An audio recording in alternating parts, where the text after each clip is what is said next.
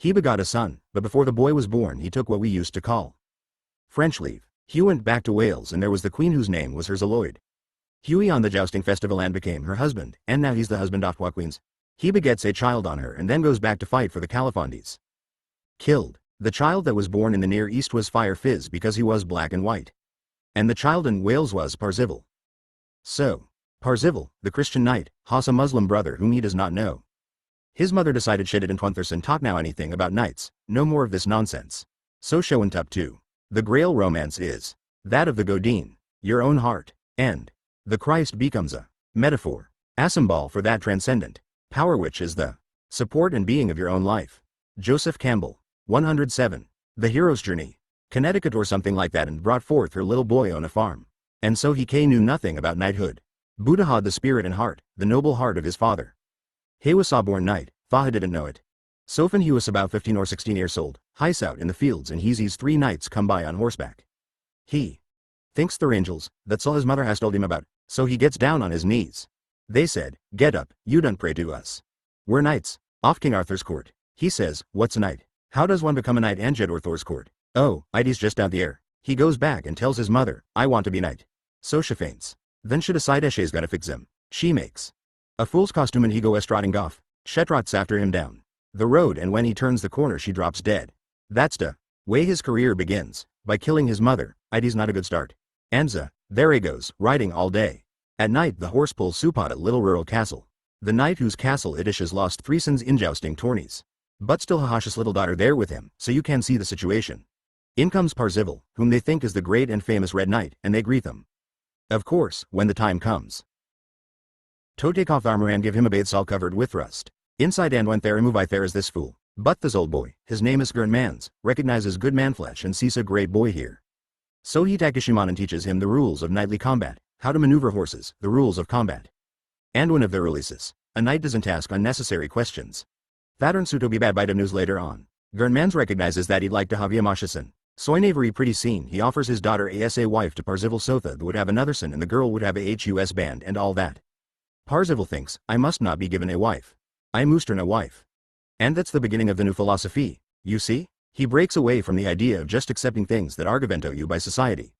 In a very delicately handled scene, these two part. Hurried away, no watch change night. Helets there Ensley's lack on the horse's neck. Now this is Amahor image in medieval mythology. 108. The meeting with the goddess. In the Grail Castle, Parzival receives his sword from the king. Medieval manuscript. Circa 1330. And other mythologies as well. The horse represents the nature power and the rider represents the controlling mind. Therein slack means that is riding nature. His own nature. It's a noble horse who has the same hard ash. The horse carries Shamal Dend in the evening it comes. To a castle that is in some distress. Ides the castle of Faladil orphan queen. She's just the sage and her name is Condrumers, from Conduir Amur, Guide to Love. When he arrives, of course, his armor's taken off, he's given a nice bath and soft robes and so forth, and presently it comes time to retire, Andy's given a bed. Well, in the middle of the night he wakes up and sees she is kneeling by the bed, weeping. And he says to her just what the nightshade said to him, you don't kneel Tom, only to God. If you want this bed, I'll go over there. Onder is what he said. If you'll promise not to wrestle with me, I'll just get in and tell me. Story. And Wolf Ramses, but she was dressed for her. She was wearing a transparent nightgown. So she gets to bed and she's crying and she tells him her story. My castle is under siege. There's a knight, Clomide, the greatest knight in the world, who wants my property and May is his wife. Now there is the old medieval thing again. Shelso is resisting, do you see, Asher resisted. But, she says, you've seen how high the towers are. My castle. I would rather throw myself from the highest tower. 109. The hero's journey. Into the moat than to marry this man. The knight had sent on army with his great general to conduct the affair.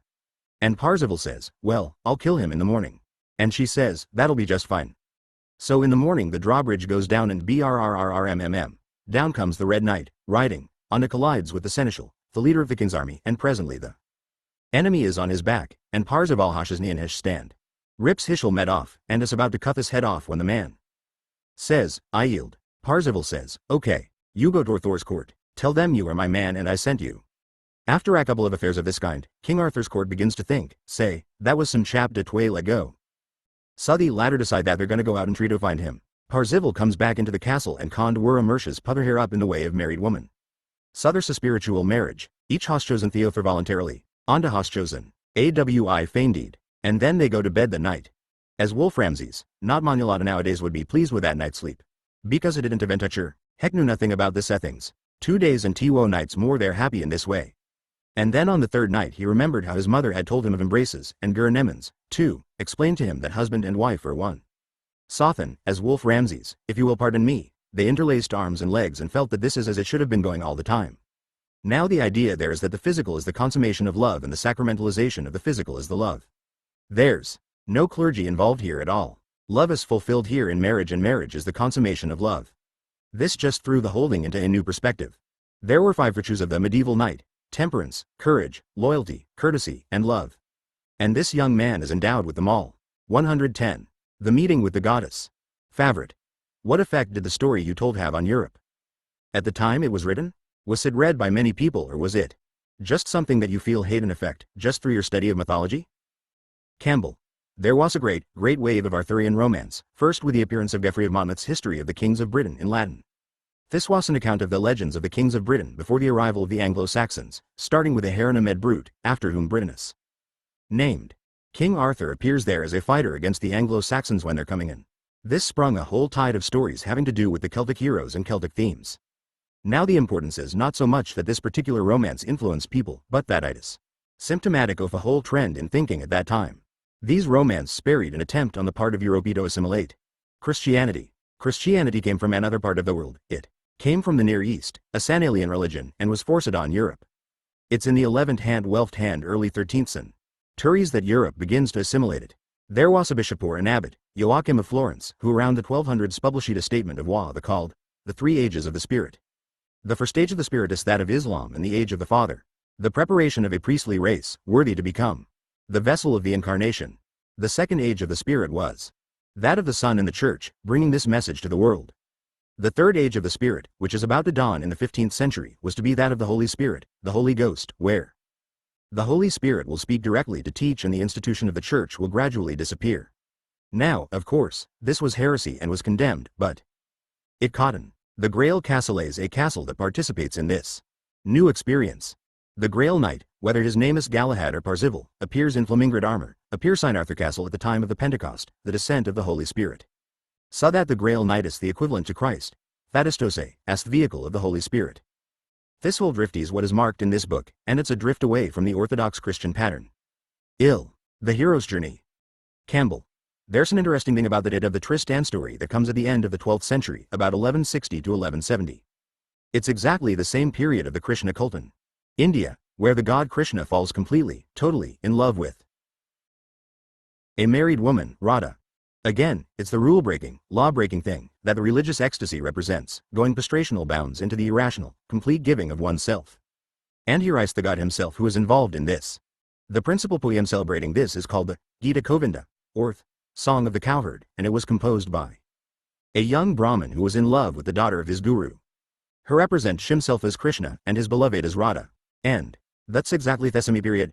A century before, or half-century before, in Japan, you have the Lady Murasaki's Tatalio, Genji, which is a story of love and also the experiencing of the sigh of things, the sensitive sigh of things, which is the all life is sorrowful teaching of the Buddha. Right across the aristocratic world, from Europe to the China Seas, you have this aristocratic love as a spiritual experience. Now in Illimit comes along with the Sufis. In the Arabian Nights there are lots of stories of absolute love. The woman there is usually a 5,000 dinar girl. Overwhelmed, this chap goes nuts. The whole world is full of this at this time. And now the Sufis will tell you, yes, Europe got it from them, but they misunderstood it. But this is not what happened. They received it from them perhaps, but hated and misunderstand it. They read it. In the Orient the woman is symbolic, really, of womanhood. And very often there's a woman of inferior caste. Whereas in Europe it was a lady of equivalent dignity socially, and Charlemagne, that woman, addressed to a specific person, not as a goddess. So there was a very important difference. And there's a difference also between the Provençal troubadour tradition and the German Minnesinger, which means the same thing, singers of love. In France the beloved is usually a lady of high degree. But in Germany there was this wonderful lyric poet, Walter von der 112. The meeting with the goddess. Krishna and Radha, the rapture of love. South India, 18th century. Erotic mysticism was in the air in those days. Vogelweider, the greatest lyric poet of the Middle Ages. His poems are full of just lovely, beautiful girls. He says somewhere the word woman is a nobler word than lady. So this medieval idea of love can be inflected in various ways. But from one end of the earth to another, erotic mysticism was in the air in those days. 113. The full round, the norm of the monomyth requires that the hero shall now begin the labor of bringing the runes of wisdom, the golden fleece, or his sleeping princess, back into the kingdom of humanity, where the boon might ray down to the renewing of the community, the nation, the planet, or the 10,000 worlds. Joseph Campbell, The Hare with a Thousand Faces. Campbell, Lefevre, and Henry Morton Robinson, CO authors of A Skeleton Key to Finnegan's Wake, 1944. Robinson presented the photo to Campbell with this inscription on the back: Dear Joe, this is your copy, suitable for framing. It shows you to be very handsome, and me, Veribald. Rondo. V less than? Carat, CJ. 77 Zephyun. In 1943, on the suggestion of his friend and mentor, Heinrich Zimmer, the Bollingen Foundation invited Joseph Campbell to edit and write a commentary on its first publication, Madakasasware. The two Comito their father, a Navajo war ceremonial. This, he said, brought them full circle back to Buffalo Bill. The following year he published his first major work, a collaboration with author Henry Morton Robinson, A Skeleton Key to Finnegan's Wake, as well as Sophocles commentary of complete Grimm's fairy tales. Zimmer died of pneumonia in 1943, and Campbell took on the painstaking task of editing Zimmer's American Lectures, a 12-year project that produced 4 volumes of Indian art and mythology. Campbell was also work on the book that would earn the devotion of students and artists and these corn of many academics, The Hero with 1,000 Faces. Published in 1949, it won an award from the National Institute of Arts and Letters for contribution to creative literature, and became the most popular book in the Bollingen series after Richard Wilhelm's translation of the Ching. During the 1950s and 1960s, in addition to teaching at Sarah Lawrence, Campbell edited the Portable Arabian Nights, the Myth and Man series, and 6 volumes of the Iranos papers from the Jung conferences at Bollingen. Served as president of the Creative Film Foundation, and wrote numerous academic articles and book reviews. 115. Less than B. V.P. Brown. Can you describe your early days as a writer? Campbell. I was learning so much and experiencing so much in my reading that although when I had been in prep school I had intended to keep on with writing, I had no ambition to write.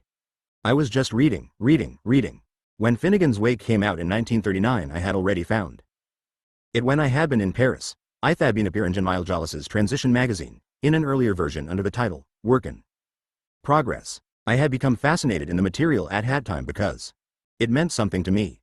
So when the book came out I immediately bought a copy and spent the first weekend reading it through.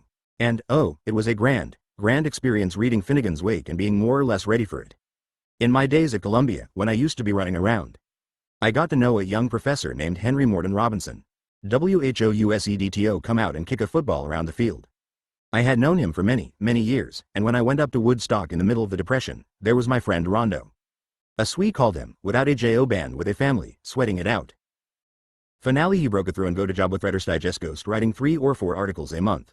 And so he was a real pro in handling writing. So one day this chap comes down from Woodstock for dinner with Jean and me and he and his wife. At dinner he says, how's it going with Finnegan's Wake? And he said, well, it's going just fine. He said, somebody's got to eradicate this thing and it might as well be you and I. I said, oh, come off it. And he said, come in, let's draw ourselves. We made an arrangement that we would write an introduction. I started really digging in and pulling it apart and I wrote, from the first page, about 40,000 words. When I brought it to Robinson he said, for God's sake, what are you going to do? The Encyclopedia Britannica? OD greater than, N less than PQ greater than. Campbell. I want to tell you something, and anyone who is a scholar may enjoy this message. When you're gonna call. 116. The boon. Laborate C with somebody, make a very strict line where your author ITY begins and ends and where your collaborator begins and ends. If you have that line good and clean then you will end up friends. Otherwise it won't happen. We had it. Robinson was a good Joycean student, bootyfit. Comito a discussion as to what Joyce meant and we were in disagreement, I was right. And if it came to a question about how to write a book, he was right.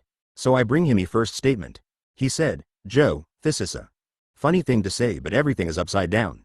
You say at the end of your paper what should have been said at the beginning and this goes for every paragraph and practically for every sentence. I went home that night and thought about that and I thought, this is why I have been brought you pas a scholar, writing for scholars or wishing to write for scholars. The scholars always tell you what the other fellow wad said about this thing and then they kick him off with one sentence, then they tell you what somebody else said and they kick him off with another sentence, then they tell you all the difficulties that they have had in finding their thing. Then they come out with this little mouse that comes out of the mouth. And so that's one way of writing. My friend Robinson said, listen, when you are writing for civilized people you are the authority. Tell them in the beginning what you are thinking. Then what you will say will be illustrative of that. They will get the idea first, then they will know why you are writing all the rest of it. Well, that was illuminating. But it has deprived me of a good deal of, what can I say, academic prestige. That makes you a popular writer, you see, instead of the other kind. Foe. X less than? Q greater than? Campbell. Well, we worked on the skeleton Kiefer, I guess, about 5 years. And, of course, when we had it done nobody wanted it. We were about to publish the thing ourselves. Somehow or other because we had sent it to Harcourt Brace, which was publishing his works, and they had returned it. 117. The Hero's Journey. Then Horton Wilder's Theskino 40th Komisalong. I went with Jean to see it one Saturday night, front seats balcony. Oh my god, what I was hearing was Finnegan's Wake. One line after another. I was just full of the stuff. And I said to Jean, do you have a pencil?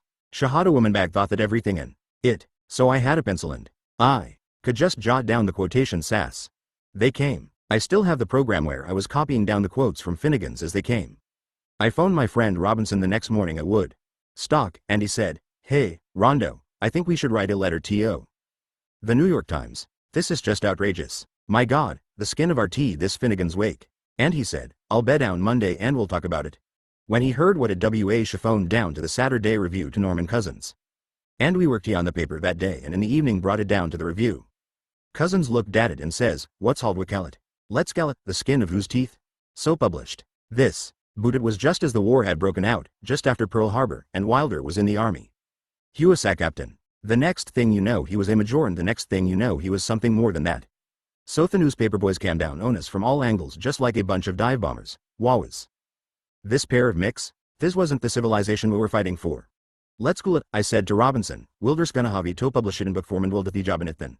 When the play did come out in book form I went through it with a fine tooth comb. There were at least 400 quotations. Every character was right out of Finnegan's Wake, and THE problems were out of Finnegan's Wake.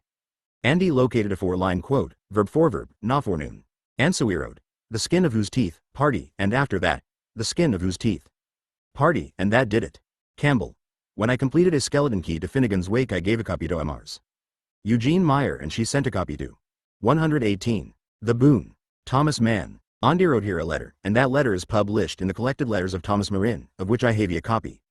Of course when I see thing like that I look up my own name in the index and I find that there was a letter about me. This was the letter then Kinger for a skeleton key to Finnegan's Wake. I had me them so I knew to the K knew who it was. So I'm reading this letter to Mrs. Eugene Meyer, Agnes Meyer, about thanking you for sending me Joseph Campbell book. I appreciate it very much because I could not possibly, myself, read Finnegan's Wake. But, reading this book, I am confirmed in my suspicion that I have had for some years, namely, that James Joyce was the greatest novelist of the 20th century. This from Thomas Mann. ID's there in print. That's biggin. Hispart. That's real big. B.D.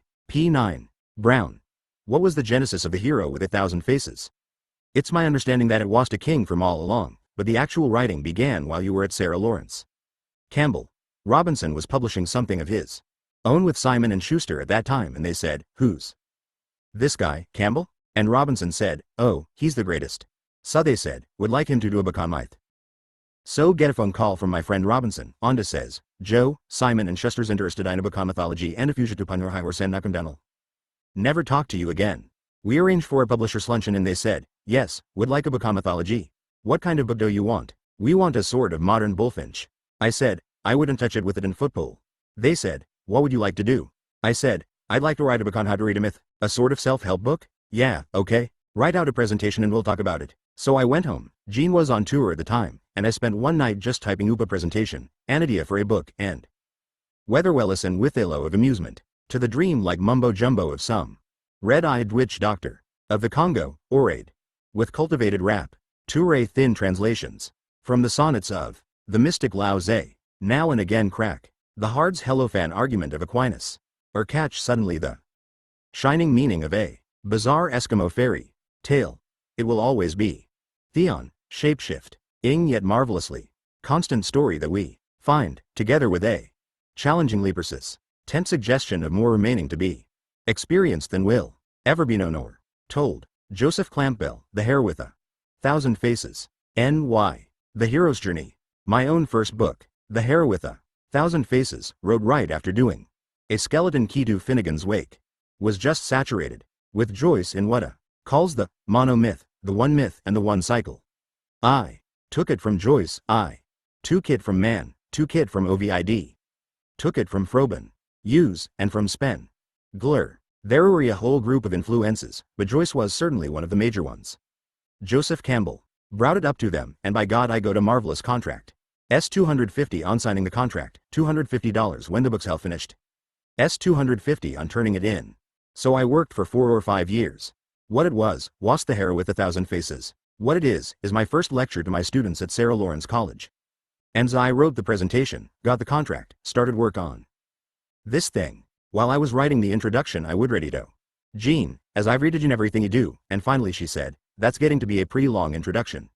I went back and checked it over and just divided it into chapters and I had the first half of The Hero with 1,000 Faces.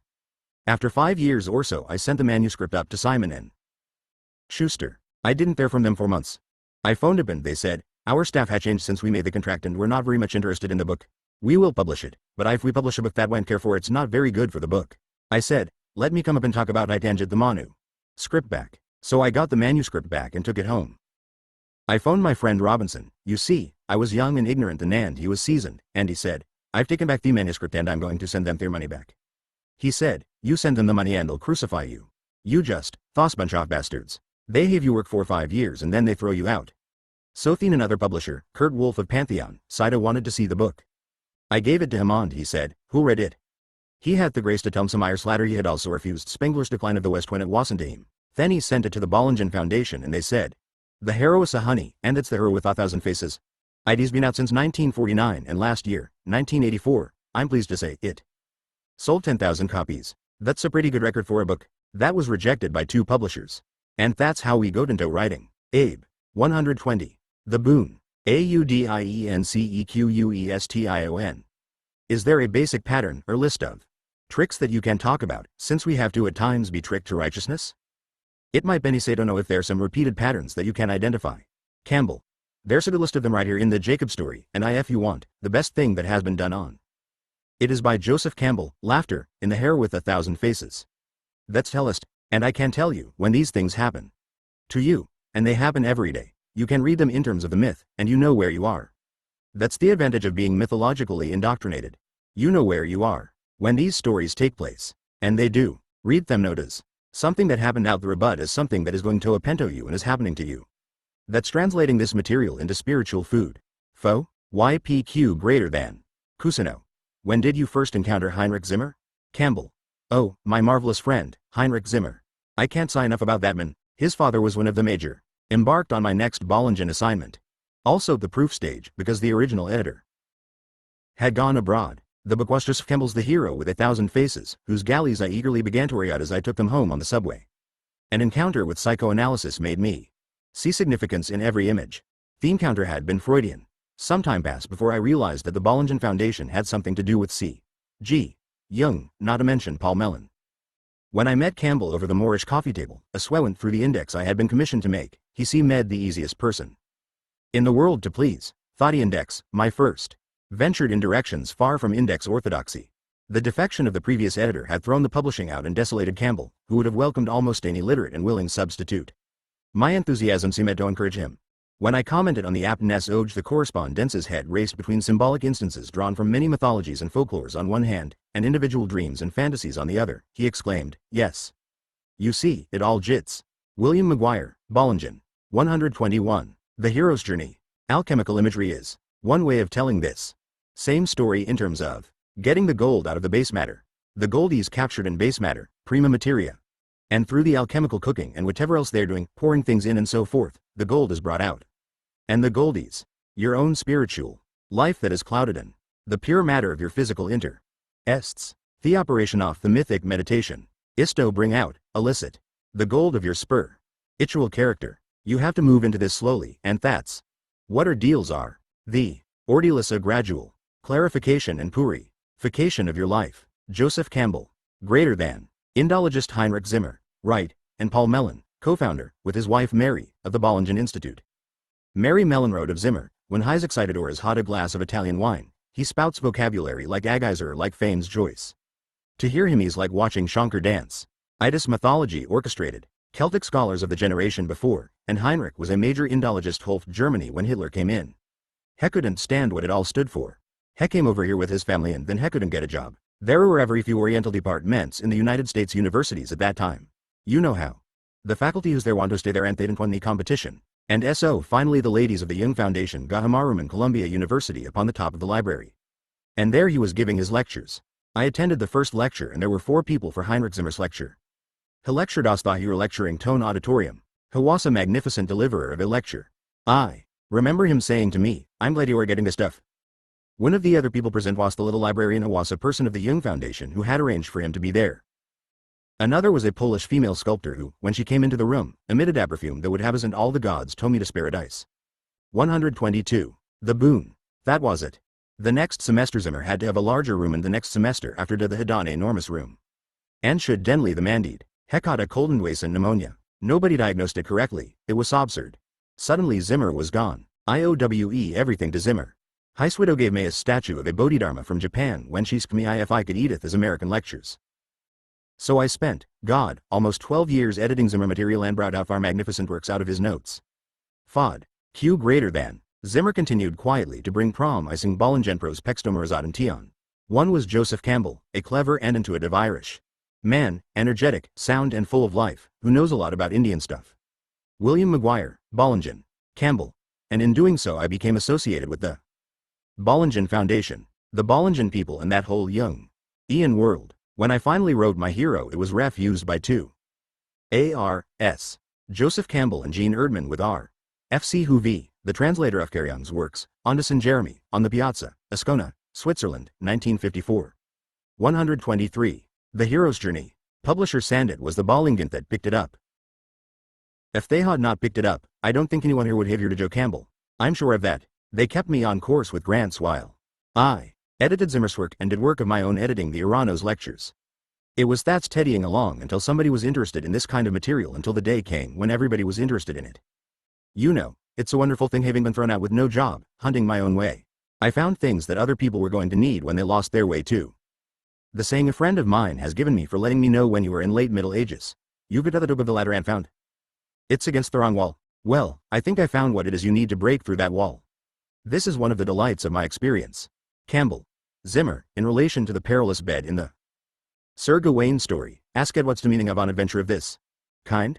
He said what is the masculine experience of the feminine temperament when it does not seem to have any rationale about it. At all? Just be patient, have patience, and endure. And, finally, he says, all the blessings of womanhood will be yours. This is something I kept in mind on one occasion. I was writing a great book on Indian art, a big 2-volume work based on Zimmer's posthumous work Art of Indian Asia. I had collected almost all the pictures necessary, but there were about 4 pictures that I couldn't find. Booty knew they would be in the file of the Indian art historian, Ananda K. Kumaraswamy, who had it a couple of years before. So I phoned his widow and said, I wonder if I can come up on lift through the doctor's file and see if I can get a couple of pictures? Come on up, she said.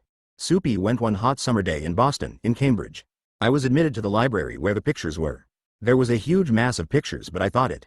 124. The boon. Wouldn't they've taken more than an hour or so to go through them? All and find the 4 that I knew were there. And they were there. So I sit down and I start going through the pictures and she comes in about half an hour and she says, oh, it's kind of wouldn't you like a little orange juice or something like that? I said, okay. So she sat down and a conversation developed that went on for about an hour and a half and then she left me to go on with the pictures. I was just getting into it again when she came in and said, you know I think it's about dinner time. So I said, all right. We had dinner and that brought us on into the evening and I'm going on and she said, Joe, it will be perfectly all right. You can spend the night here and just sleep on the couch there. It'll be perfectly okay. For 3 days this went on. And I just said to myself the whole time, here's the perilous bed and I'm going to stick it out. The superintendent thought we were having an affair and, well, anyhow, I got the pictures. So this is a little example of how valuable mythological information is in life situations. Brown. Can you give us a picture of what it would have been like to be Joe Campbell working on all the Seaman U scripts during those years? Campbell. I was teaching at the time, and the Sarah Lawrence teaching was a full day. It wasn't just a class and you were off. The full-time jobs were 4 full days a week. When I began writing I took a 3/4 schedule and taught for 3 days a week, and then I had 4 days for my writing. That was the balance. Then of course in the summer holiday days I had nothing but the writing. In the years from the time would publish a skeleton key to Finnegan's Wake in 1944 until I Retired from Sarah Lawrence, I published 15 mighty volumes. Big volumes. You can get a lot of work done if you just stay with a tender excited and it's play instead of work. I'm rather pleased with that record, actually.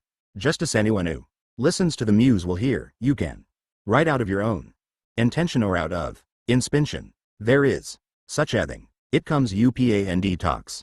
And those who have heard deeply the rhythms and hymns of the gods, the words of the gods, can recite those hymns in such a way that the O greater than I, greater than willed, attracted. I Clample, 125. The Hero's Journey. Still another inspiration of Zimmersfoss, the idea of include tilde ing, along with Maud Okus's sandpaintings. And her transcriptive. Jeff King's account OJ the Navajo, ceremonial, a scholarly and entertaining commentary on Navajo myth, written by his pupil, Joseph Camp Bell, from the viewpoint of comparative mythology. He was destined to encounter Bollingen. William McGuire, Bollingen. Maud Oaks in Guatemala, 1946. Theorizing Wenton. I took the job of editing Zimmerand at the same time my Swami friend, Swami Nikhilananda, asked me to help him with the translation from Bengali of the Gospel of Sri Ramakrishna. A great big book here on my shelf somewhere. So I was working day and night. I would write one book in the morning, one in the afternoon, and one in the evening. Actually, there were 3 things going at a time there sometimes. The first book that the Bollingen Foundation brought out was a study of a Navajo war ceremonial.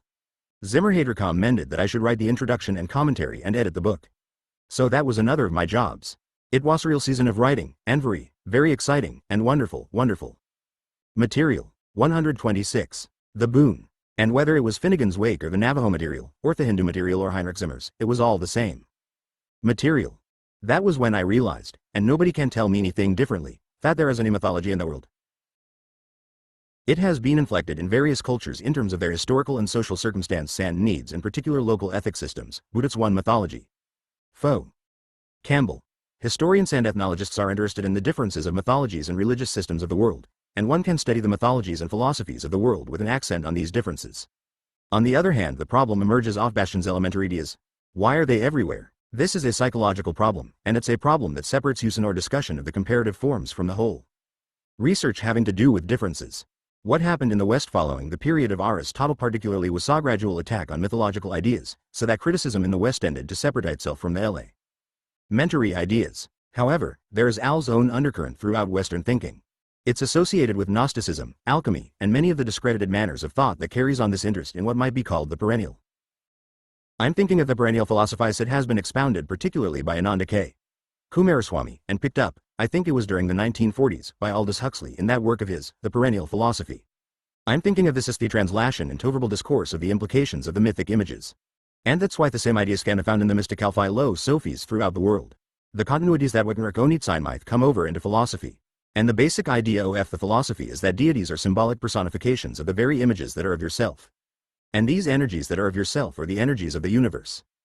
And so the God is out there and the God is in here. The kingdom of heaven is within you, yes, but it's also everywhere. 127. The Hero's Journey. The Book of Lindisfarne. Carpet page with scattered panels, late 7th century. Bhutan mandala wall painting, from the Drukpa Kagayupa Buddhist sect. Tashicho Zong, legislative meeting hall of the Bhutanese government. When you contemplate the mandala you are harmonized. Inside, the religious symbols are reharmo. Nizing powers. They help. That's the whole sense of mythology. To help you harmonize your individual life with the life of society. Joseph Campbell. No justice the idea of deity in the perennial traditions is greatly different from our idea of deity, so do est idea of consciousness differ. In speaking of deities in the terms that are proper to these mythologically grounded traditions, I say that the deity is a personification of the energy. It's a personification of an energy that informs life. A life, your life, the world's life. And the nature of the personification will be determined by historical circumstances. The personification as folk, the energy is human. And so deities proceed from the energies. And they are the messengers and vehicles, so to say, of the energies. And there is that wonderful passage in the Chandogya Upanishad, worship this God, worship that God, one God after another, those who follow this law do not know. Because the source of the gods is in your own heart. Follow the footsteps to that center and know that you are that which the gods are born on. Dream, vision, God. The gods of heaven and hell are what might be called the cosmic aspect of the dream. And the dreamus. 128. The boon. The personal aspect of the myth. Dream and myth are of the same order. And you and your God are one. This is you and your dream God. And your God isn't my God. So don't treat Topushit on me. Everyone has his own deity and consciousness. And this is what is known as the perennial philosophy. Now my th comes in the same zone as dream, and this is the zone of what I would call the wisdom body. When you go to sleep, it's the body that's talking. And what it is moved by are energies that it does not control. The Seereth energies that control the body. They come from the great biological ground, whatever.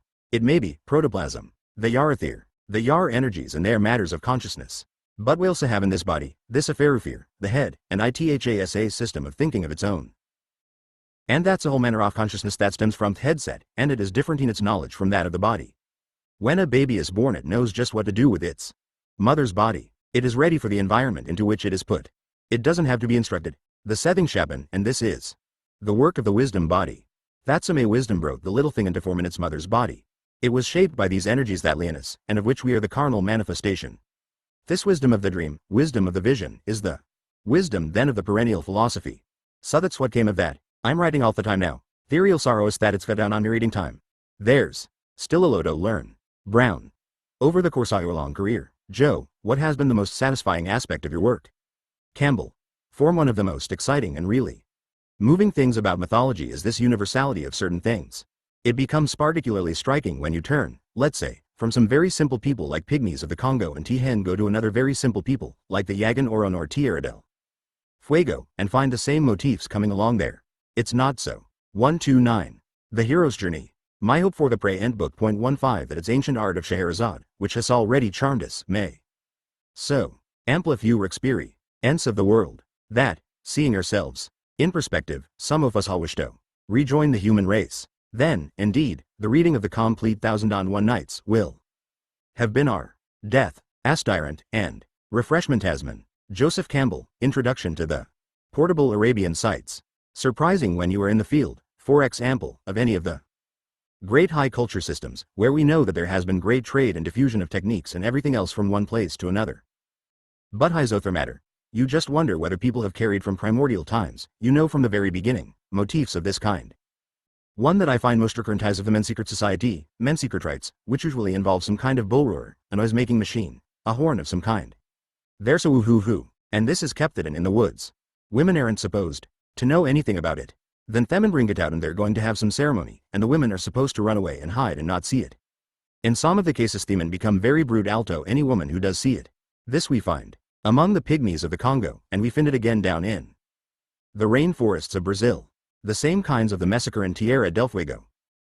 One explanation Thassa recently heard from some people that have been working in the Brazilian rainforest is that the idea of magic power which adheres in the horns is originally associated with women.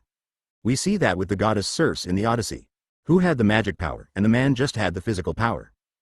The little legend that one finds in 3 or 4 of these places, or perhaps all of them, is of Themen having stolen from the women the knowledge of the power of magic, and they are now keeping it from the women.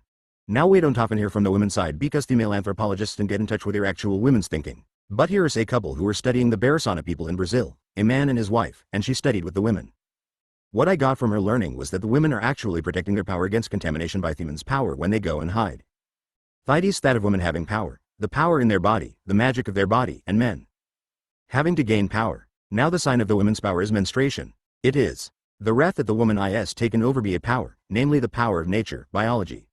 And the men are treated in their initiations brutally so that the two will open up. Themen's instruments are equivalent to the women's menstruation. That is to say, something. 130. The boon, transcendent of the intentions of the individual, is moving in. It's at that field of the overtaking of the individual by mythic energy. Or a biological energy, any kind of energy, but at the overtaking is the point where ritual comes in mythic forms. Faux? Canard.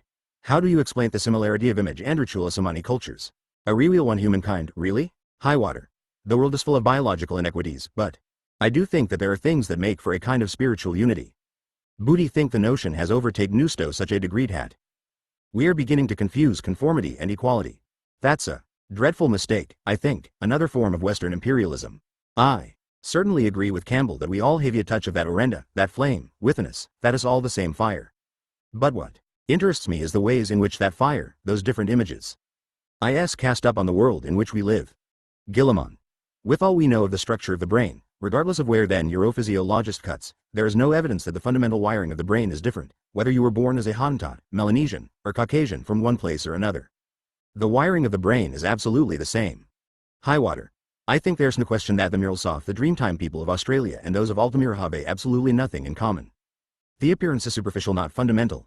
When we're looking at Irliard, we're looking at superficially, not fundamentally. Because I think the differences begin to occur at a very early time between cultures. Campbell. Well, there are certain basic biological experiences that people have to undergo. For instance, in most culture circumstances, the first object, first subject, after an individual is born, is the mother body, and the whole system of references of the female body is pretty consistent throughout the mythologies of the world. And you have culture transformations. For instance, you have a people who are hunting and gathering people and then come. 131. The hero's journey. People who are planting. The position of the female in relation to the productivity of the earth will change, and the mythology will change, and the imaging will change, but there is that basic thing. Particularly in the initiation of young boys, one of the problems is to disengage the boy's libido from the mother's body. This is undertaken in the boy's initiation rites by various men's in various cultures, but it's the same problem that all are facing. In the first 12 years of a human being's life, he or she is in a position of dependency on authority. Then the whole psychology is that of respect for authority, expectation of approval, disapproval, all that kind of thing. One of the functions of the rituals against to kill that infantile ego. Then you have a death rebirth motif. So the individual falls into the ground of his own being and comes out an adult, a responsible adult, who's undergone certain transformations. The way the body is mutilated will change from one people to another, but the mutilation of the body goes on. Then you have another situation where the persona is being disengaged from the society and moving into old age. There is another constant situation that the human being has to face. The present constants. It is not always easy to recognize it. These constants are modified in their manifestation, what I called, when I was quoting Adolf Bastian, the difference between the elementary idea, the universal motive for form, and its local manifestation. The local manifestation will change enormously when you move, let's say, from an Arctic people to a people in the jungle, or from a very simple gathering tribe to the Persian Empire. The imagery is going to change a lot, and much of the conflict that you recognize between two tribes in the Andes thought are every close together is the result of background experiences they brought in from elsewhere. They are living closer together, but the same culture. Form meets them and then they transform it in their own utilization. Less than Ba. Audiencequestion. I'm curious about the title of your book, Myths to Live By. What my THS can we live by today, and what realm of life can my freely apply to on a workable, everyday? 132. The boon level? And how can my views to manipulate other people's lives, or your own life, for better or for worse? I think I've missed the point somewhere. Campbell. Learning how to manipulate people by myth is something I am not very much interested in. But the person in most ancient times who was most successful in this was Hitler. He also knew how to handle ritual. I have a couple of Dutch friends who were in concentration camps, and when Hitler was to give his speech in the neighborhood where their place was, they were burrowed out and had to stand at attention while he gave his speech. And one of them told me that the huddle he could do to keep his right hand from going up and saying Heil. The powerful well-constructed ritual to move you from some centers that are beyond those of your personal, intentional control is terrific. We've lost all sense of that. We just didn't know anything about that. But there comes Salmon with that genius for that kind of thing, and look what happens. With respect to yourself, Myths to Live By was based on a series of 25 or so lectures I gave over the course of 25 years, 1958 to 1971, at the Cooper Union Forum in New York City. They were dealing with subjects that had been proposed to me by Johnson Fairchild, the man directing that series. They were all subjects that did have relevance to people's lives at that time. That was a long time ago. I have forgotten even what the chapters of the book are. Booty can remember that there was the problem of mythology in relation to love, mythology in relation to war, mythology in relation to the transformations of puberty, and all that kind of thing. There is plenty of mythological material roundabout. We're living in a period that regard us a kind of period of the terminal moraine of mythology. It's a lot of mythological rubbishes all around. Mythologies that build civilizations and are no longer working in that way are just in rubble all around us. So an individual will put himself to the task of activating his imaginative life, the life that springs from inside, not from response to outside information and commands. That person can find stimulation in this wonderful literature that is pouring into the libraries. Now the world is full of these wonderful things again. 133. The hero's journey. So there is no rule. An individual has to find what electrifies and enlivens his own heart and wakes him. Audiencequestion. The end, you should actually try and follow the poetic or spiritual feelings that you feel welling up within yourself. Campbell. I think that the world of the arts and literature, what we call the liberal arts, is the world in which to find all this.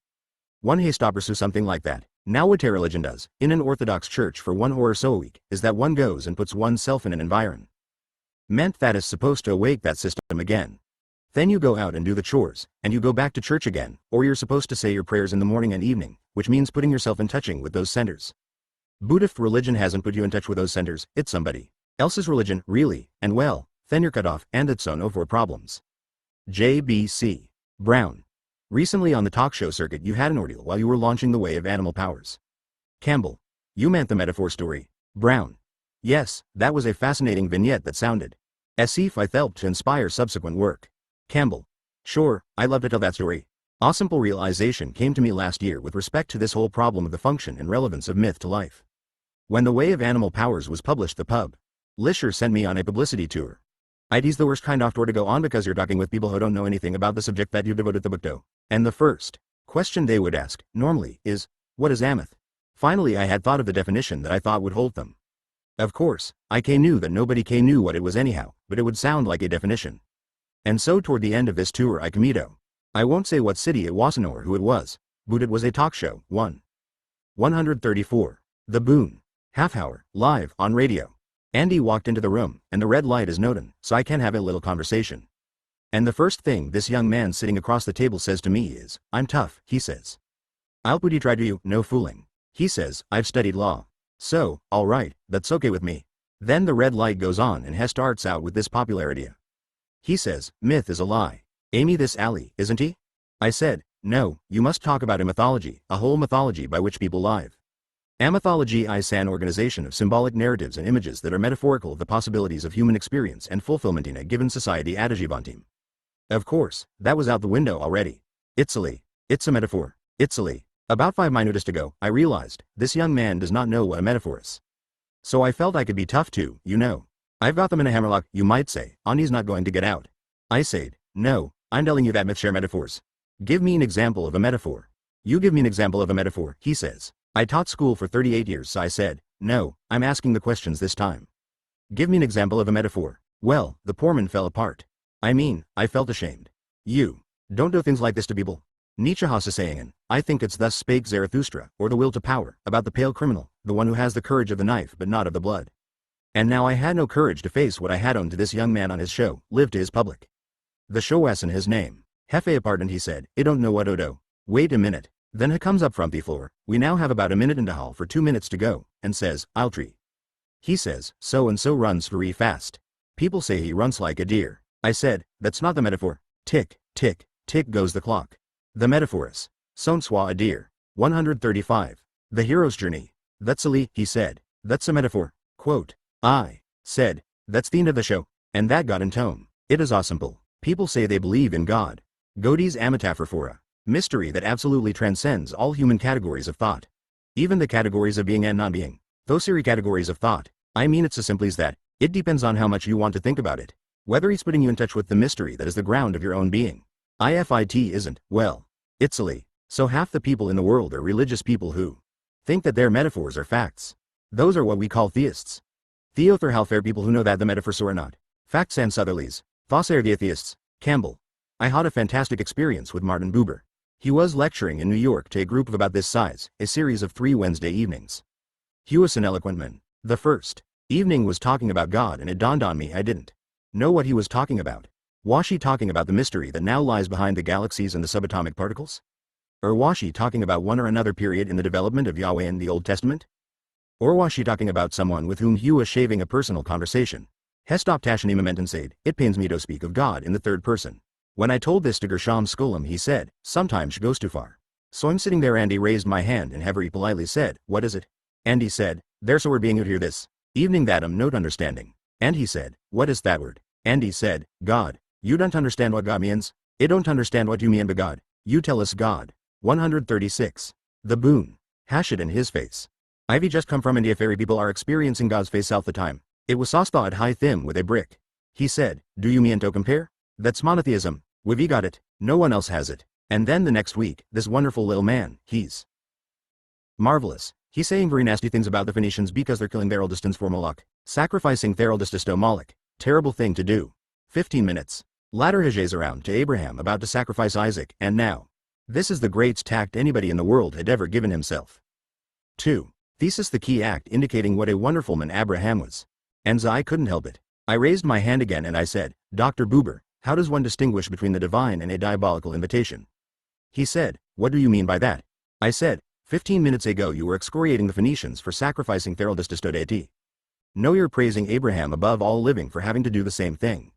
Now comes the answer. We, capital W, believe that God, capital G, spoke to Abraham. Vadisha's answer, so where are you? Thesis: the problem in dealing with mythology in a monotheistic community. It's not myth, it's fact. Thesis: the concretization of asymbolic. It's losing the message in the symbol. You've lost the message. All you get is a symbol. And so everybody who says, I and the Father are one, or as the Muslim mystic Halaf said, I and my beloved are one, gets crucified. I think it was Halaj who said the function in the Orthodox community is to give the mystiche's desire, namely union with his God. Kill him, he strengthen, Liebstad, the love death. You're united with the beloved. Thesis: a tremendo subjectand. It's played a loud tune through the centuries. There are a number of people who have burned to death for celebrating the iridentity with the divine. The Nu cross Suez into the Orient, and the whole goal of religion is to realize that you are one with that which you seek to know. You are it. Souther, you have the difference between religions of identification and religions of relationship. Identification with the divine. Relationship with the divine. 137. The hero's journey. Our highest goddess. Our highest abstract. Tion. It represents the consummation of the highest thoughts and feelings that you can have. Go past that. Meister Eckhart says, the ultimate leave-taking is the leave-taking of God for God. The Tistose, the folk God. For God, Thatistose. The elementary idea. Joseph Campbell. Campbell. A man spoke at Theotherday, Avery Intelligentman, a man who was a man of considerable dignity in our literary world, an agnostic. Heasked, are you possibly an agnostic? I said, I know too much to be an agnostic. What I know is that all of these images are metaphors. And they're metaphors for what? A metaphor has a connotation, and the mythic metaphors have connotations of the spiritual powers within the individual. And when one is preaching religion, if you're not preaching the connotation of the metaphor, you're preaching pseudo-history or sociology or something of that kind. So there's very little true religion in the world. Well, what could I do? I could only write another book. So I interrupted the work on my big historical atlas of world mythology to write another book which should come out someday. Hopefully soon. Brown. Is thought thou the inner reaches of outer space game about? Campbell. You know when you write a book you get it off your chest and you somehow forget what's in it. I'm not sure. I can't tell you. Very well, what it is that I have put into that book has to do with describing how the metaphors are used. I have found, or known, in Navajo's and painting that in its symbology duplicated almost point for point the symbology of the Hindu Kundalini Yoga. Now these come from two totally different parts of the world. There cannot have been any diffusion or any influence whatsoever. They represent asymbology of the psychology of the human system in symbolic terms. The Navajo understand it symbolically, and they tell you how top participate in it and how the symbols actually work upon you. The first big chapter deals with the inner reaches of outer space. IUSE, the moonshots and all that is my key. You get a picture of the cosmos as we now have it, with hundreds of thousands of galaxies, and each galaxy as big as the Milky Way. Hundreds of light years of distances. Then you come to the myth of the ascension of Jesus to heaven and of the assumption of the Virgin. Now, 138. The boon. Either you throw it out and say it's symbolic of something. And what it is symbolic of is this flight to inner space. And its render it is outward, but you're going to the place from where life came, your own deep ground of being. So I deal with the interpretation of mythic images in that sense. The introduction of the book, which I call Myth in the Body, picks up and makes fundamental my basic feeling that myth is a function of biology. It speaks of the energies that move the consciousness. They are all determined by the organs of the body. They do not all have the same intentions, other conflicts and dissonances. But myth has to do the harmonization of one's consciousness in relation to the ground of being in nature, in the body, which is its alpha manifestation of a mystery. It's a big subject, as you don't want to touch on this picked off. It just opens out and offers new mysteries, provided you follow it in terms of connotations instead of simply denotations. The denotations just didn't work, that's all. And you think religious people know that didn't work, and that's why they're so damn arrayed and dogmatic about you having to believe what I believe, because if you don't then perhaps I'm wrong. They just didn't know how to read the symbols. Thesis: the whole thing in my own life in relating to the Catholic religion, which have been brought up in all the meditations, have to deal with something that happened 2,000 years ago somewhere else at somebody else. Unless those can be read as metaphorical of what ought to happen to him, that I ought to die and resurrect, die Tomiego Andres erect to my divinity, it doesn't work. Then the last chapter, the one I regard as the culminating one in the book, was inspired by a remark from my wife, Jean. One day when we were talking about things like this, she said, the way of the mystic and the way of the artist are every much alike, except that the mystic doesn't have the craft. IUSE, that is the key here for paralleling the two ways of the mystical life and the artist life. The artist with the craft remains in touch with the world. The mystic can spin off and lose touch, and frequently does. And so it seems. Toby that the artist the higher form. I thought Jean Putterfinger right on it. Mythology's an organization of symbolic image and narratives metaphorical of the possibilities and fulfillment in a given culture in a given time. Mythology's a metaphor. God, angels, purgatory, the sea were metaphors. Joseph Campbell, interviewed in the New York Times, February 1985.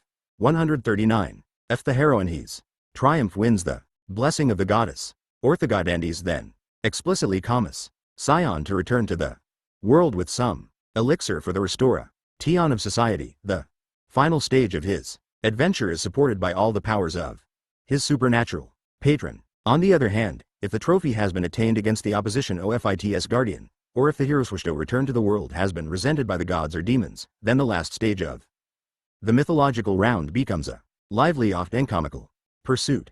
This flight may be complicated by marvels of magical obstruction and evasion. Joseph Campbell, the hare with 1,000 faces. Q greater than O. 77Z Magic Flight. FORTWOYEARSINTHEMID 1950S. Joseph Campbell taught courses in Oriental philosophy at the State Department in Washington, D.C. The strong reception he received from the diplomats was helping prepare for overseas assignments gave him his first clue thought they had something vital to teach people other than students and scholars. His next clue came in 1968 when Michael Murphy invited him to teach at Esalen Institute in Big Sur, California.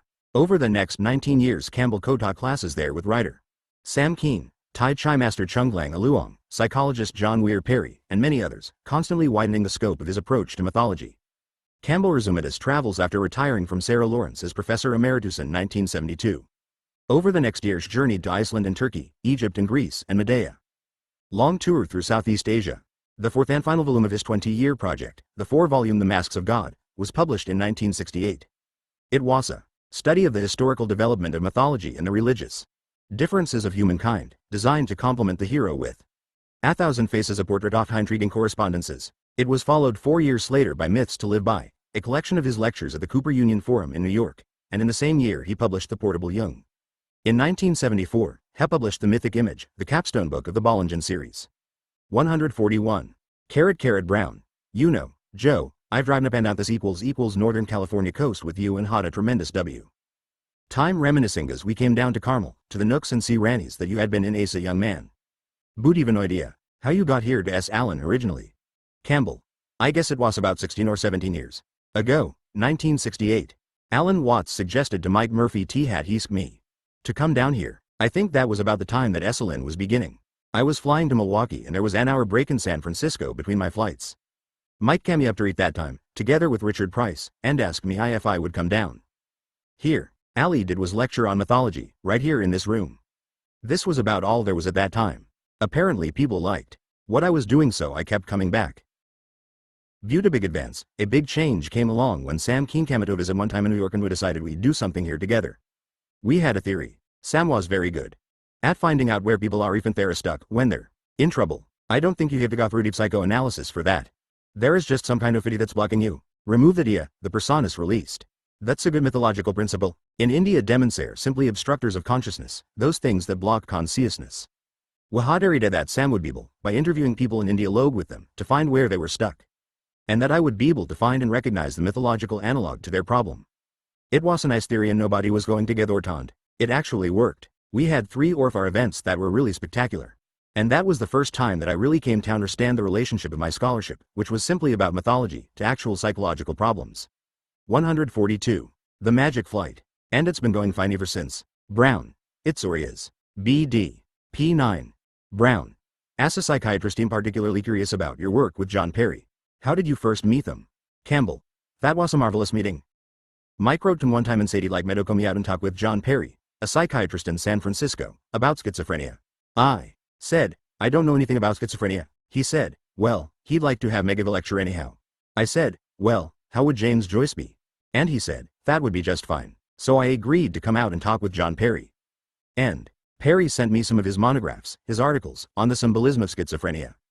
The sequence with which these images emerge in a patient's mind who's in a deep schizoid crack up. And it matched the hero with 1,000 faces, just like that, step by step. And so there again I came to understand the relationship with something that had been simply a scholarly interest of mine. In mythology to actual life problems. And it's been pretty exciting ever since. Brown.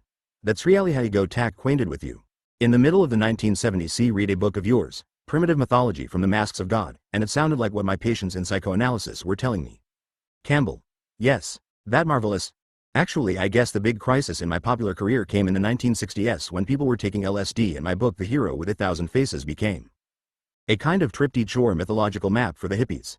For more than 20 years, Joseph breathed new life into Esalen. Seminar participants, staff, and works call ARSA like came away from his seminars like people from Revival meetings, inspired by Galahad, Kali, or Hermes, rather than visions of hellfire.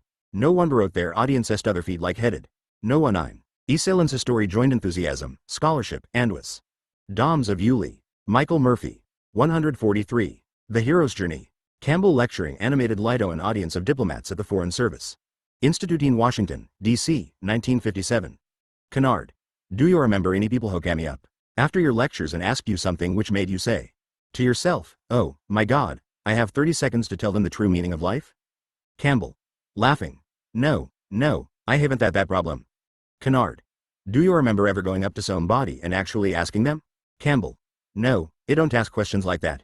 I'm usually asked, laughter. One of the worst things, though, is after having given a lecture and taking questions from the audience, somebody comes up to you afterwards with his whole soul in this thing.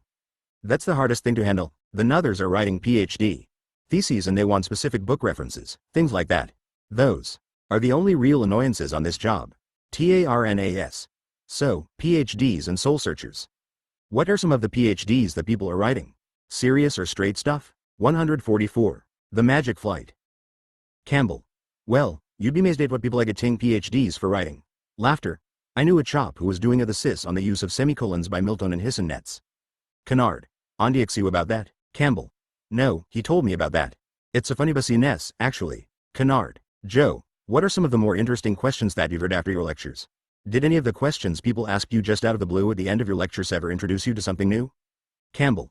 The most interesting question I ever got was when I was lecturing here at Esalen in the Abraham Maslow room in 1967. Somebody asked, what about the symbolism of the weight deck of tarot cards? Well, I hadn't thought about it. I'd seen Tarot packs Andy. Can remember my old master, Heinrich Zimmer, giving lectures on cards. Andy remembered a couple of things she'd said. So I said, well, give me a tarot pack and let me take it back to my room and I'll say in the morning what he found. That was a very exciting thing. IHAD the Luctor cognize a couple of sequences there. There is one for the 4 ages of man, youth, maturity, age, and what Dante calls senility.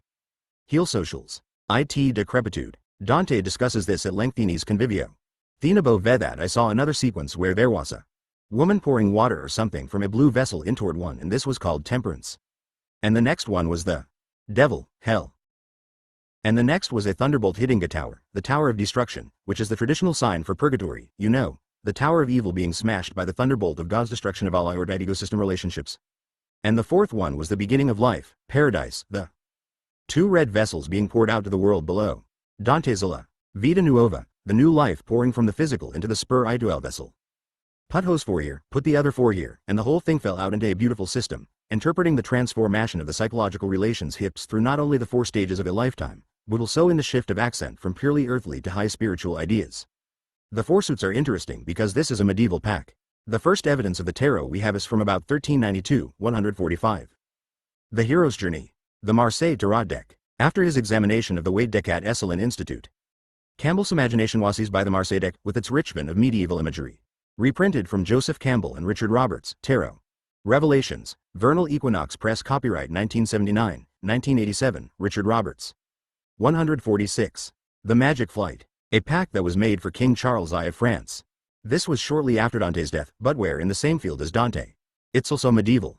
The 4 suits are swords, which are the aristocrats, the nobility. Cups, which are the clergy of the Catholic Mass. Coins, which are the moneyed estate, and batons or staves, which are of the peasants. Thus were the forecasters of medieval tradition. Now there are advantages in a lifetime. Nice the stage of entering life, which reaches a climax around 35 or 40, and the second is a stage of leaving life. And the 4 suits have DO with entering life in one or another of your occupations, whatever your task might be. And then the big set at the end, the honor suit, the major arcana, has to do with the mystical path. It were to do just like that. ITW is right in front of my face. It was a fascinating experience, the most interesting I have had here. Kennard. What interests me here is that somebody came up to you and first turned you onto the tarot just by a question. You explained the honor suit and you explained that it told you where you were in life and soon. So what? Why was that sucha turn on when somebody turned you on to this and you saw where you were in life? Does that affect us now? Why did you get a sudden flash and say to yourself, oh, yes? Campbell. It's a pack of cards that's just in fortune telling, you know, in reading character and so forth. And as it straight ended itself out as I saw it there, what it represented was a program for life that derived from European medieval consciousness, and actually carried into symbolic form many of the implications of Dante's philosophy. That was the one that really hit me. Dante died in 1321, and the earliest evidence we have of cards of this kind come from sermons around that date, against the cards, and you wonder, why against cards? You find out why when you look this thing over. It's basically agnostic philosophy. That's there. To make the point, there's a notion in Orthodox Christianity that the end of the world is coming. This is a mythological symbol, the end of the world, interpreted in terms of a historical event. For the Orthodox Christian, it's got to be a historical event. But mythological symbols do not talk about historical events, they talk about spiritual events. The end of the world is a spiritual event, not a historic alone. Now there's a gospel that's known now as the fifth gospel, the gospel according to Thomas. It was dug up in the Egyptian desert about 1945. Toward the close of that gospel the disciples 147. The hero's journey, asked, Master, when will the kingdom come? And the answer Jesus gives there is in great contrast to what you get in Mark 13. Where the king was going to come with clouds and all this kind of thing, and wars and everything else. Here Jesus says, the king. Dom will not come by expectation. They will not say, see here, see there. The kingdom of the Father is spread up on the earth and men do not see it. That's what's known as the Hermetic Gnosticism. Bodhi, in Sanskrit. Change the perspective of your eyes, and you see the whole world before you now is radiant. Do you see? In this Tarot that's the doctrine that comes out. The last figure, called the world, is the dancing female figure of the alchemist Siddhamandorla. In the four corners of the cards are the apos. T-less, the signs of the apostles, Matthew, Mark, Luke, and John. In other words, the coming is right here, now, in the world, and not at all something to wait for, not for a historical experience. That's within me, ARRIEN. Do you believe in the tarot? You can read the cards. But do you believe what you read when you use them? Campbell. No, I don't do anything like that. I just see. I can show you how it works and what a beautiful thing it is. ARRIEN. But you don't believe that it could tell you anything? Campbell. It gives you a program for life, what the concerns are in the different stages of life and what the spiritually lower and spiritually higher attitudes are toward the experiences of life at different stages. It's a wonderful thing. ARRIEN. DOYOU feel that you can see the kingdom here? Campbell. Sure you can. There was an old preacher back in the Depression, the Deep Depression, Father Divine. He used to give wonderful sermons, you know, and then he'd say, can't you see the mystery, ain't you glad? And everybody would say, yes. Lord. Well, can't you? ARRIEN. Yes. Yes. Marvelous. Campbell. Yes. It's just that you're not taught that this is it. That's the big problem. I don't think there's behind it. It's just that this is not an idea that is in our culture history. It's been screened out for one reason or another and unless you get it. You don't, of yourself, come to the realization. But just get a little. 148. The Magic Flight. Clue, and this tarot is one. ... And then there is nothing difficult about it. ARRIEN. You've also saw that the tarot was accessible. Was that through the church? Campbell. I don't know about that. I don't know what the actual situation was.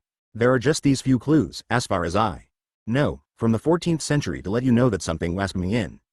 Another thing about this is that a lot of people have the idea comes from Egypt. It's sheerly medieval, the symbolism is medieval, it's the European idea. Foe. Brown. Does this inability to see the kingdom here and now have something to do with our disastrous relationship to nature? Campbell. Let's see. There's a trend in our whole religious tradition toward ethical rather than metaphysical insights. You know, good and devil and all that kind of thing. In our tradition one doesn't trust nature because nature has fallen. There is the God of creation and the nawfal so that life is mixed of good and evil. You can't lean on nature, you're always correcting it, you're always making an ethical standpoint, good against evil, you know? Think of the contrast with Taoism, where you yield to nature and give yourself to nature. Or primitive cultures where people rest well in nature. And it makes for a total transformation of consciousness toward Lee's nature is good. And thesis what I felt and learned in Japan. There is a saying in the Shinto religion, the processes of nature cannot be evil. And then you turn to Heraclitus and Heraclitus says to God. All things are good and right and just, but for some men some things are right and some are not right. Anza. Metaphysics. ARRIEN. How did you learn this? What happened that showed you? Campbell. I was in Japan studying Buddhism and Shinto, 1954 to 1955, and these things come out in the text. I remember. 149. The Hero's Journey. Campbell at the Giza Pyramids, 1976. Worship, worship, worship. People come in from all over. India, a great pilgrimage place. The whole idea of pilgrimage here is translated into a literal, physical act, the pilgrimage of moving into the center of your own heart. It is good to make a pilgrimage if while you're doing so you meditate on what you are doing and know that it's into your inward life that you are moving. Joseph Campbell. The feeling I had there.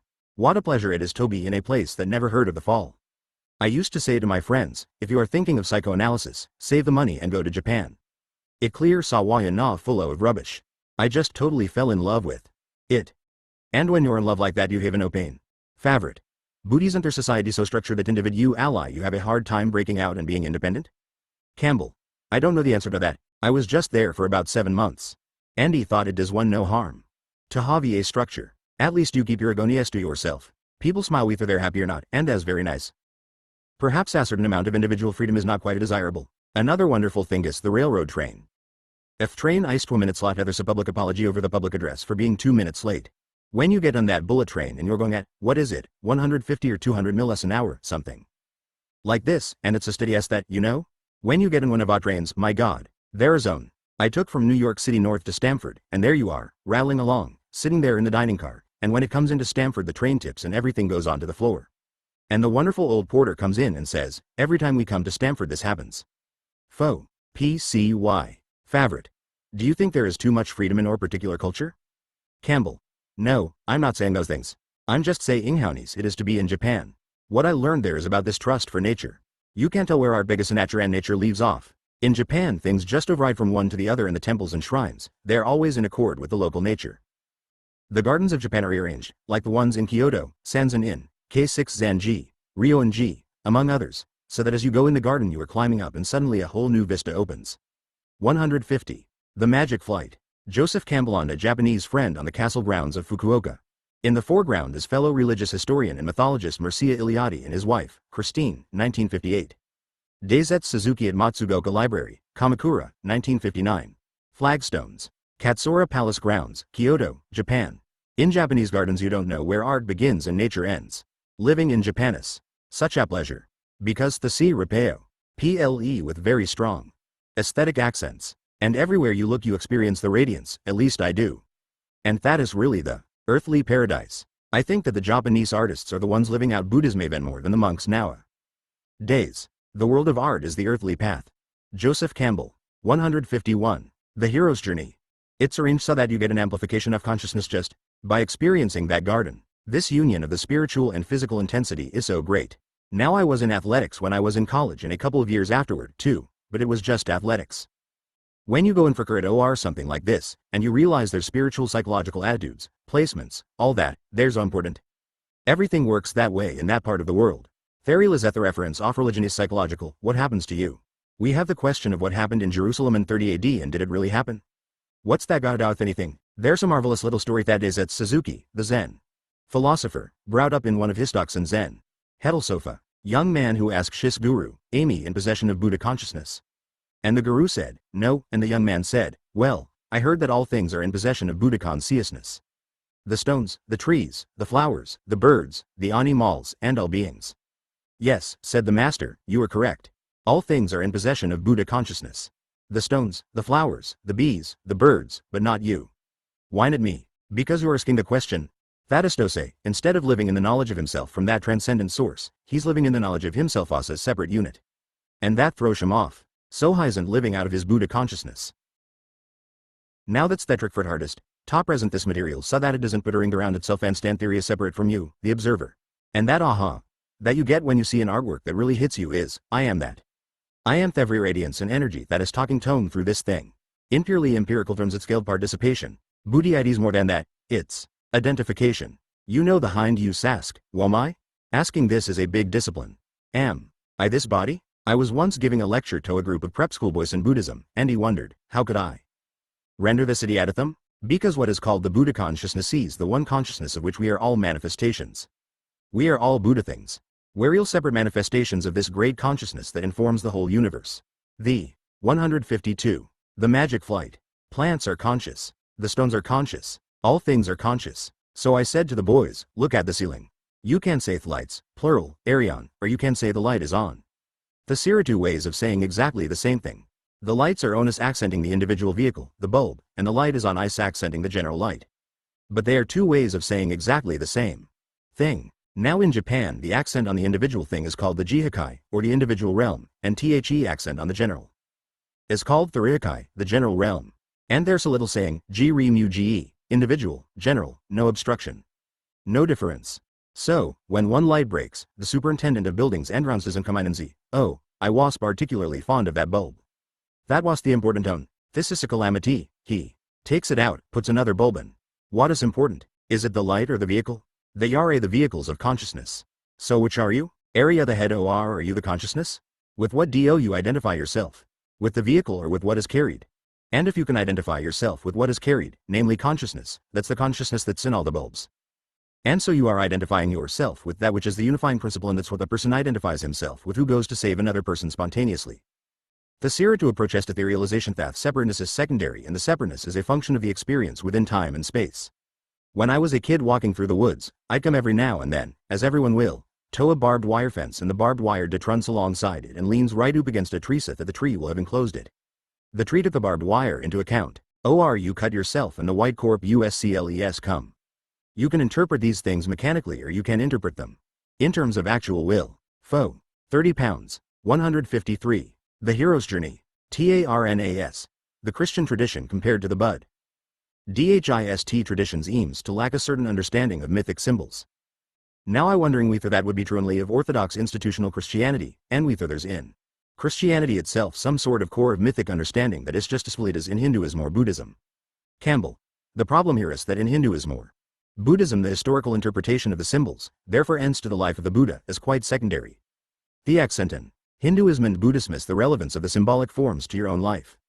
You understand these references inward to your self. For instance, most of the Buddha had no historical existence at all, nobody thinks they ever had.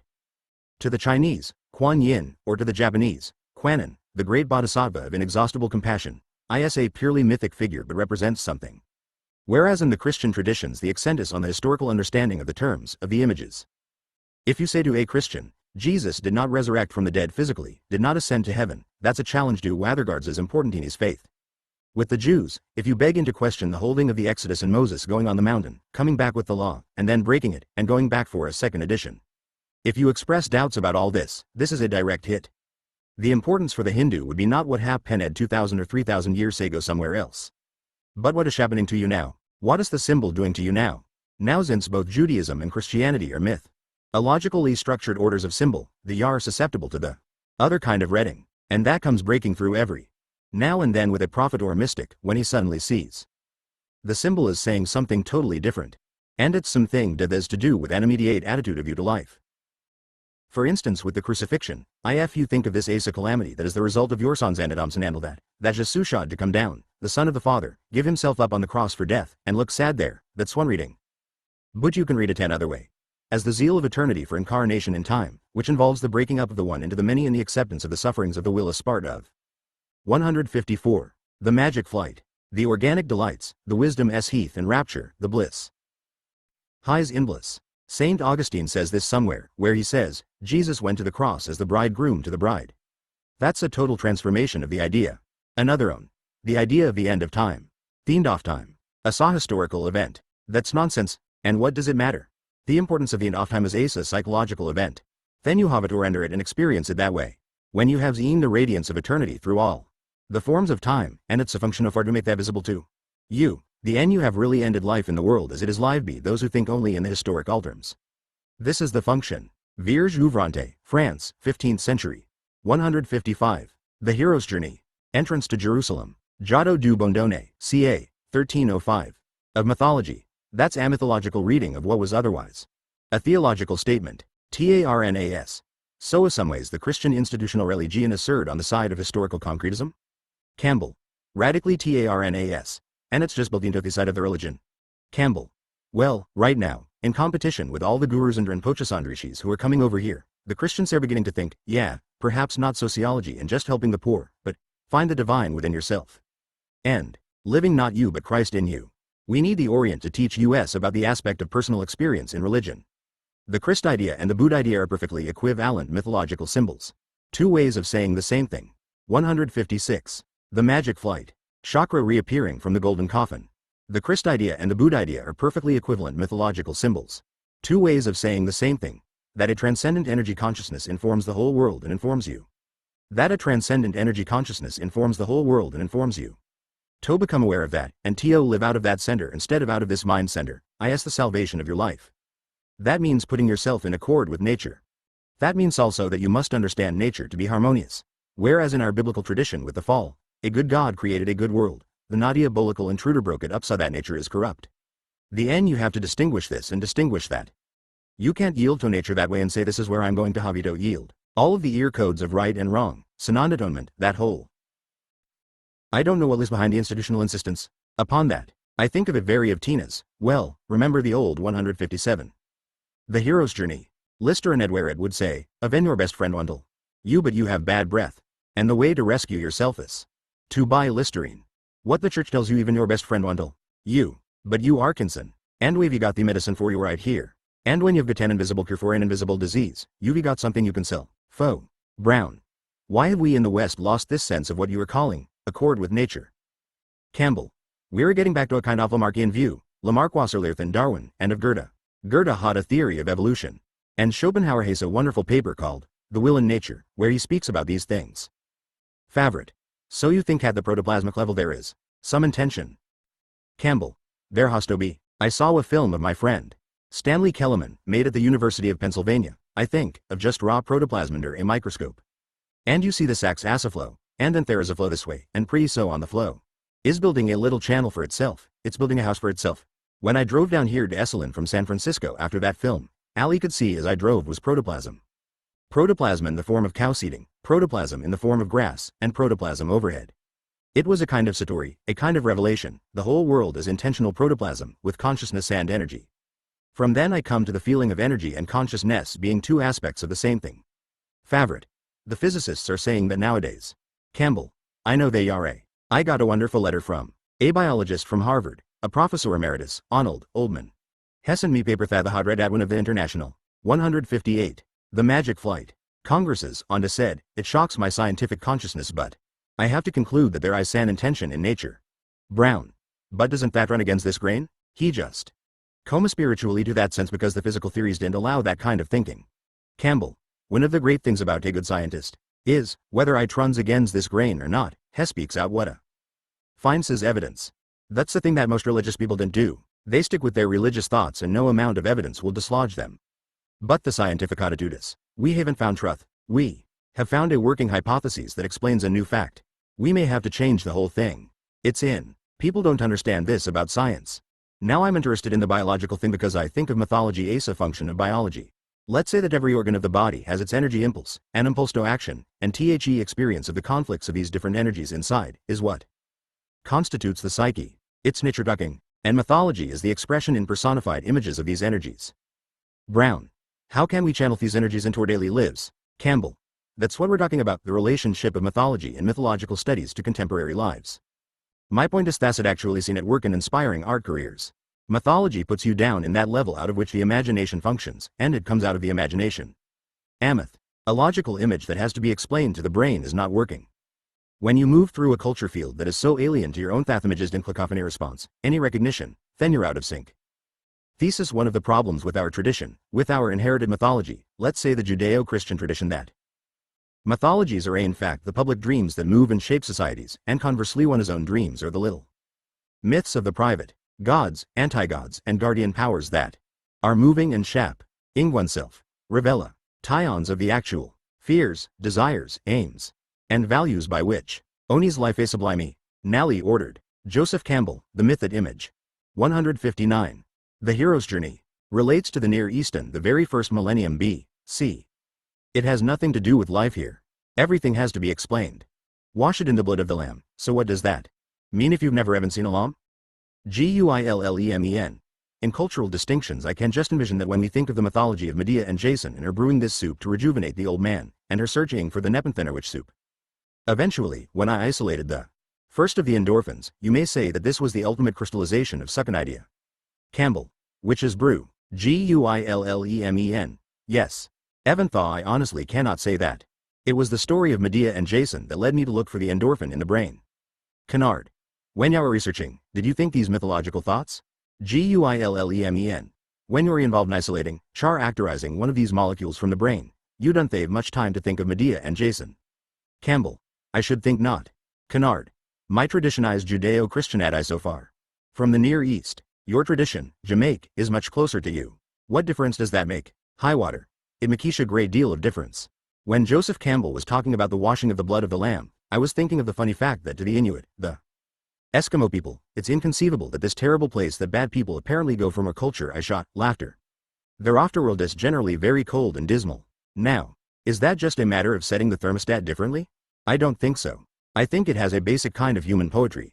Andy don't think poetry is limited to artists.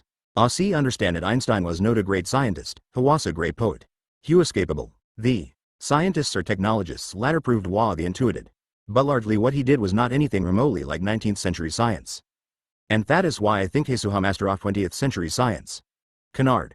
Aren't scientists always telling our Rododo? Aren't scientists always accused of having a mythology? Campbell. Well, these are two totally different perspectives. THEPROBLEMOFSCIENCEISTOGIVEYOUANIMAGEOFTHEUNI 160. The masks of God. Every mythic image points past itself. Every deity opens to mystery. Osef Campbell. The Bodhisattva, Kuan Yin, Chinese sculpture, 11th to early 12th century. The Light of the World, Holman Hunt, 1853. Cretan snake goddess, discovered near the Palace of Gnosis, 1600 to 1500 B.C. Merlin slaying the Great Bull. Roman relief, 3rd century A.D. Quetzalcoatl sun mask, featuring the Hedot. Ania Gleed its center, from the northwest. Coast Indians. The Zapotec Mesa god represented on a clay urn. Monte Alban, Oaxaca, Mexico, 5th to 8th century.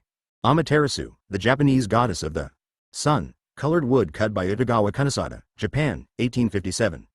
Cernunnos, Celtic stag antlered god, detail from the Gundestrup cauldron. 2nd century B.C., discovered in Denmark. The Magic Flight. Robert Bly, Stanislav Grof and Roger Guillemot discuss the relevance of the work of their friend Joseph Campbell in The Gardens of Esalen Institute, 1982. C1.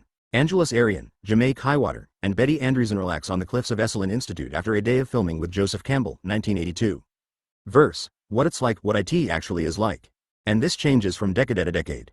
No scientist says, I found truth. There's a working hypothesis, and the next season we have another structure. Guillemen. I would qualify that, enormously, laugher, Campbell. Okay, they think they have found truth. So, the problem of mythology is to relate that found truth to the actual living of a life. Mythology has to do with how you live your life. K greater than D greater than. Q greater than. Campbell. There's a famous line that close over it is, Faust. Everything phenomenal or temporalis Buddha reference, but a metaphor. And THN Nietzsche topped that a few years later by saying, everything eternal is but a reference, viewed a metaphor. Now the function of mythology is to help us to experience everything temporal as a reference. And also to experience the so-called eternal verities as merely references. Mythology opens the world so that it becomes transparent to something that is beyond speech, beyond words, in short, what we call transcendence. 161. The hero's journey. Without that you don't have a mythology. Any system of thinking, ideologies of one kind or another, that is not open to transcendence cannot be classified or understood mythologically. The first function of mythology then is to function be showing everything as a metaphor to transcendence. The first field that has to be transcendentalized this way is the field of the environment that we're in, the world that we live in.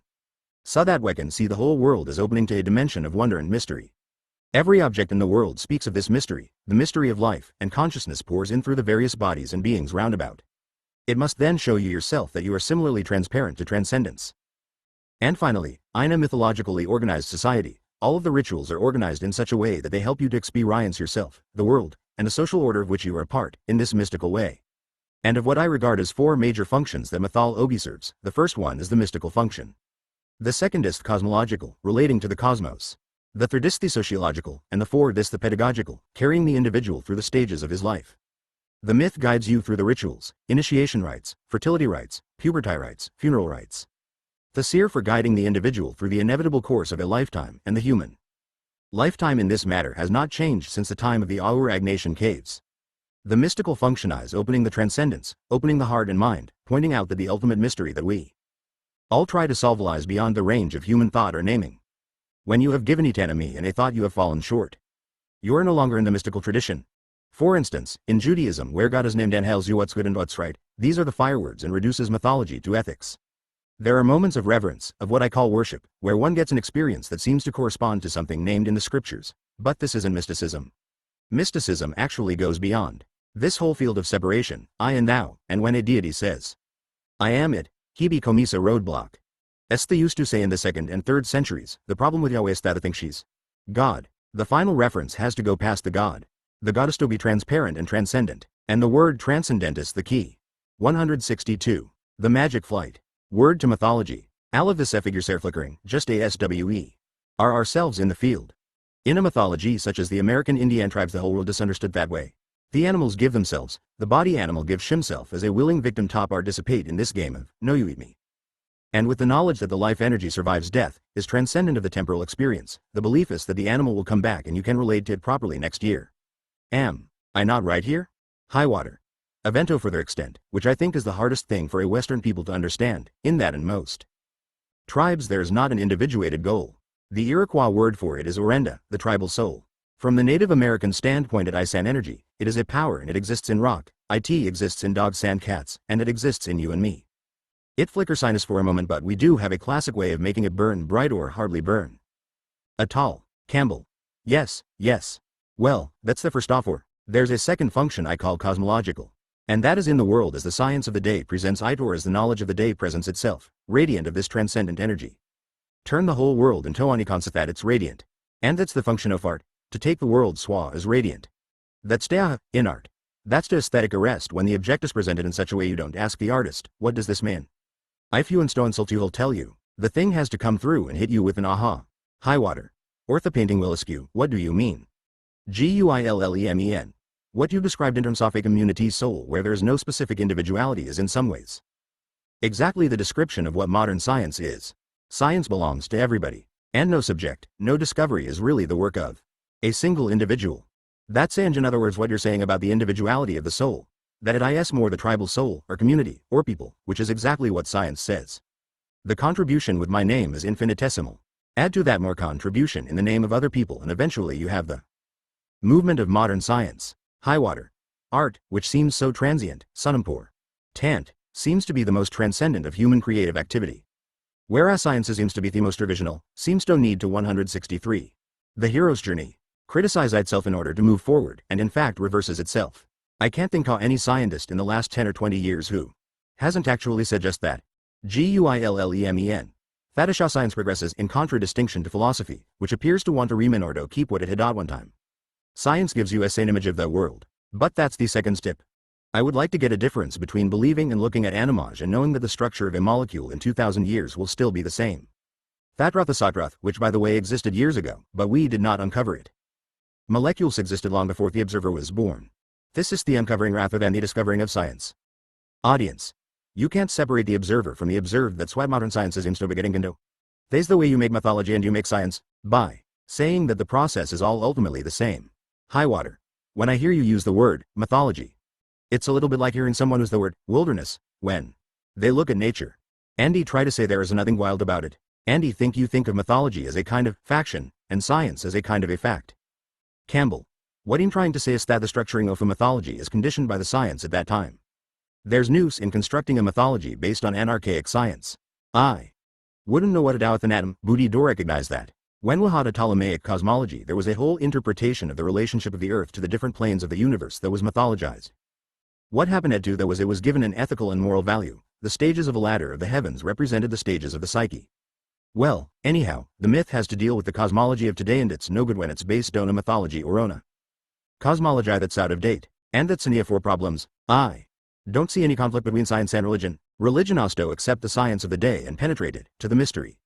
The conflict is between the science of 2000 BC and the science of 2000 AD. High water. Isn't it possible that the very pursuit of the scientist is a mythological form itself? Campbell. The quest is a vision quest. It is the scientists' enactment of the vision quest that everybody is engaged in. How? 164. The magic flight. Do you find the truth of your own being and relate to it? Isn't that true? High water. What is fundamental to all this apparent diversity? Campbell. Exactly so. High water. That's a mythological process, isn't he? Yeti. Think that the word myth is so completely confused with the word falsehood that we come to it with every inadequate emo. Tonal response. Campbell. Now we've come to the sociological function of mythology. All mythologies have had among other functions that of validating and maintaining a certain specific social system. The moral system is culturally established and it will be every different when you move from here to there. And find in all basic mythologies that the whole world is a manifestation, an emanation, as the God itself comes into being, as a personification of certain of those energies. He's not an external thing at all. Then the fourth function of mythology, and this is the one where you suddenly feel the lack of myth today, is the pedagogical, the guiding of individuals in a harmonious way through the inevitable crises of a lifetime. That's the main one, linking the individual to his society so he feels an organic part of it. The individual is carried by the myth in a very deep participatory way into the society and then the society disengage him. And so how it happens to all his energy? It has to go down deep into himself, and that is the mystical part, the interrelation to the life cause. First induction of the individual into society, then disengagement of him and the carriage of him through mystical meditations and the understanding of the symbols to the seed of his own life within himself. Now what is the seed of life? I remember Avery Little. Book B. Edwin Schrödinger, where I believe uses the ultimate terms Brahman or Atman. Here's a fundamental modern scientist who, ultimately, when he comes to speak about their L.A. tie-inship of the individual to it all, has to use these words that are not of our crystallized tradition where God is there in Manus. Here, and this is the good society and all the others are junk. And when you look at the cosmos, is the mystery behind that cosmos. Interested in just these people being in that place or in getting them there to the other side somehow. It's a fantastic story we have. 165. The Hero's Journey. I find that the main result for me, in me endeavors, has been the confirmation of a thought that I have long and faithfully entertained, of the unity of the race of man, not only in bio-obi-butyl soini spiritual history, which has everywhere unfolded in the man Nero Fasinglesim. Phony, with its themes announced, developed, amplified and turned about, distorted, reasserted, and, today, in a grand, fortissimo of all sec, tions sounding, together, irresistibly, advancing to some kind of mighty climax, out of which the next great movement will emerge, and I can see no reason why anyone should suppose that in the future the same motifs already heard will not be sounding, still, inurella, tie-inships indeed, but ever the same motifs. Joseph Campbell, The Masks of God. Brown. How do you explain the several fundamentalist religious movements around the world these days? Campbell. What you have there is the result of the concretization of the symbols. To think that this symbolic statement refers to a historical fact. And the two prime ones that are troubling our world are the image of the virgin birth, which has nothing to do with a biological problem, and the image of the promised land, which has nothing to do with real estate. The seer symbols of the birth in the heart of the spiritual life, in contrast to a biologic alone where all the values of the biological life suddenly move into a secondary position, Adone is moving then along a spiritual trajectory. And the goal of that spiritual trajectory is the relationship of the individual to the land in the world of harmony. And that is the promised land. It has to do with what you're doing inside yourself, not when you've got your weapons pointed at to kill. The shift is dramatic. And so you can say that the story is simply a function of misunderstood mythology. Cockrell. What system of images would be the best wind out an experience of the transcendent? Campbell. I find that when I read either an Upanishadic text or one or another of the Buddhist sutras, that does it. Those traditions were, and still are, traditions that are really centered in transcendence. They realize that all phenomenology of life is a shadow display of powers that are not fully given in the display. There are energies that move in our body, no one knows whence. They come from something transcending our consciousness. We can't have unconceive of them. And those energies that come in the subatomic particle displays, they come and come and go. Life is throwing up these 166. The magic flight forms, the nor consciousness becomes interested in something else there or gets some ethical idea that is contrary to nature. Mythological images are transparent to transcendence. Every mythic image points past itself, every deity opens to mystery. The kingdom of the Father is spread up on the earth and men do not see it. Well, you have to open up to that seeing. Cockrell. What is unique about those traditions that they've been able to continue to translucent while our traditions have become opaque? Campbell. Our traditions haven't become opaque, they started by being opaque. And it comes from the fact that the mythic figures are read not as poetically inspired but as prose. And when you read mythology as prose, and apply it to the aggrandizement of your particular group or society, you're off the trail. Thesis. What I would call pathological mythology. The whole idea of a chosen people, for example, is pathology. Every people is a chosen people. The realization that you're being chosen does not distinguish you from anybody else, but tells you what it is about everybody else that is wonderful, that, like yourself, they're of a mysterious, transcending ground. All beings are Buddha beings. Now, We don't know more than one or three names associated with the sages. The hearers who delivered the Upanishads. Buddha starts already back in the 9th and 10th centuries B.C. They realized that the whole phenomenology of the world is a projection of a mystery ground. And that mystery ground in the ground of your own being. You are that mystery which you are seeking to know. But it's not the that you fancy. It is not the aspect that your friends are enjoying, that thing in the phenomenal world that is moving around.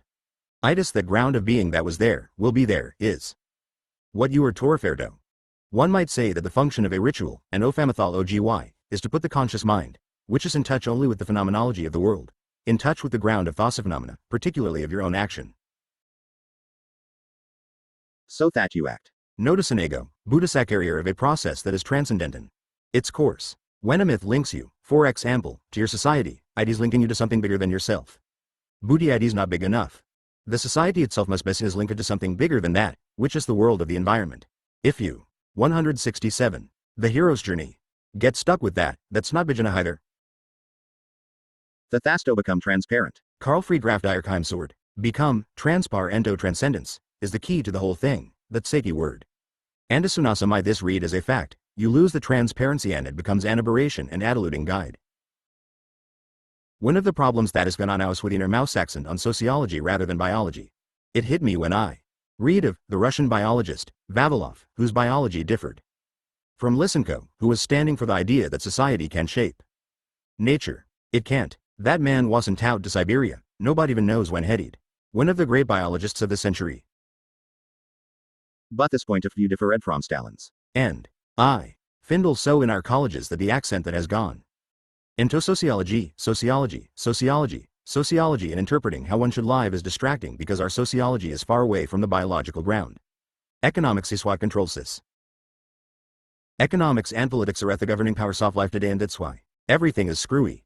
You have to get back in accord with nature.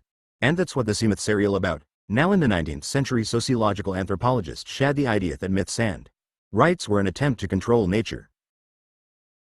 Totally wrong. They are not to control nature, they are to control the society and put it in accord with nature. The festival thought is to do with the seasonal realm, with the stages of human development, with the stages of the preparation for war and the return from war, getting in touch with the biological ground with these movements, soon is always in accord. And the economic motive just destroys it all. Foe. Cockerel. I wonder if you could speak a little bit of the tree in the garden, the tree of the cross, the tree of the Buddha's illumination, and how they can be read in a way that opens to an experience of the transcendent. Campbell. A few years ago I saw a tree that was growing on a ravine where the roots, instead of continuing to grow outward, just turned back and went the other way, inward into the side of the ravine. You can't explain that in sheer mechanistic terms. 168. The Magic Flight. Tree of Death and Life. Miniature by Berthold Furtmeyer, from Archbishop of Salzburg Missal, 1481. To get back to the garden you have a tutorial that is. 1. You see? Woman embracing a tree. Miniature. Hills, early 19th century. Guler. And what is happening now with imagery of the evolution of man? The four great stages in the human evolution. Homo. Faber, Homo erectus, Homo sapiens, Homo sapiens sapiens. Each of those transformations take place following a maximum movement of the brachialis, where a whole new environment comes along and there's a sudden adaptation. It happens to fast forward the earlier kind of theory to work, you know, the thousands and thousands of years and all that kind of thing. And then there was the time at the end of the Miocene when Africa and Arabia, which had been separated from Europe and Asia by a great sea, moved up, and then the Himalayas rose. Whole new environments. Within 800 years there were whole new animal species taking advantage of those environments, and other animals to eat the animals that evolved. 169. The Tree of the Soul. Figure by William Lawn. The works of Jacob Behmen. The Hero's Journey. It all happens too fast for just the Darwinian thing to work. That doesn't mean that evolution is refuted, it means that the mechanistic way of interpreting it is refuted. And so we're getting back to a kind of Lamarckian view. Lamarck was earlier than Darwin. Then Goethe, in the Metamorphosis of Plants, I think that's where I read it, speaks of the evolution of life. Of course Goethe was half a century before Darwin came along and his interpretation was not the Darwinian one of mechanistic interaction, the dynam. ICS from inside the organism that brings about evolution. It's inherent in protoplasm that it should differentiate, evolve. Andy speaks of the two great lines of evolution, of the animal and the plant. And the culmination of the animal evolutionized the human being. And the culmination of the plant is the tree. And so the tree and the vegetable world represent the undestroyed simplicity and directness of the natural production of a form. A tray is symbolic, you might say, of home. One returns to the nature world that is explicit in the tree. So the garden is the natural realm of the vegetable world and man is put there as a nature being. His problem is to remain natural while moving into this next stage of high consciousness and differentiated consciousness. He can lose himself in consciousness but the tree pulls him back. The problem in the biblical tree is that there are two trees there, you're in the garden of timeless being, C, and you are going to move into the realm of time. In the real M of time everything is. Dual, is, was, and istobi, past and future. There is you, and there. Isi. So when you move into the real moth opposites the tree of the garden of good and devil, is the gate going out. So they didn't have to be kicked out of the garden by God, they had already kicked themselves out. Fair shame and wearing of clothes comes from recognizing male and female are differentiated. To get back to the garden you have to realize that Alison, you see? So the second tree, the tree of immortal life, is the tree of the return. But the thing about the book of Genesis is that God doesn't want man to return, this is a peculiar God, a unique God. He does not want you to realize that you are immortal. He says, lest man should know weed of the tree of immortal life and become as we are, therefore, let's put them out. The guardians at the gate are the pair of opposites and the flaming sword in between. Is the fear of going past that and losing your separateness. Enzo Weirheld Fok percent. 170. The Magic Flight. Kongo Rikishi. At the Todaiji Temple, Era, Japan. Campbell. There was a very interesting moment in me. Understanding of these things during the Second World War when we were at war with Japan. One of the New York newspapers published a photograph of one of the door guardians, the gate guardians in Nara, in Japan, right outside Tokyo. And here was this gate guardian. This was the cherub put at the gate of the Garden of Eden. And that guardian stands at the gate to the Buddha sitting under the tree of immortal life. But what it said under there was, the Japanese worship gods like this. Well, they didn't. That is a symbol of your own fear and holding to your ego, which is what's keeping you out of the garden. The gate guardianus, a symbol of your own fear and holding to your ego, which is what is keeping you out OJ the garden. Where the Buddha sits. Under the tree, Andes. Right hand says, don't be afraid of those guys. Come through. Joseph Campbell. 171. The Hero's Journey. Remember hearing a marvelous talk by Dazet Suzukian. Ascona, Switzerland. It was, I think, his first talk there at the Uranos Foundation, and here was this group of Europeans and the audience and then was a Japanese man. He was about 91 years old at the time, a Zenfiloso. Fair, he stood with his hands on his side. Anda looked at the audience and said, nature against God, God against nature, nature against man, man against nature, man against God, God against man. Very funny religion. Joseph Campbell. Where the Buddha sits under the tree, and his right hand says, don't be afraid of those guys, come through. It suddenly dawned on me our God was apparently that guardian at the gate because he has put the guardians at the gate and told us that they're emphatically there and we mustn't go through. That shifts the whole thing. Suo religion is basically a religion of exile. In the Christian tradition Jesus is, a Sidwer, gone through the gate and eaten of the fruit of the tree and become the tree. Which is the crucifixion. That's the sense of the crucifix. Yield. Lati go. Join into your mentality not this but head of more. Talati, which is in you and in all things. And so Jesus hanging on the cross, which is the second tree in the garden, is equivalent to the Buddha seated under the tree of immortal life, the Bodhi. Bodhi means, the one who is waked up to the fact that he is that which he seeks no. Namely, the eternal being. The Dwar religions are interesting in that we're told that we are not one with Jesus, Butheistobier model and we're to follow him. But in the Thomas Gospel Jesus says, he who drinks from my mouth becomes as I am, and he am. That's the difference between the Buddhist and the Christian thing. So we're, again, an exile. You cannot be Jesus. But in the Buddhist religion you are the Buddha already, and just didn't know it. Now I was lecturing on this point in saying that for the Christian one should live in terms of the Christian you, and a woman came up to him some weeks later and said that she was sitting next to a priest and he said, that's blasphemy. Well, if they's blasphemy, what in heaven's name are we talking about? Foe. P9F. Campbell. I remember when I was a kid in school when I was reciting catechism. Why did God make you? 172. The Magic Flight. God made men to love him, to serve him, and to honor him in this world and be happy with him forever in heaven. That has to do with our relationship to God. God did not make me to realize my godhood. There was a lovely young woman Hawasan Unandis, now no longer an because she heard me lecture once. After one of my talks she came up to him and said, do you believe that Jesus Christ was the Son of God? And he said, no unless alafusere. That's the difference. Do you see what I mean? If you specialize the revelation then you've removed the humanity from it. And in Zavaris that specialization takes place, you have removed yourself from the human race. Thesis a terrible thing, I would personally think, to assist in these special revelations. Thesis a reactionary system. And its antithetic alto the dynamics of time. Ides bad stuff. Particularly at the present moment when all the special traditions of the world are coming into collision and are transforming The globes or homeland. Less than ba, q greater than. Campbell. The divine lives of Savior Sare symbolic of the meaning of the Savior's teaching. It is not like Carl Sandburg's life. Of Lincoln, where you get documentation of the actual details of the life. It has nothing to do with what happened in life. Ithosto. Do with the implications of the life. The Buddha lived from 563 to 483 BC. The first life of the Buddha 80 BC in Ceylon. We don't know anything about Buddha. We don't know anything about Christ. We don't know anything about Zoroaster. All we know are the legends which tell you what the meaning of their lives is. You see? And what the Buddha said, and what Christ said. I mean, read the 4 Gospels and then read the 5th. Read the Gospel according to Street, Thomas. And what was he saying? Who wants to be remembered by the notes of his students? The idea of the Bodhisattva Theon who out of his realization of transcendence participates in the world.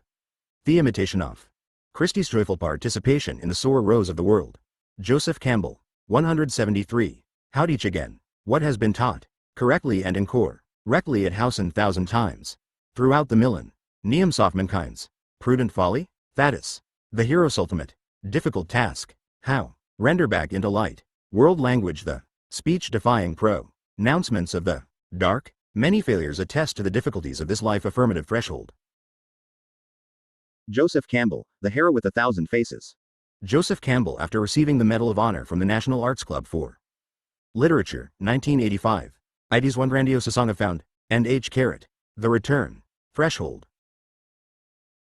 Joseph Campbell became a much sought-after lecturer in college campuses and human potential institutes around the United States in the 1970s and 1980s. Many accomplished artists and scholars publicly expressed their admiration of his work. At symposiums in New York and San Francisco to celebrate his 80th birthday, antitheme of the hero's journey, sculptor Isamu Noguchi, choreographer Martha Graham, author Richard Adams, poet Robert Bly, anthropologists Barbara Meyerhoff and Maria Gimbutas, and many others expressed their gratitude for his awakening of the mythological dimension in their lives and work. But it was in the movies that Campbell's cultural impact gained its greatest notoriety. No book has come close to influencing contemporary movies as pervasively as Joseph Campbell's The Hero with Thous and Faces, wrote film critic Michael Ventura. Filmmakers such as Steven Spielberg, George Miller, and George Lucas all credited Campbell with inspiration for the mythic underpinnings in their stories. In February 1985, Lucas joined Adams, writer Nancy Willard, and psychologist James Hillman at the National Arts Club in New York when Campbell was awarded a Medal of Honor for Literature. The following year, at the age of 82, Campbell was invited by the Grateful Dead to attend his first rock and roll concert. To think that my work has been influential to people like George Lucas and the Grateful Dead, had old reporters in 1986. I'm absolutely delighted. 175. 175 pounds. Campbell. I guess this is the big moment of my life, win. Equals R. Ning the Medal of Honor for Literature. I knew that I had Q carat found something when I started writing The Hero. It came up very slowly. I worked about 5 or 6 years on it. It came out of my course that I was giving in comparative mythology to my students at Sarah Lawrence College. Now it was Euripides who said, the myth is not my own. I have it from my mother. And think I can say, the myth is not my own. I got it from my students. Because they were early young women and they were not interested at all in just horror the myth and what the date was. They wanted to know what it meant to them, what it could mean to the children they were going to have. And then to hear, have heard tonight from these really majestic artists that we have had the wonderful privilege of hearing speak, and to hear my name in relation to their work, Makishit. Difficult to stand up and talk.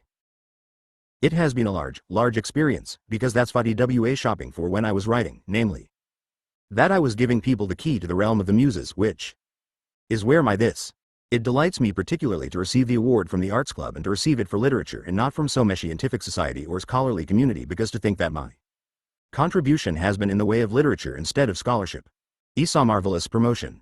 I remember Alan Watts asked me one day, Joe, what kind of meditation do you do? I said, underline sentences. Now there is a beautiful phrase that I run into in Avalis. The seat of the soul is there where the inner and the outer worlds meet.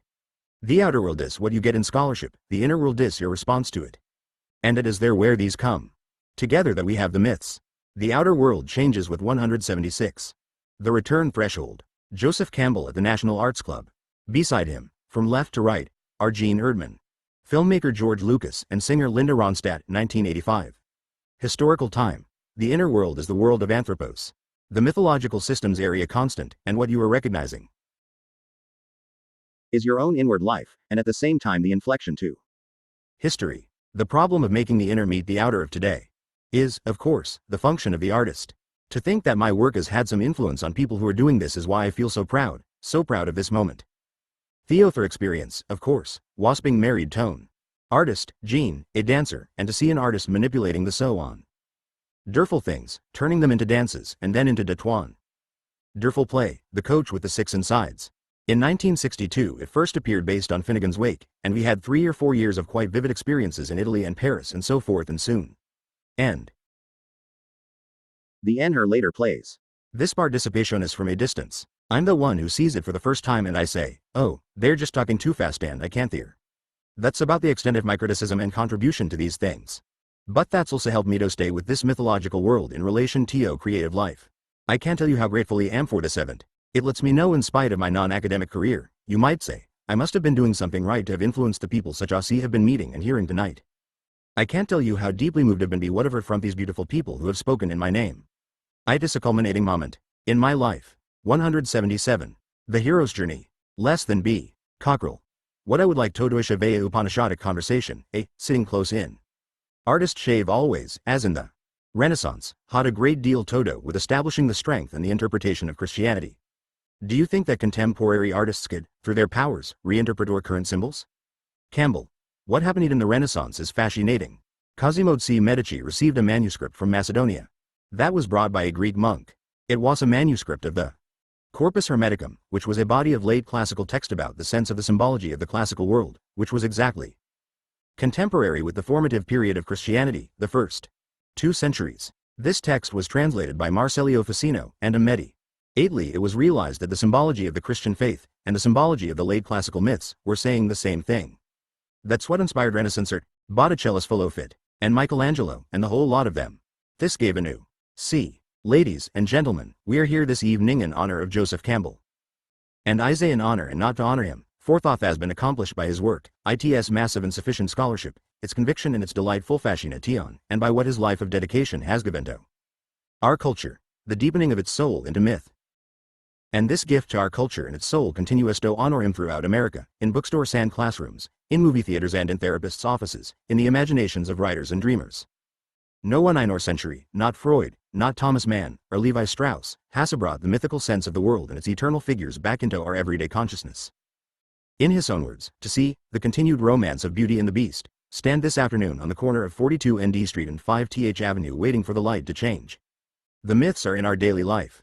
What is not on your program is the passion, which underlies the accomplishment. This passion as desire, together with the pains-taking care desire always imposes, can be condensed into Joseph Campbell's maxim how to live on this earth. The maxim can be traced to life, involving the gods, the goddesses, the heroes, the animals, the little people, and the daemons that aid you in UJBL lowing your bliss forever.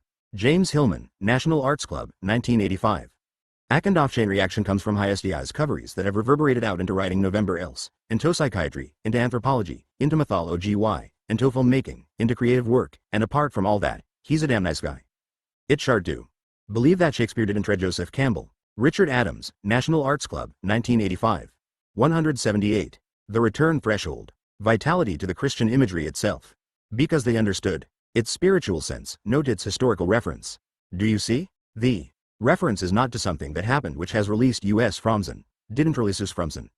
What the crucifixion did was give a model so you could release yours elf from it. And that's the whole difference. This is the big inspiration of Renaissance art. Now the problem of the contemporary artists would better recognize in the conditions of contemporary life the possibility of transparency to transcendence through those conditions. The artist functions to render the forms of the world in which we live, and the social actions that we engage in, render them transparent. To the transcendent, turn them into transparencies. Cockrell. As Joyce says, any object properly regarded can be the gateway to the gods. So when you look at Cezanne's apple, I'll put it your way, you don't want to eat Cezanne's apple because they hold you in what Joyce called aesthetic arrest. Campbell. That's right, That Sinolosis in the modern Nitty Hospital chapter. Campbell. If you had the opportunity to speak to the artists of the world and point them in the right direction about what to do with the bodies of mythology that we have, what would you say to them? Campbell. I'd say, laughs, buy a copy of The Hero with 1,000 Faces.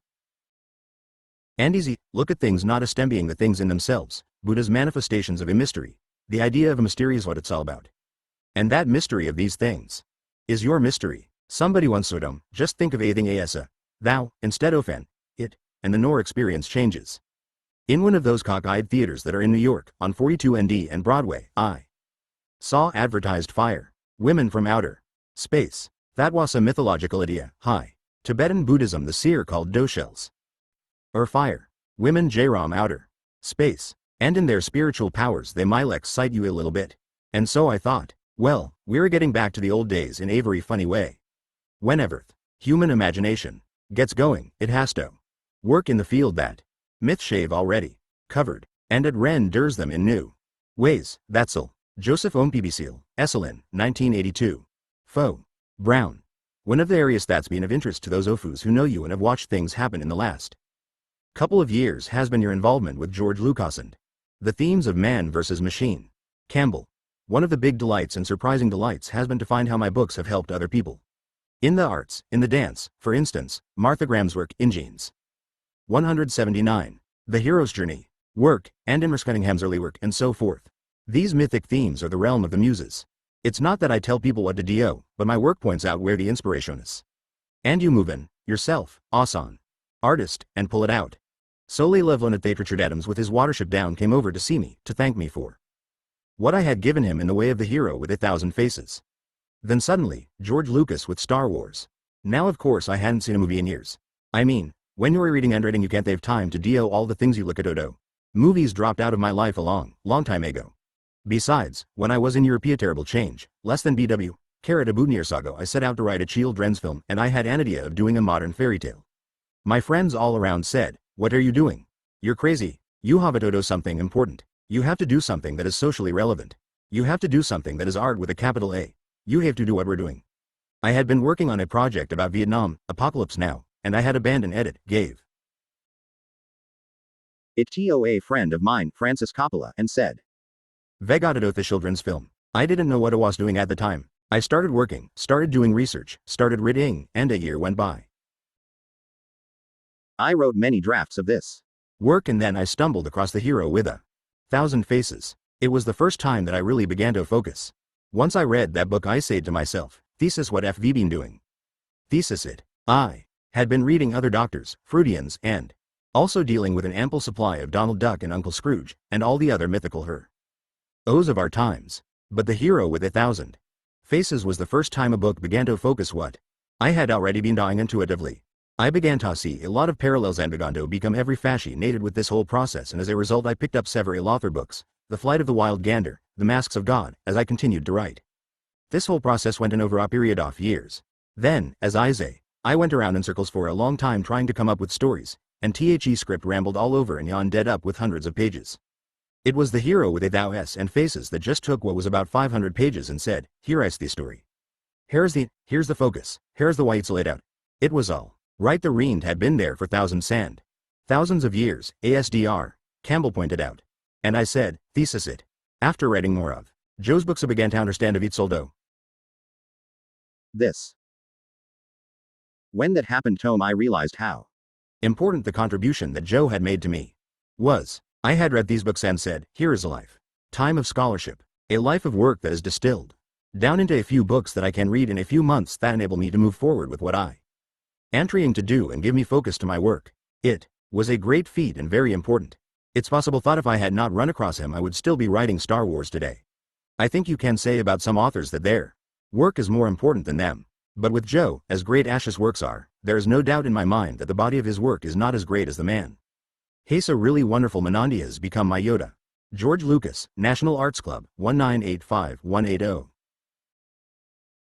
The return threshold had taken place. When I left this country we had only black and white, silent movies.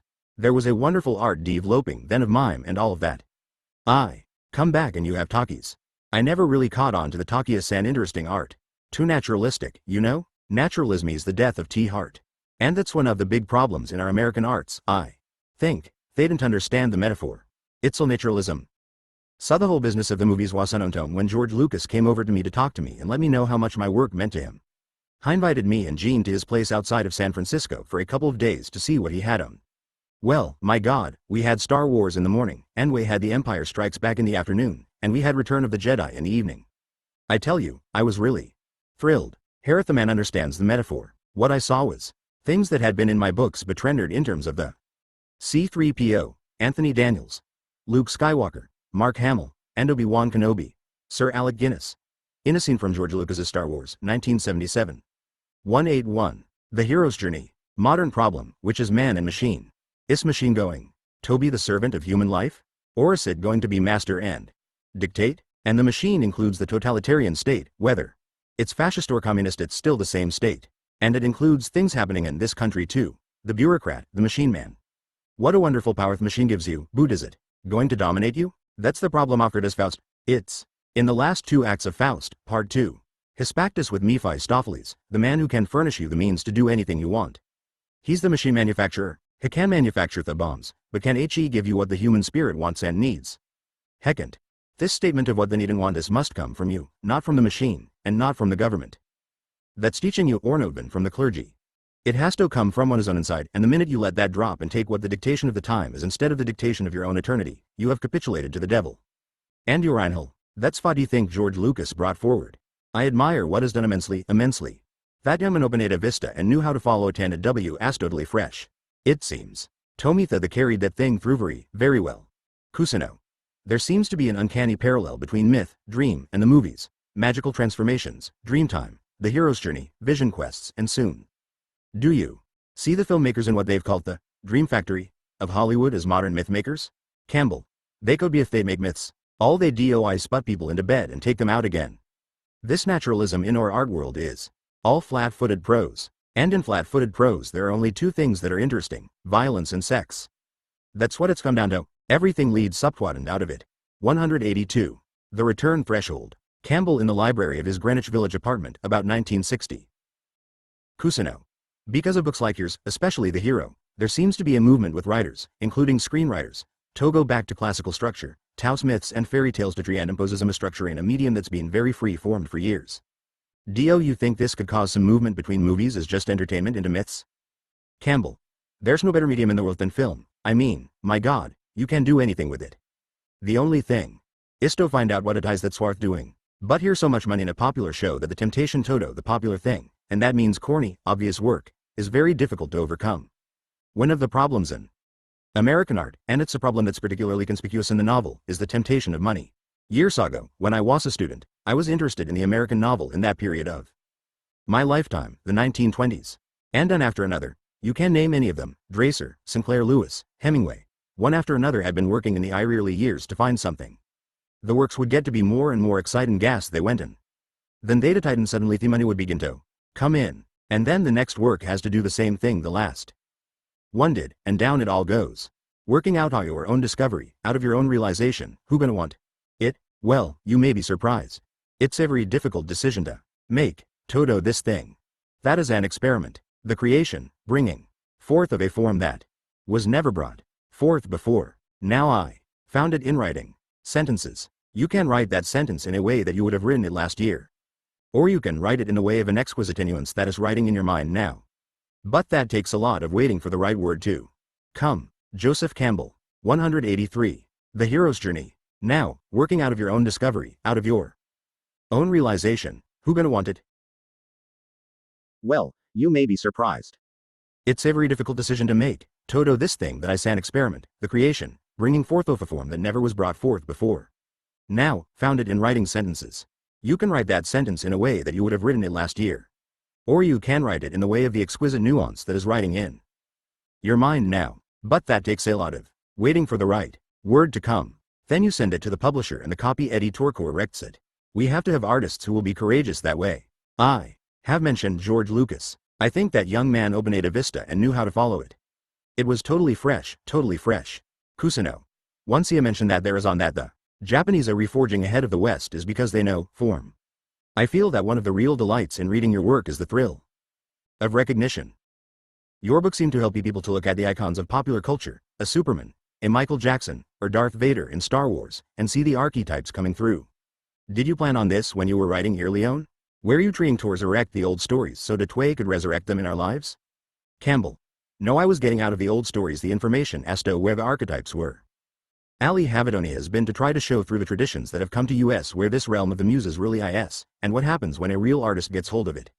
I've seen it in the dance, Aussie say, with Gene Work and in others like Martha Graham and Mersican Ninghammer in the work of sculptors or painters. They didn't try to copy something that has been given to them. They see an experience of their own life in the Cedars, and that takes knowing what the archetype is and forgetting it, the end reading out of that something.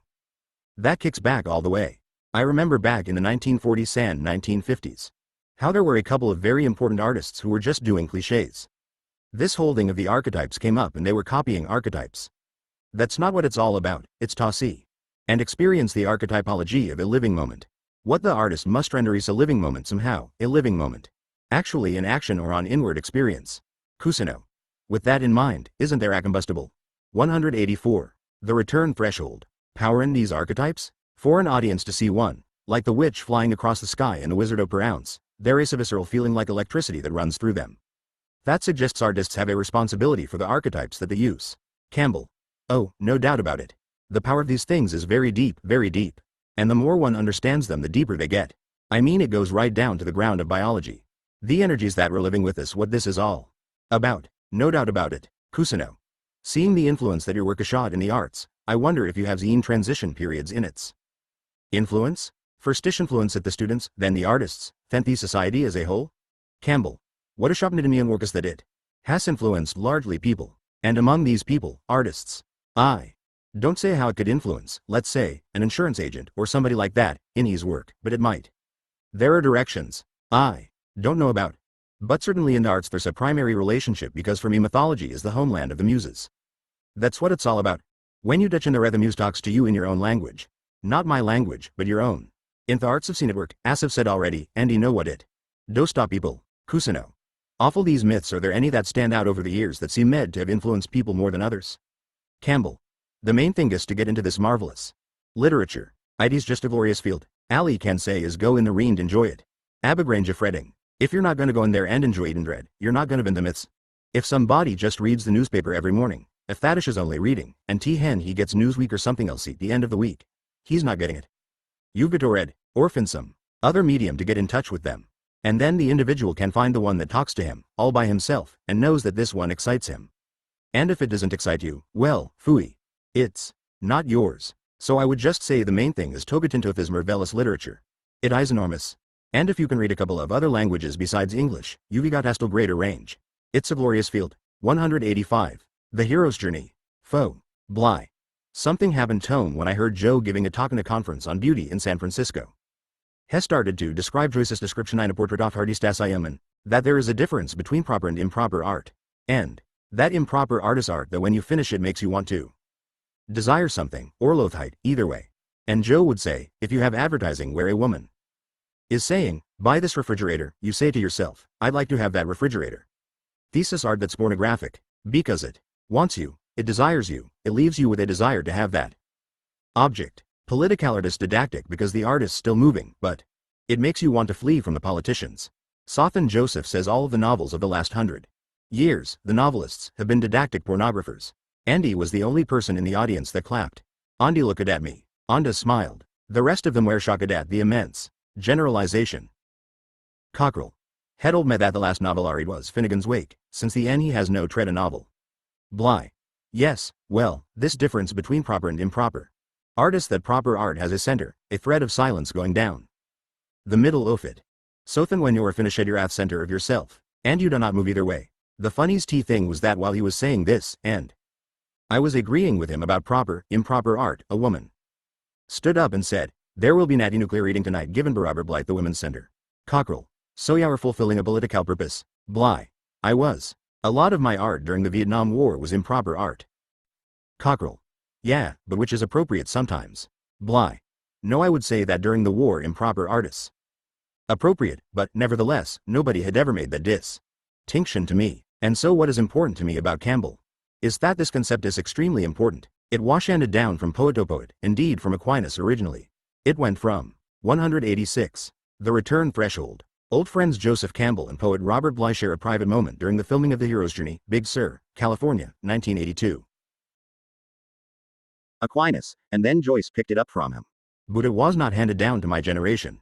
Joseph is one who carrying that knowledge. When I got it from him I immediately realized how important it would be to younger poets. So I am going to carry it from Joseph, tome, for some of the younger poets. Cockrell. The knowledge of how to achieve an aesthetic stasis? Bly.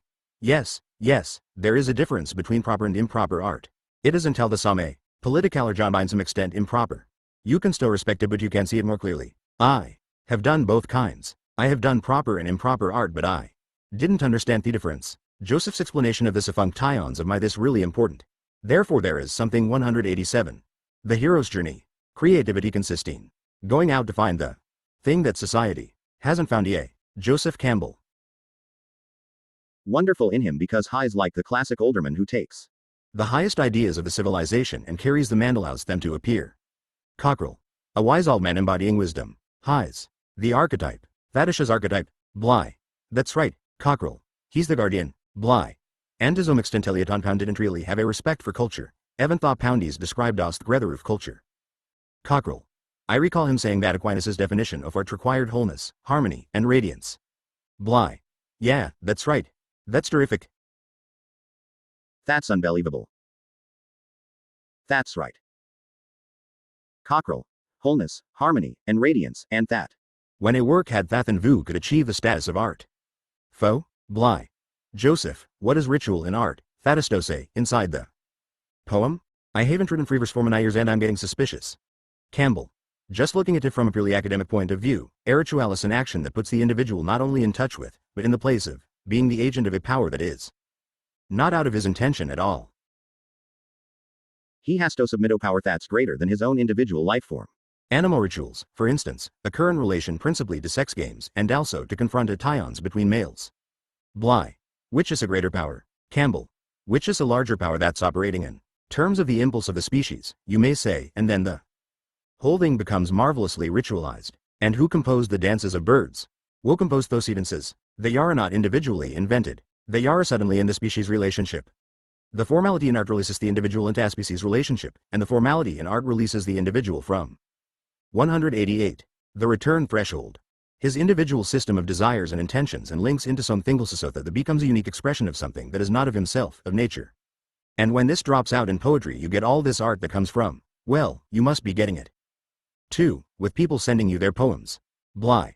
What you're saying is that if ritual was understood, confessional poetry would not happen. Because confessional poetry.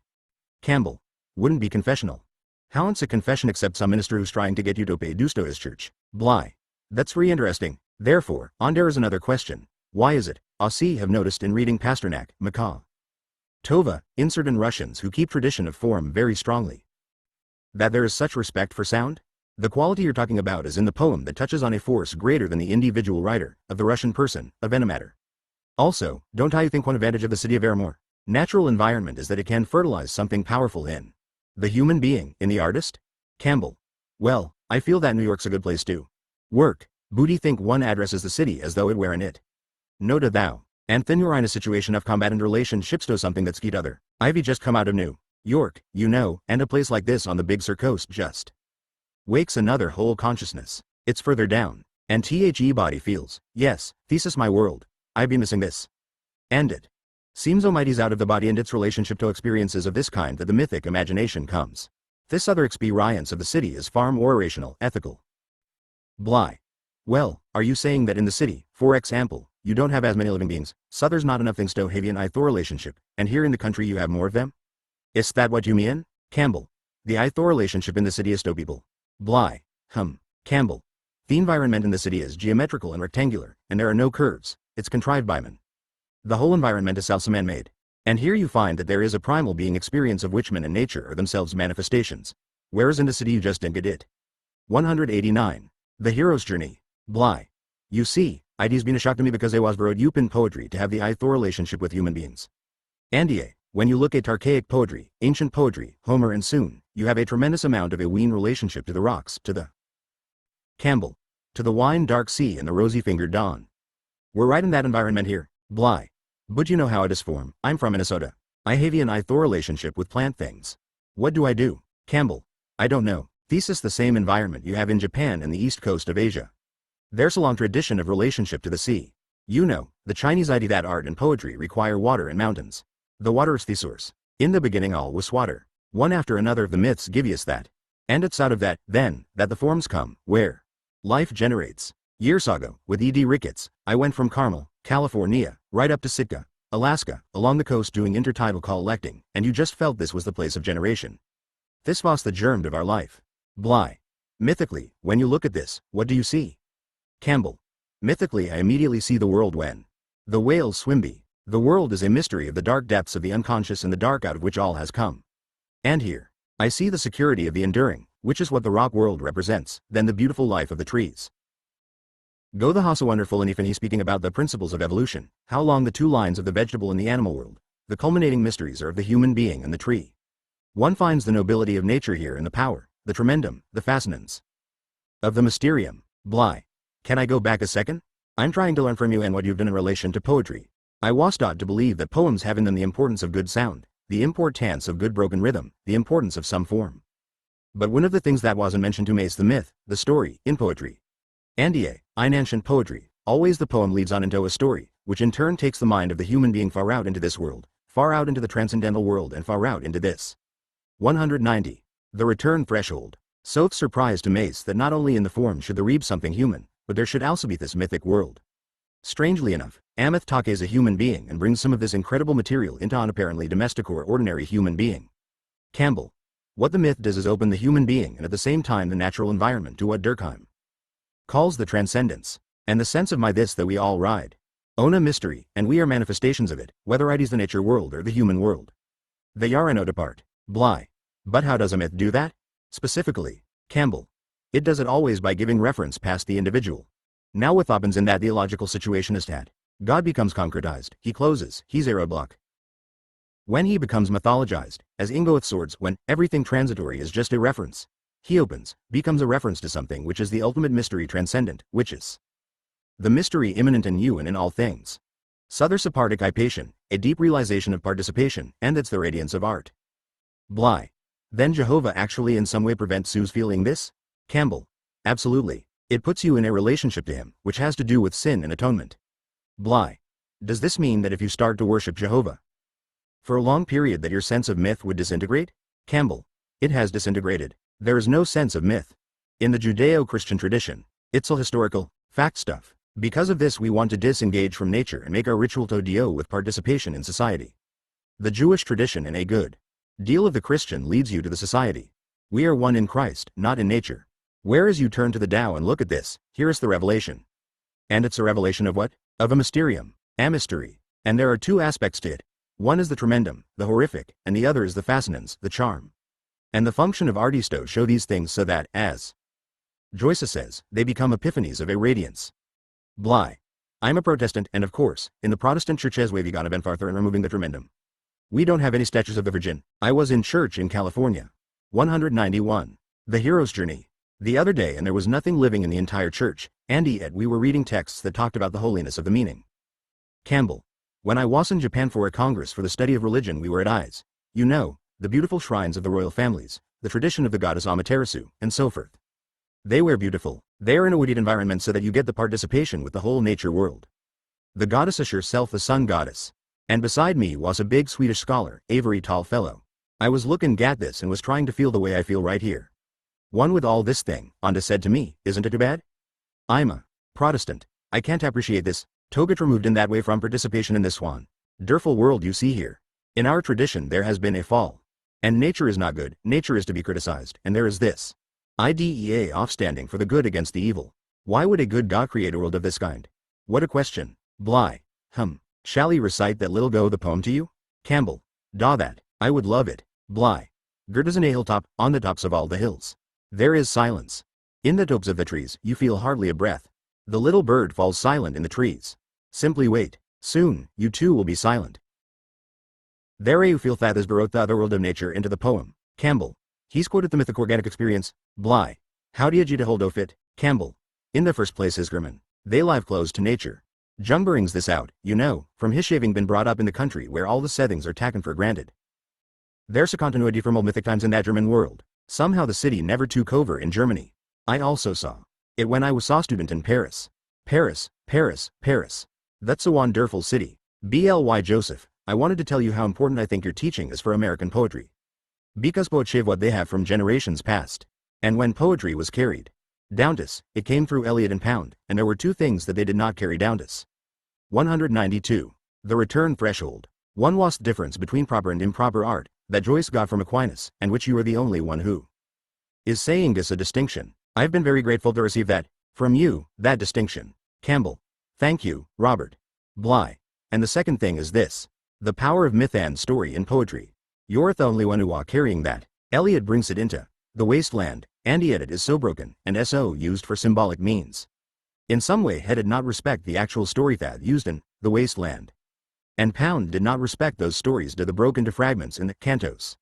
You are the only one who has carried down the ancient view that a myth and a story is a holy thing, it's a natural part of art and does not be fragmented or symbolized or rationalized. Andy, am very grateful to you for the work you've done your whole life on this. Campbell. That's a beautiful thing to hear, Robert, and from you it means something. I really do appreciate it. Bly.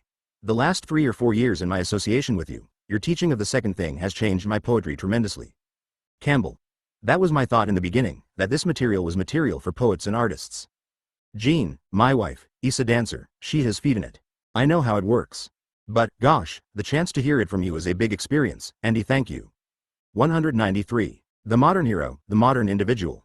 Who dares to heed the call and seek the man, scion of that presence, with whom is our whole destiny to be atoned, cannot, indeed, must not, wait for his community to cast off its slough of pride, fear, rationalized Ava, rice, and sanctified misunderstanding. Live, Nietzsche says, a sol thought a day we're here.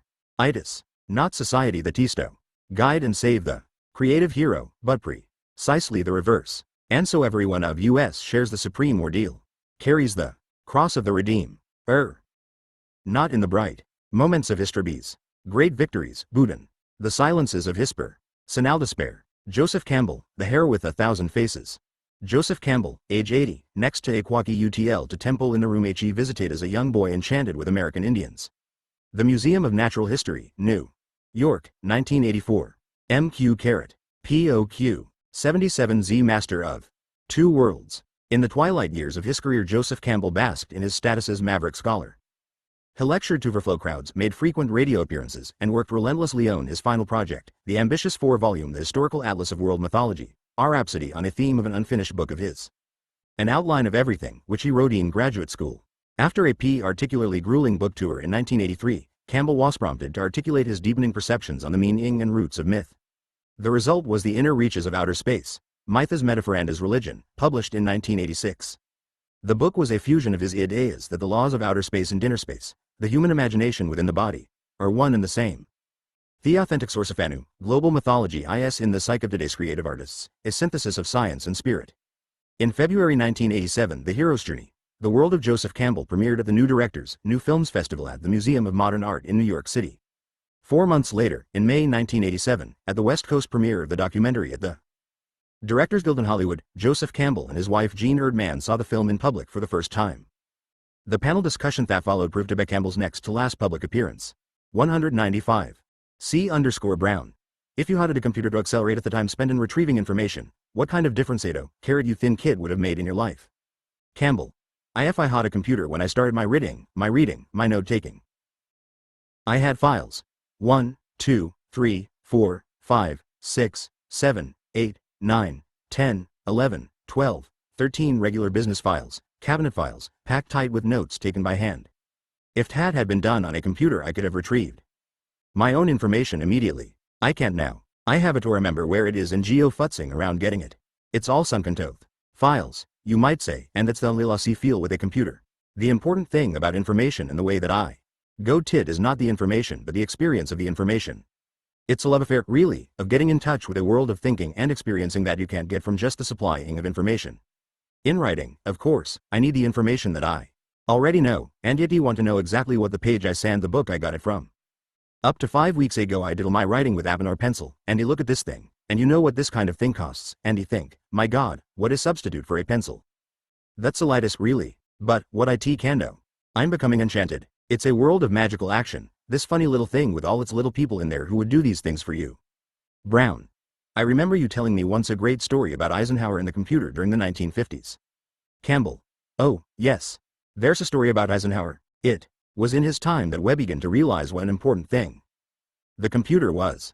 He said to Havigana interim full of computers and put the question, is there a god? The computers worked around and lights flashed and wheels turned and all that kind of thing. Finalia voice came out and said, now there is 196. The master of two worlds. Campbell writing at home in Honolulu.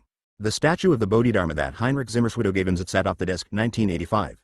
Soivi go tag it in the room here. I know a lot about gods and have found what god this is by the way it behaves. Thesis. The God of the Old Testament, a lot of rules and no mercy. And if Hekech as you picking up sticks on Saturday you're finished. Kusino. Have you med your computer? Campbell. Ha.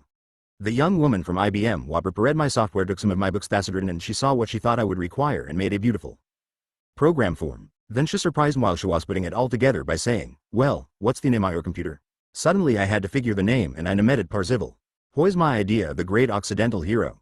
The Grail romance, the whole business of transcending the ego system with the experience of opening of the heart with compassion. That's what Parzival is all about. Well, he doesn't have compassion, pointing to his computer. Kusino. And what's the story behind this Parzival? Campbell. It works this way. Parzival, seeking the Grail castle, went back and forth over the place where the Grail castle was found. It wasn't there. Then one time it was there, and the next time it wasn't there. 197. The hero's journey. That's the way it is with this darned thing. I try to get it to do something for me and I do the things that I think I'm supposed to do and the wrong thing happens.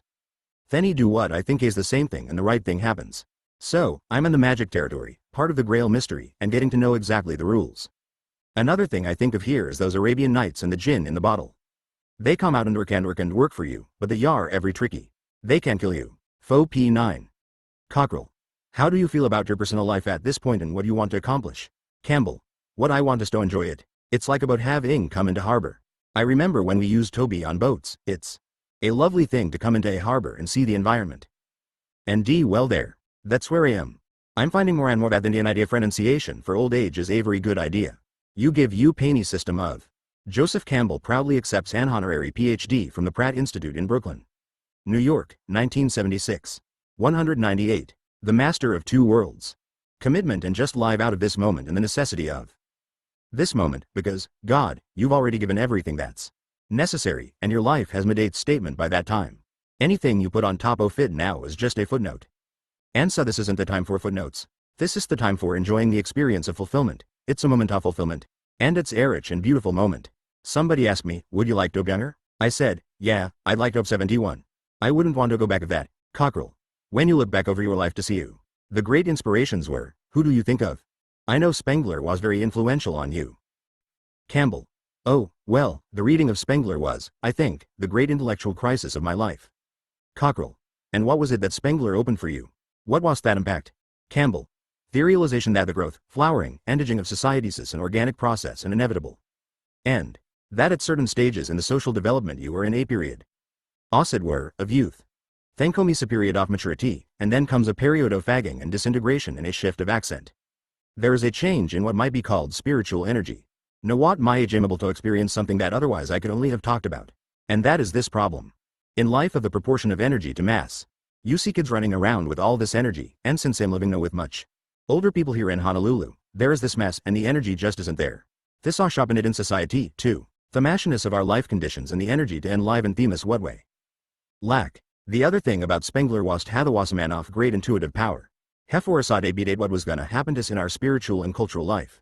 I read Spengler in 1932, and so we have 50 years since then, and he would say, date by date, Hebish's name on it. Cockrell. Age does have its compensations. Campbell. Oh, the compensation serene ormus. Cockrell. The experience of the present where the future is no longer so important and the present comes through with the vitality doesn't have an youth. 199. The hero's journey. Campbell. Every decision made by a young personas. Life decisive. Itrialius. What seems to be a small problem is really a large one, whether the water falls 6 inches this way or 6 inches that way, down the other side, and swa is in life. 2. People looking at each other in youth and their life destiny waiting. There. So everything that is done early in life is functionally related to a life trajectory. And then comes the time when there is no future, nothing to live Karadar, it's been lived.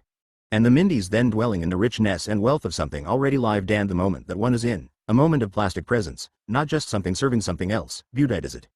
That's a grand experience. I think it's important that one should be careful early in life to live with integrity because I find, for example, in my own thinking, that those things that I did that were a little off, which are the ones that sit in my mind, are really reprehensible acts.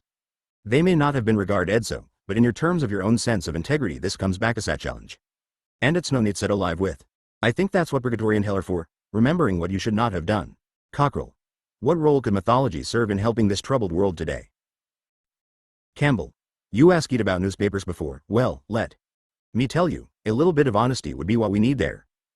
Not just the sensationalism that's gonna sell the newspaper. Today you're out for interest in clearing up apartheid in South Africa and we don't think about our own Native Americans, what we have done to them, what we are doing to them. We're taking them out for neighbors' eye with the beam in our own. That doesn't match it in the history of civilization. And T-Hose people, our own native people, are still living in a sub-civilized condition that's been put upon them. I don't see any for ambitious youth picket lining to give Indians their due. Cockrell. What did Joyce mean when he said, history? Is a nightmare from which I am trying to awake? Campbell. He meant exactly that. Nightmares are removed by powers out of rational control, and they represent terror and fear, and that's what the story is. Judging history in terms of the chakra system, history is chakra number 3. The chakra of aggression, beating up the guy next door. That's where it starts. There's the Waitis, 200, the master of two worlds. Less than BC. Cockrell. For you, personally, where are their Alnug? Gets of mythology for the people of the world, the individuals in their quest for self-fulfillment? Campbell. The way mythology is integrated in life is by way of ritual. What is to be ritualized is what is essential to the life of the day. Iphone is to treat to bring a mythological perspective into action in the modern world. One has to understand the relationship of what is being done to the essentials of life, not to the superficialities of life. The essentials of life remain the same. They've been the same since the Paleolithic caves. Eating, reproduction, being a child, being mature, growing old. Toriel is that these things one is doing are not personally initiated acts but are functions of a biologically present world within yourself is all of in a very different way from the way one lives if one feels that one is the volitional initiator of everything going on. Just, for instance, the business of grow in gold. Trying to hang on to youth, trying to hang into what was really grade 20. Joseph Campbell and Gene Erdman during a break in a seminar at the Featherpipe Ranch, Montana, 1978. 201. The Hero's Journey. Years ago, throws you totally off. You've got to go with it and seek the abundance that's in this new thing. If you hang into the old thing, you will not experience the new. In traditional society, like that of India, which really had ritualized everything, the different stages of life were clearly marked off. The individual actually will sometimes change his name. His name becomes changed as he moves from one stage to another. Another thing is that when you initiate someone into a role in government, or to play the function of supervising a field, the person must know that he's not acting as himself. He's acting as a functionary. When the judge walks into a courtroom people stand. Not because ID's the guy, but because he represents a function. 1. Is not standing out of respect to him, we're standing out of respect. To his role, to act as thigh livius thigh or at least what is significant about you in a social way is what a mythologically grounded life will enable you to do. Individualism is perfectly fine if the individual realizes that the grandeur of his being is that of representing something. Even representing a system of ideals and images that the rest of the world and the environment doesn't they've. Hestil is the agent of something on to say presence. But when the individual is acting only for himself or for his family or for his team, the end you have nothing but shouts. The myths, when they are translated into rites, organize the field. Now you can see why the world today is in trouble. What is the social field today? The social field is planet, and there isn't a single system of action that has to do with the planet. They all have to do with one interest group or another interest group. And to bring out in newspapers, or own or another of the media, the sense of humanity as being the totality of which you are amum. Beer. Into your tribe, not your social class. I think that it's an absolute necessity. I know what the power of education is because I was brought up in an era with the ideas of democracy. And he saw those democratic ideals disintegrated and eliminated in teaching and schools. When a lot of people with an idea of society as being the shaper of everything came in. What came out very clearly at Sarah Lawrence when I went to teach there was, as I've said, the great joy in finding what the student wanted and needed and then trying to furnish the information that would render it. Then he found that more than 50% of the faculty were 202. The master of two worlds. Not doing what I would call educating, drawing out, they were indoctrinating. Giving a discipline of a certain sociological perspective that became dogma on campus. And that was happening on every campus in the United States. And as a result there was total destruction of a whole point of view that was taken for granted when I was socket. Formerly, on our campuses, we never read modern novels, we did no tread daily newspapers, we were hermetically sealed. From the journalism of the day, from what was happening today. And instead of always responding to, oh, no, what about this and what about that and the other thing? There's lines over here and there. You are in touch with eternal concerns. And it can be done. I know what the power of education is, and an education will do it. Has done it. Foe. Kusino. You've spoken in depth about what the study of myth can devour on individual. And we've spoken about the influence de treading myths Hashidan artists, scholars, and scientists. What about children and young students? I understand that. You and Robert Bly went to North Dakota a few years Sagafora conference on education in the year 2000 and that you suggested that mythology be our required subject. Just what effect do you think it would have on society if kids were raised thinking mythically? What effect on society as a whole? Campbell. It would certainly have an influence on the kids. It would change their lives. It would also change their attitude toward life.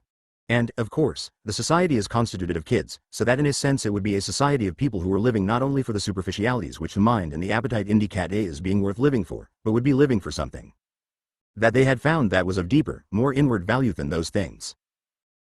Something like this is coming up now in this anti-war movement that we have, which has become actually a sociological fact. I've had a century of wars, and after each one you'll realize, disappointment, that what they said ITW, Sal about wasn't what? 203. The Hero's Journey. Once in Eugene, Oregon, after Alec Touré in which he had dealt with the age stage as described by Dante, this young woman comes up to me late Rand says, well, Dr. Camp Bell, you don't understand. Today we go directly from infancy to wisdom. I said, that marvelous, Ollie of Micides, life, Joseph Campbell, it was about, and that the chap on the other side had as much right for his impulses we had for ours. People are beginning to think there are deeper values than those which are achieved through these sociological, pathological madnesses. And it's also coming out now in the ecological movement. We have to live in relation to nature. We mustn't conquer it, as the Bible tells us Toto. We must live with it. Kusino. What kind of curriculum would you suggest, Campbell? When I was teaching at Sarah Lawrence I gave a course in mythology, and that course related to every other course on the campus. It had a relationship because it was a core course. This was the most popular course on campus. I could see how it enriched all of their understanding of the work they were doing. And so everybody thinks his own subject's a great one. I think this is the one subject there is. And it could be introduced in the freshman year. A course in the archetypes of myth. It would be a wonderful course. Fed. Kusino. iPhone of the divisive forces of war culture is that when they have common stories anymore, the common myth, can that be changed for the good by the power of the modern media? When Star Wars can be shown in the jungles of Thailand or the villages of the Philippines, will that change how knowledge and tradition are passed down because of the immediacy of our storytelling? Campbell. My thought about the present moment is really a sociologic alone. Every mythology is scheduled or composed in the service of a certain society. Everyone has developed within a certain horizon. The experiences of that society in the horizon are. What are the living element in the myth? What grabs people and holds them to society in which they're dwelling? You cannot export myth, either through space or through time. And this is one of the problems of our whole biblical tradition. Here is a mythology that grew out of a social context that is so far away from what we have now that it is not servicing our psyches. It always has to be interpreted to. And artwork that 204. The master of two worlds. You have to have someone tell about is not working on you. But, it's the aha, which tells you it is you, that is necessary in myth. And so the myth that we think we are living by is not operating on us. Hence confusion, hence a sense of tension, hence a sense of anxiety. Everything that you're doing, the very nature of your life is denied by the myth that we have. Every natural act. ISAS and feel act, say, unless it's been baptized or circumcised. This denigration of life is one of the terrible things about our ideals because they're not out of our life. Nietzsche has a saying, and the will to power de tall ideals of this kind must be rejected, that they denigrate the life which is. You see? Ideal shape to grow out of experience. Now that's hardest function, to take the experience. With respect to the sociology, to what society do you belong? The society of the planet is the only valid one now. It is the only one that's valid. And yet what was is everybody pulling back into one group loyalty, class loyalty, even, you might say, of school loyalties. No. One is courageous enough in the major field to think in terms of a planetary commitment. The themes of myths will be the same 100 years from now as they were 4,000 years ago, the basic themes. But evolving situation is one community to which the myth is in service, and the other is the natural and scientific field of experience that one is having. There is no say having a mythology that's talking about something that was true in 4000 BC Buddhist no longer true. Less than VP. A couple of years ago Joseph and E were invited by the colleges of North Dakota to give them advice on what the curriculum should be in the year 2000. Joseph said to the thought that mythology should beat the center of it because it is the only thing that could unite science and human. As mythology did in ancient times. And then we developed this idea that when Peoples came into the university they would read 30 or 40 myths, each of them. They would choose the non-myth. Because the idea is that we are probably being related to be a myth and we're being lived by it unconsciously because we are too stupid to study the myth. And there's a very big difference between living something consciously and being lived by it. Then the student would choose the one myth that attracted him and then spend time in college seeing how far he lived it and how far the myth lived him. And that would be valuable for the scientist as well. He could be living Amy Toon consciously and not know it. Robert Bly, Esselin, 1982-205. The Hero's Journey. Favorite. Do you not think that a single individual can create a group mythology? That someone like the Buddha could possibly, through HISOWN powers and inner sense, depict a mythology for an entire group? Campbell. This whole problem of the origins of mythology and how they relate to prophecies and teachings is a very delicate one. I don't think anything that he would say should be taken as a final statement. But my feeling is that on the primitive level the mythology comes out of very small groups, which have the whole genus experience. They are all having essentially the same experiences, they all have the same inward life, and so the spontaneity of that is indicated in its behavior. The question finale involves the problem of, what is the group? The early mythologies come out of very small groups. Every mythology has grown up within a bounded horizon and the people within that horizon are rehaving equivalent experiences, more or less. So that a sign like this will strike the same responses in everybody in the group. If you can't that you didn't an operating mythology. The people who become the teachers and spokesmen are those who go into trance states, and they experience the unconscious system of the others in the group. They all have about the same psychological situation. He becomes the mouthpiece, and unless you have the type of people who are in touch with that kind of group need, you're not gonna have real group mythologies. Favorite. What you're saying then is that the mythos be projected onto fertile oil so that it can develop in the group? Campbell. It comes out of the fertile oil by means of a visionary, a shaman, a person who has gone out and come back. It then falls on the same fertile soil and you have a group situation. Just think of the origin myths of any mythology whatsoever. Take the Hebrew thing of Moses going up on the mountain and coming back and giving it to the people who all are in the same fix. You see what I mean? The Yare. And it's a new fix. It's a different fix from the one that was there before. And poor Aaron with his golden calf represented the other situation out of which the people had come that was typical worship of the divine lunar power through the symbol of the moon bull. Now Moses comes down from the mountain with his horns of light on his head and he has this little message. He had on force. Actually, that sometimes happens, too, that people come in with. 206. The Master of Two Worlds. What you might call an elite, a special doctrine, which they force on people. This I show Christianity was brought to Europe. Even before the Buddha comes along, 563 to 483 BC are his dates. There had been a development in India, the development of the Upanishads. The whole theme of the Upanishads is really that the ultimate mystery is right within you, Tadvatsvi. You are it. You are yourself the mystery. How to indeed. There are techniques for search, and the Buddhist way was 1 of 5 or 6 other ways working in the same field, concern, consciousness. So what the Buddha talking to is the result of an elite group of people now moving into positions that make it possible for them to understand and to take on the Buddhist doctrine. From the right spreads. It's quite a different kind of missionizing from that of Christianity and Islam. The Muslim and Christian way has been by violence, going in and converting people. Now in Buddhism and Hinduism and Ewaits. It's already there. Foe. Brown. But what if you don't know what myth you're living by? How can you ever know? Campbell. You can ask yourself, if you're wondering about your own mythology, what is your group? With what group do you identify? Their requirement of today is becoming more and more obvious. It is the recognition that the world is osmal and so tightly interlocked, that the community, the actual community, ISA world community, there isn't a mythology to take that in, and in reaction to this need for a total society, you have a lot of groups, people pulling back into their own chosen people group, or black power group, or capitalist group, or this blue collar group, and you get mythological groups oriented to parts of the totality. So it can last. Favorite. Do you recognize any modern myths being developed, or do you see that we are living on myths of the olden days? 207. The Hero's Journey. Professor Campbell and students, late 1960s. Campbell. You've got to live on myths of the olden days. The elementary diasauri constant, they remain, they remain, they remain. The problem is the inflection. How are the myths represented? And the function of the artist is to present these eternal mysteries in terms of a contemporary context of life. Obviously not many of them have been doing it. There have been some artists and literary people. I take Joyce. I take Thomas Mann. I take Proust. I take Eliot. I take Yeats. These are visionaries, poets, for modern man. I think, for instance, Choice's work is a kind of Purana, a kind of sacred text for contemporary man. It's all right there. But as for popular mythology, you have to deal not only with the intellectuals but also down to the very roots, and a good mythology works right up and down the line. Christianity in its best period did, and the Buddhist tradition still does. You can pass from a very simple naturalistic interpretation of the deities and powers to a highly sophisticated done without a break. You don't have to lose your childhood mythology to achieve things. Buddhan. Our tradition that continuity has been lost. Arrin. Where do you think we are now in the history of civilization? 208. The Master of Two Worlds. Campbell. It is interesting when you think of the history of civilizations. The early civilizations are Gothic civilizations in Europe. When you approach a town, the first thing you would see was the religious center, the high cathedral. In the later centuries, the 16th or 17th century rise, the most important building you would see would be the palace. And now when approaching a city, what do you see? You see economic privilege, office buildings and dwellings. The whole thing is illustrated in a magnificent way in Salt Lake City. Brigham Young built it with the idea of the religious center.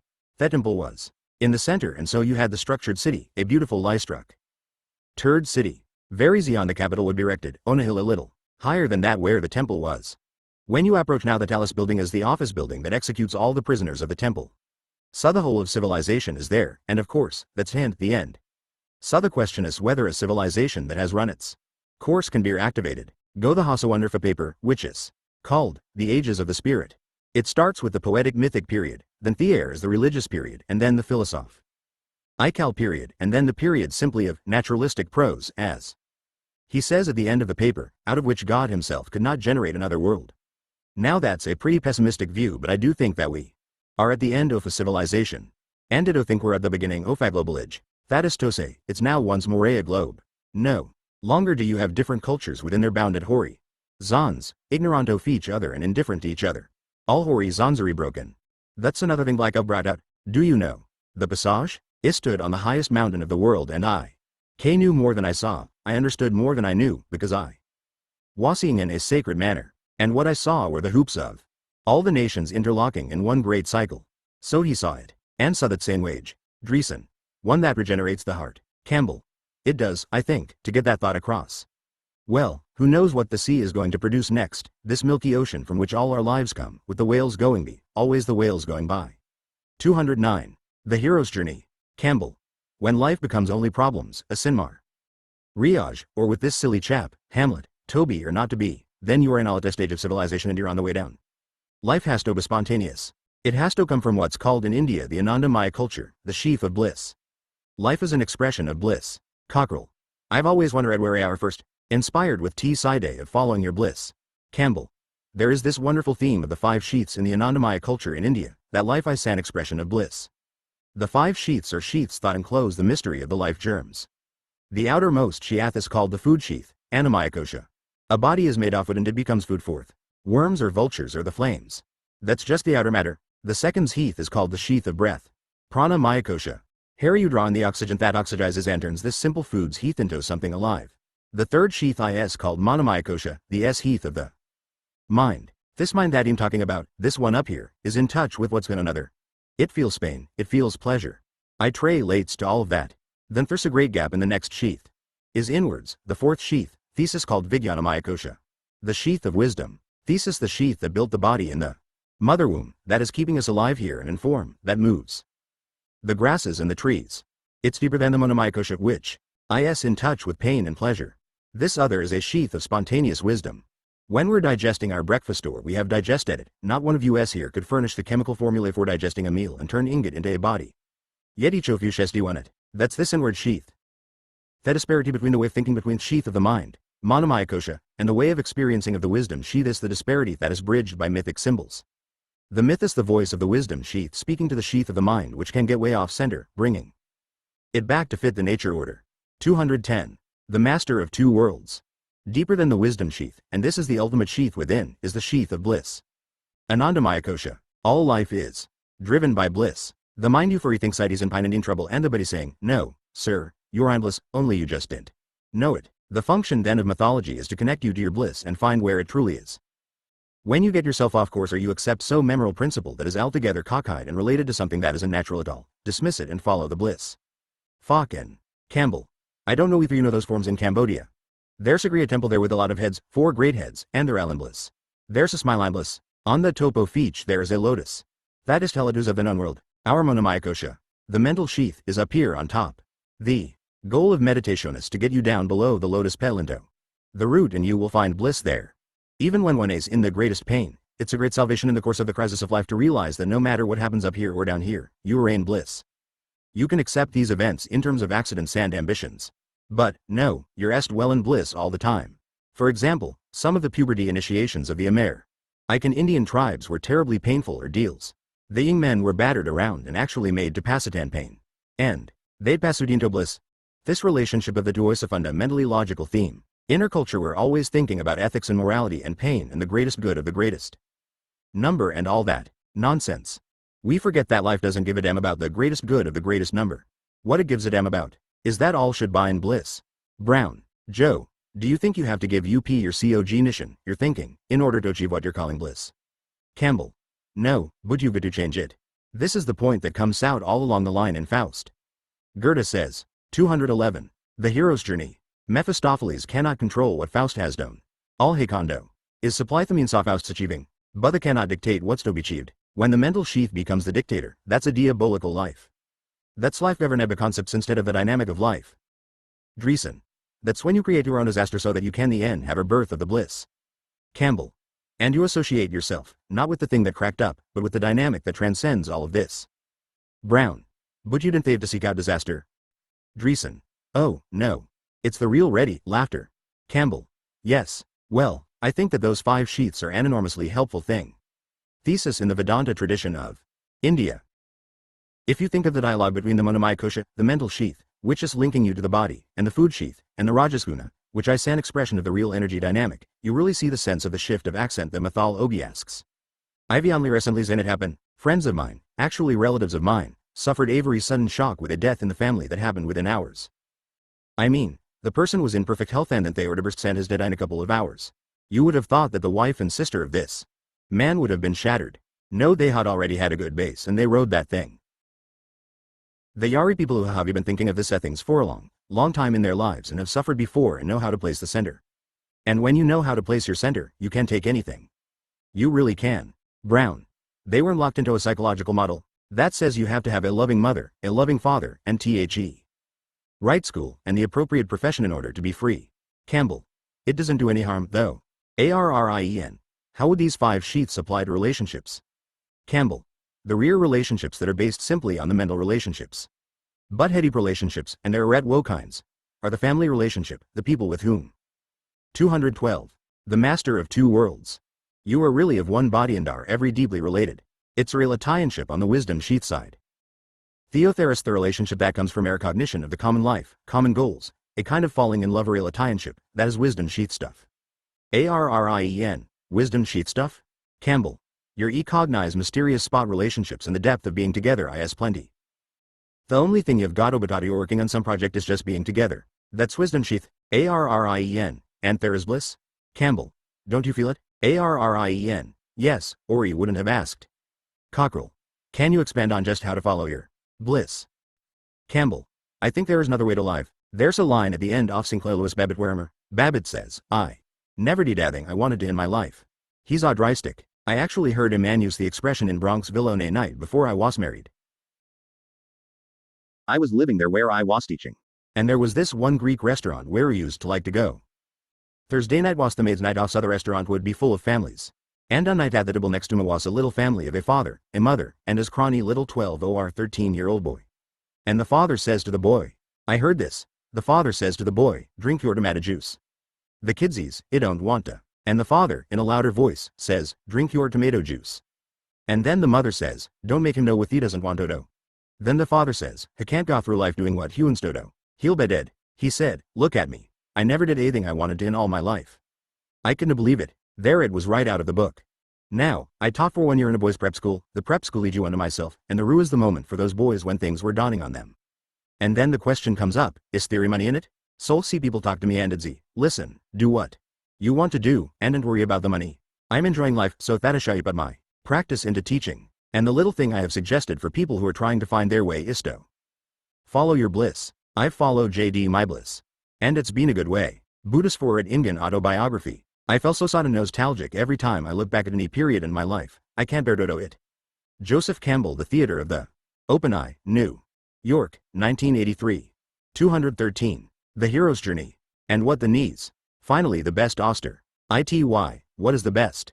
Discipline? The best discipline is to enjoy your friends. Enjoy your meals. Realize what play is. Participate in the play of life. This is known as Maha Sukha, the Great Delight. Joseph Campbell. Andy have a firm belief in this now, not only in terms of my own experience, but in knowing about the experiences of other people. When you follow your bliss, and by bliss I mean the deep sense of being in it, and doing what the pushes out of your own existence. It might not be fun, but it's your bliss and there is bliss behind pain too. You follow that and doors will open where there were no doors before, where you would not have thought there were going to be doors, and where there wouldn't be door for anybody else. There's something about the integrity of our life, and THE world moves in and helps. It really does. And I think the best thing I can say is follow your bliss. If your bliss is just your fun and your excitement, you're on the wrong track. I mean, you need instruction. Know where your bliss is, and that involves coming down to a deep place in yourself. RICHARDBEBAN. Idackerstone, a Swessy there tonight. Just how truly remarkable it is that 7 or 8 of the top 10 grossing films of all time, according to Variety, are in some way based on material that you have presented to their creators through your books.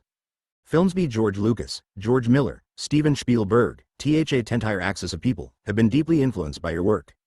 I heard a wonderful story, though, that you hadn't actually gone to a movie in over 30 years in the Nun rainy night in New York a few years back. You said to Jean, hey, let's go out and go to a movie.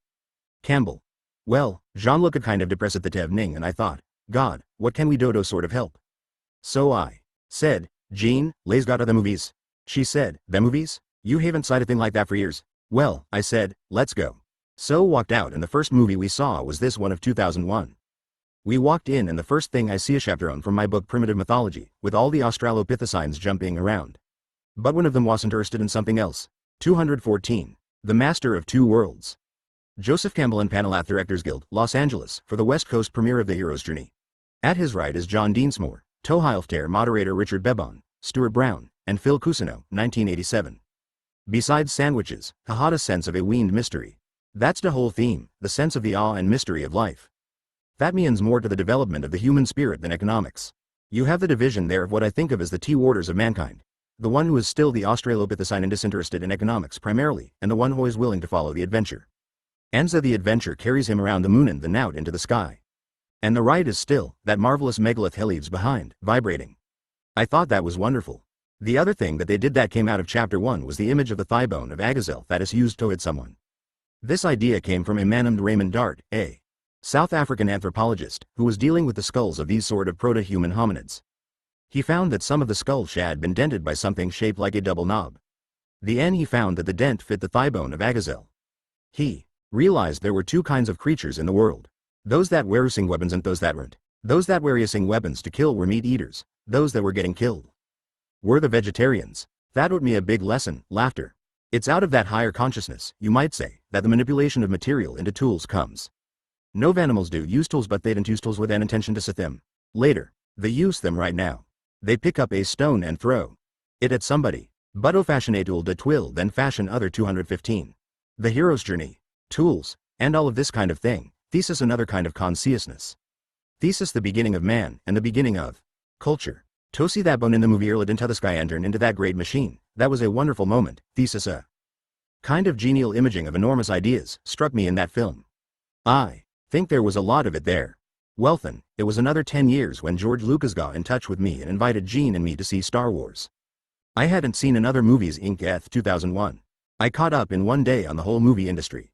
George invited Dusto the viewing theater in his place, Skywalker Ranch, there in San Rafael.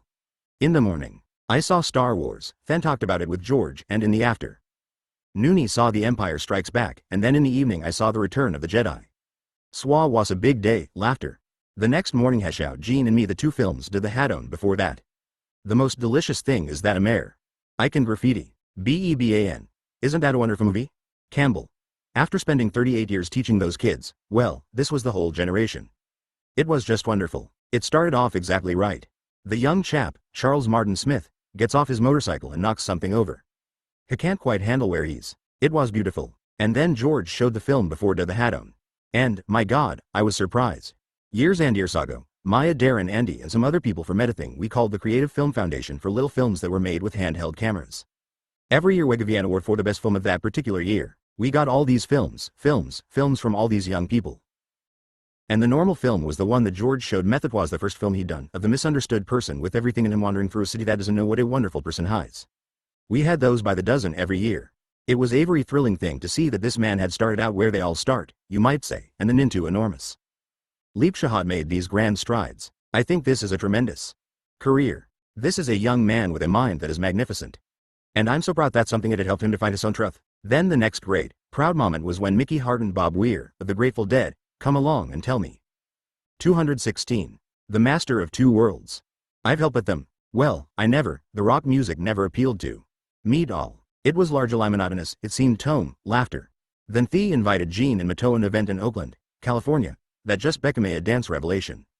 I got something there that made me note that this is magic. And it's magic for the future. BEBAN. How so? Campbell. They hit a level of humanity that makes everybody atone with each other.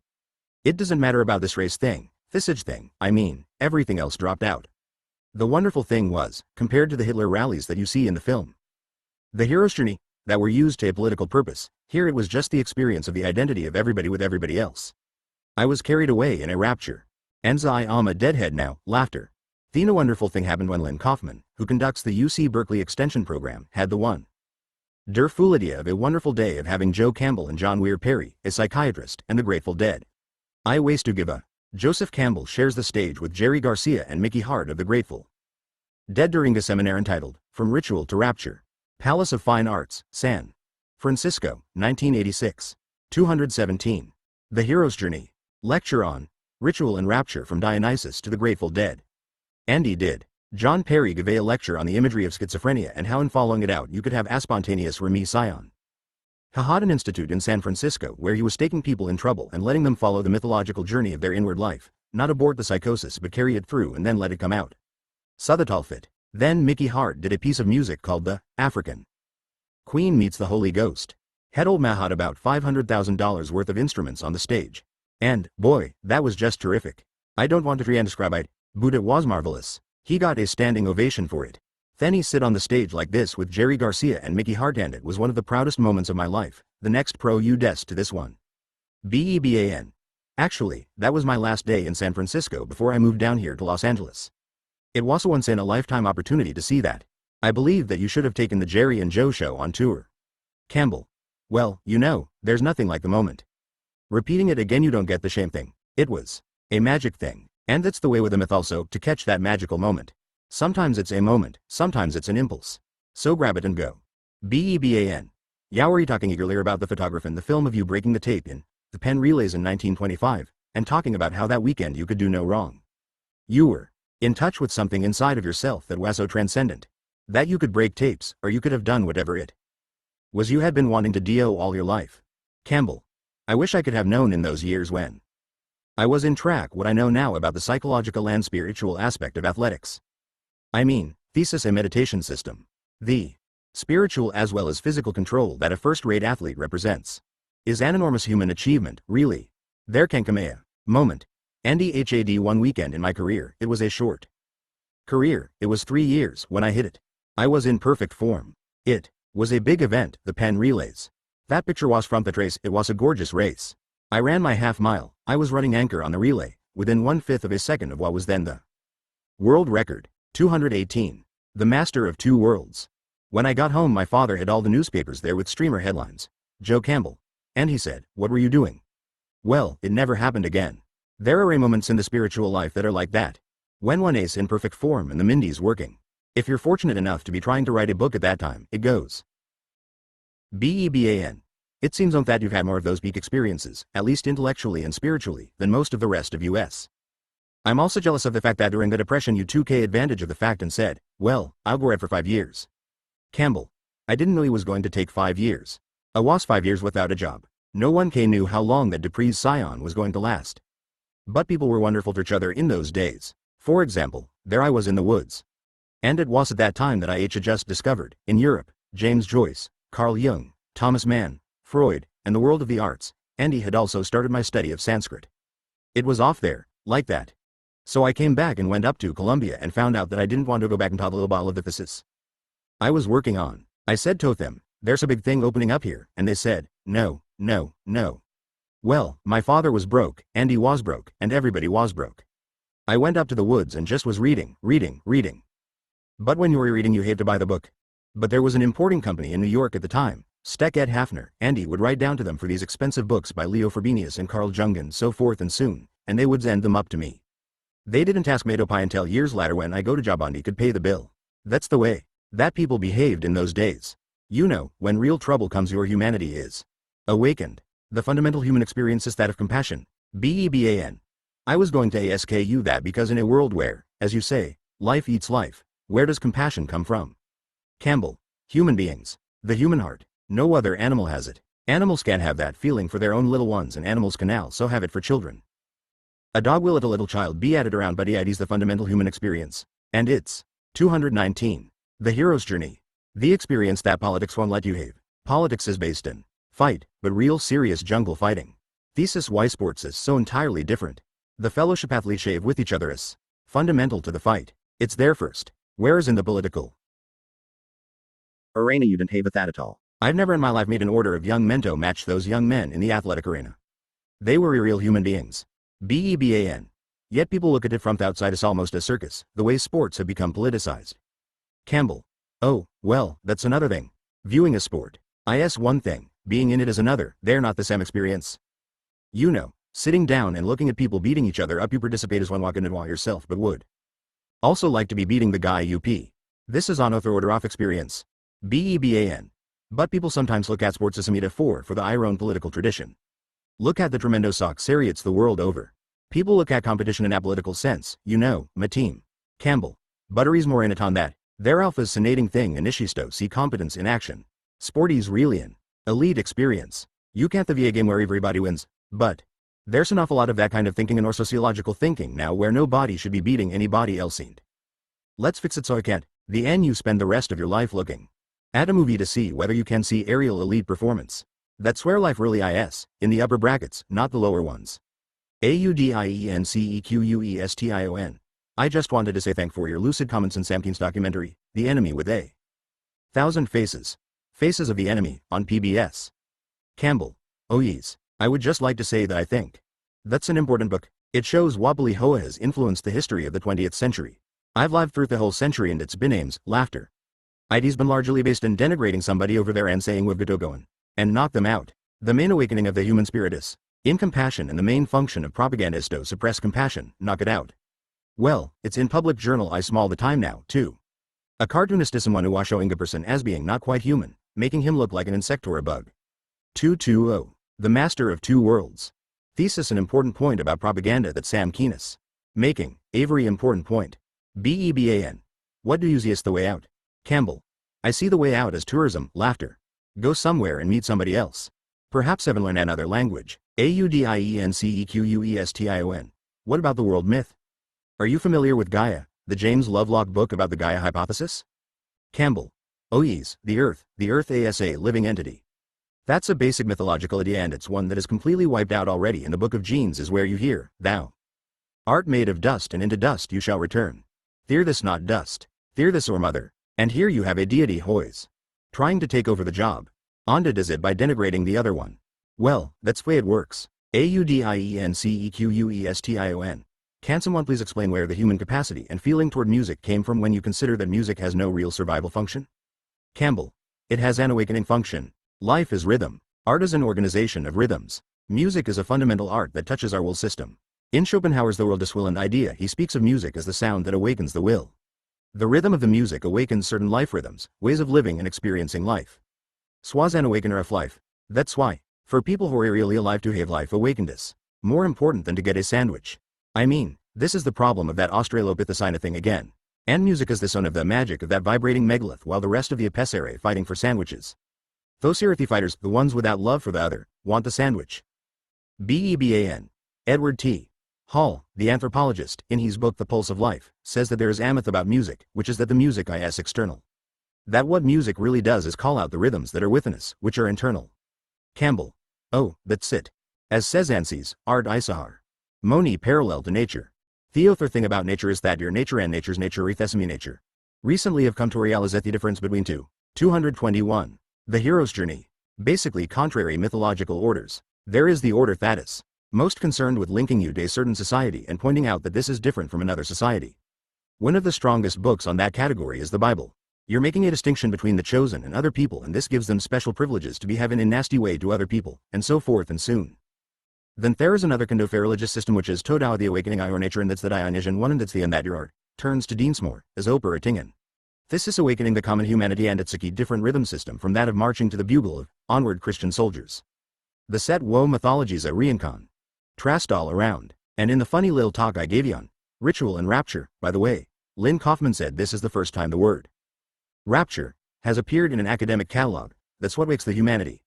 So I said, I think that the Grateful Dead are the best answer today to the atom bomb. Because the atom bomb is separatangus, and this music is calling up the common humanity. Kusino.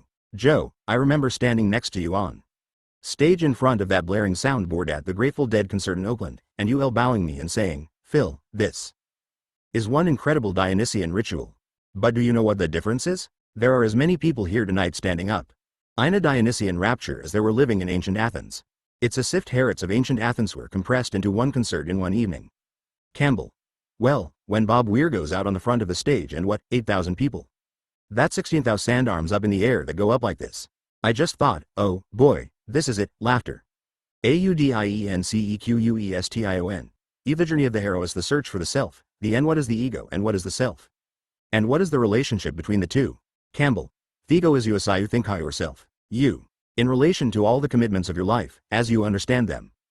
The self is the whole range of possibilities that you've never even thought of, and you are stuck with your base when you're stuck with the ego. Because if all you know about yourself is what? 222. The master of two worlds. You found out about yourself, well, that already happened. The self is a whole field of potentialities to come through. AUDIENCEQUESTION. The Tibetan Book of the Dead talks about giving up the ego to transcend oneself into a larger whole. Maybe you have a comment about the theory or the evolution of man coming into a global community. The evolution of man's next step in the ego becoming the global consciousness rather than self-consciousness? Campbell. That's what we call ego imperialism. Trying to impose you right on the universe. That's what's gotta go. The whole sense of the Oriental reincarnation is that the ego has to be thrown off and these potentialities come through with ever more illuminated embodiments. Your was your embodiment on your self is your potentiality, and that's what you listen to when you listen for the voice of inspiration and the voice of, what am I here for? What can I possibly make of myself?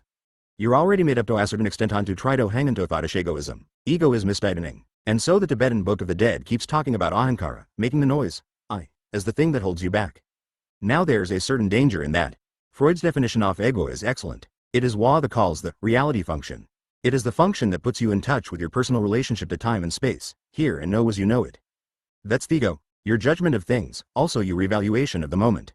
Thesis a Lego stuff. The problem is not eliminate ego, it's total ego and the judgment system of the moment into the servant of the self, not the dictator, but the vehicle for it to realize itself. It's a very nice balance, a very delicate one. And an awful lot of so-called spiritual people, they are every much against the ego and they turn themselves into. Well, one of the problems about being psychoanalyzed is, as Nietzsche said, be carefulest in casting out your devils that you cast out the best thing that's in you. So many people who are really in deep analysis look as thaw and act as thought hey have been filleted. There's no one there is no stuff. How to get rid of those dictator internet into messenger and servant on scout, Toby in your service, is the trick. AUDIENCEQUESTION. What my THSDO you feel dominate the American workplace. And what my THSDO you think should. 223. The Hero's Journey. BE instituted to make the American workplace a better placing. Which to work. Campbell. The American workplace is based upon the myth of money. Money is the bottom line today. No value can supersede the value of money. If you want to explain anything that you're doing, turning out third-rate material or anything else, it's cost. You can't turn out what you like to turn out because it would cost you too much. The hero's thonifa will do it even sacrificing the money.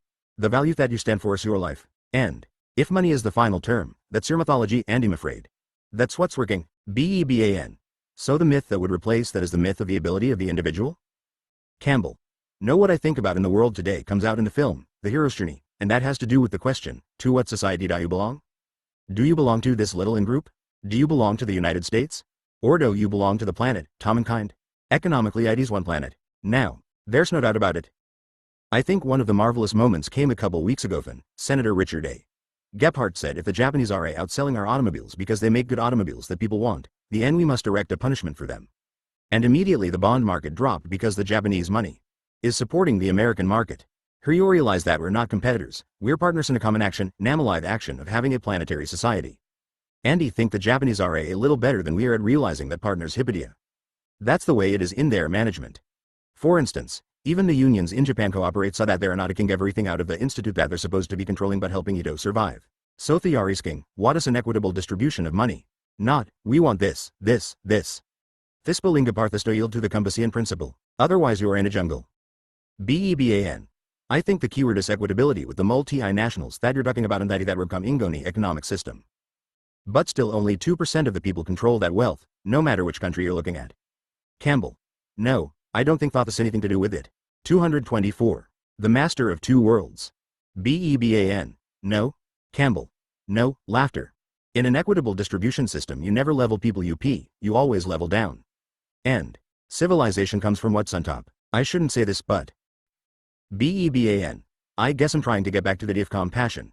Where does that come from? When people are in fact, suffering because of a lack of goods. Campbell. Oh, well, that's something else. No, economic decency is not exploiting people. Buddha economic situation now is that there should not be anybody hungry in the world. That's really a fact, it's there for them to have it. The problem of distributing it is an enormous problem, by the way. And it's one thing to be equitable and give everything away, it's another thing to be equitable and give away yourself. Then you can't really help anybody, can you? That's a little bit like the ego-self problem. In actual economic situations this is complicated by the specifics of the situation, and he can't talk about that. The basic thing is to think of society in its actuality, ASA. World society, which is what it is.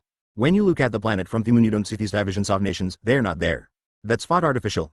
And it's the artificiality of this divisiveness that's the whole sense of Sam Keen's book and film, Faces of the Enemy. You turn your partner into enemy and you have a war. BEBAN. East had the dominant mythological image now, the idea that we can see the Earth from the moon. We have these photographs of our beautiful globe hovering there in outer space. Campbell.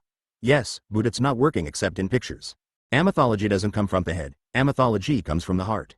BEBAN. Butter is something so beautiful about finally seeing it. Campbell. Yeah, but how do you feel about people? Not how do you think about people. But what is the feeling system? A mythology comes from the feeling and an experience not from thinking. The difference between an ideology and a mythology is the difference between the ego and the self. Ideology comes from the thinking system and mythology comes from the being. BEBAN. I think we have time for one more question. JOHNDENSMORE. I'm going to try and put you on the spot. 225. The hero's journey. Campbell. I knew that moment would come. Deansmore. The essence of the world is sorrow and the trickies, joyful participation in the sorrows of the world. Sayesh toit and wad shit blow up. The world is okay, all rests in God. Right? Campbell. That's a very nice lecture, I go with it all the way. Deansmore. Right. So form, that gives me peace.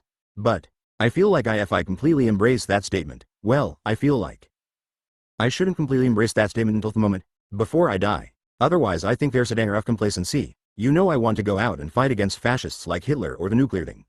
And you wonder whether this undermines me. Campbell. Thesis the problem that's come up 2 or 3 times tonight with the self and the ego.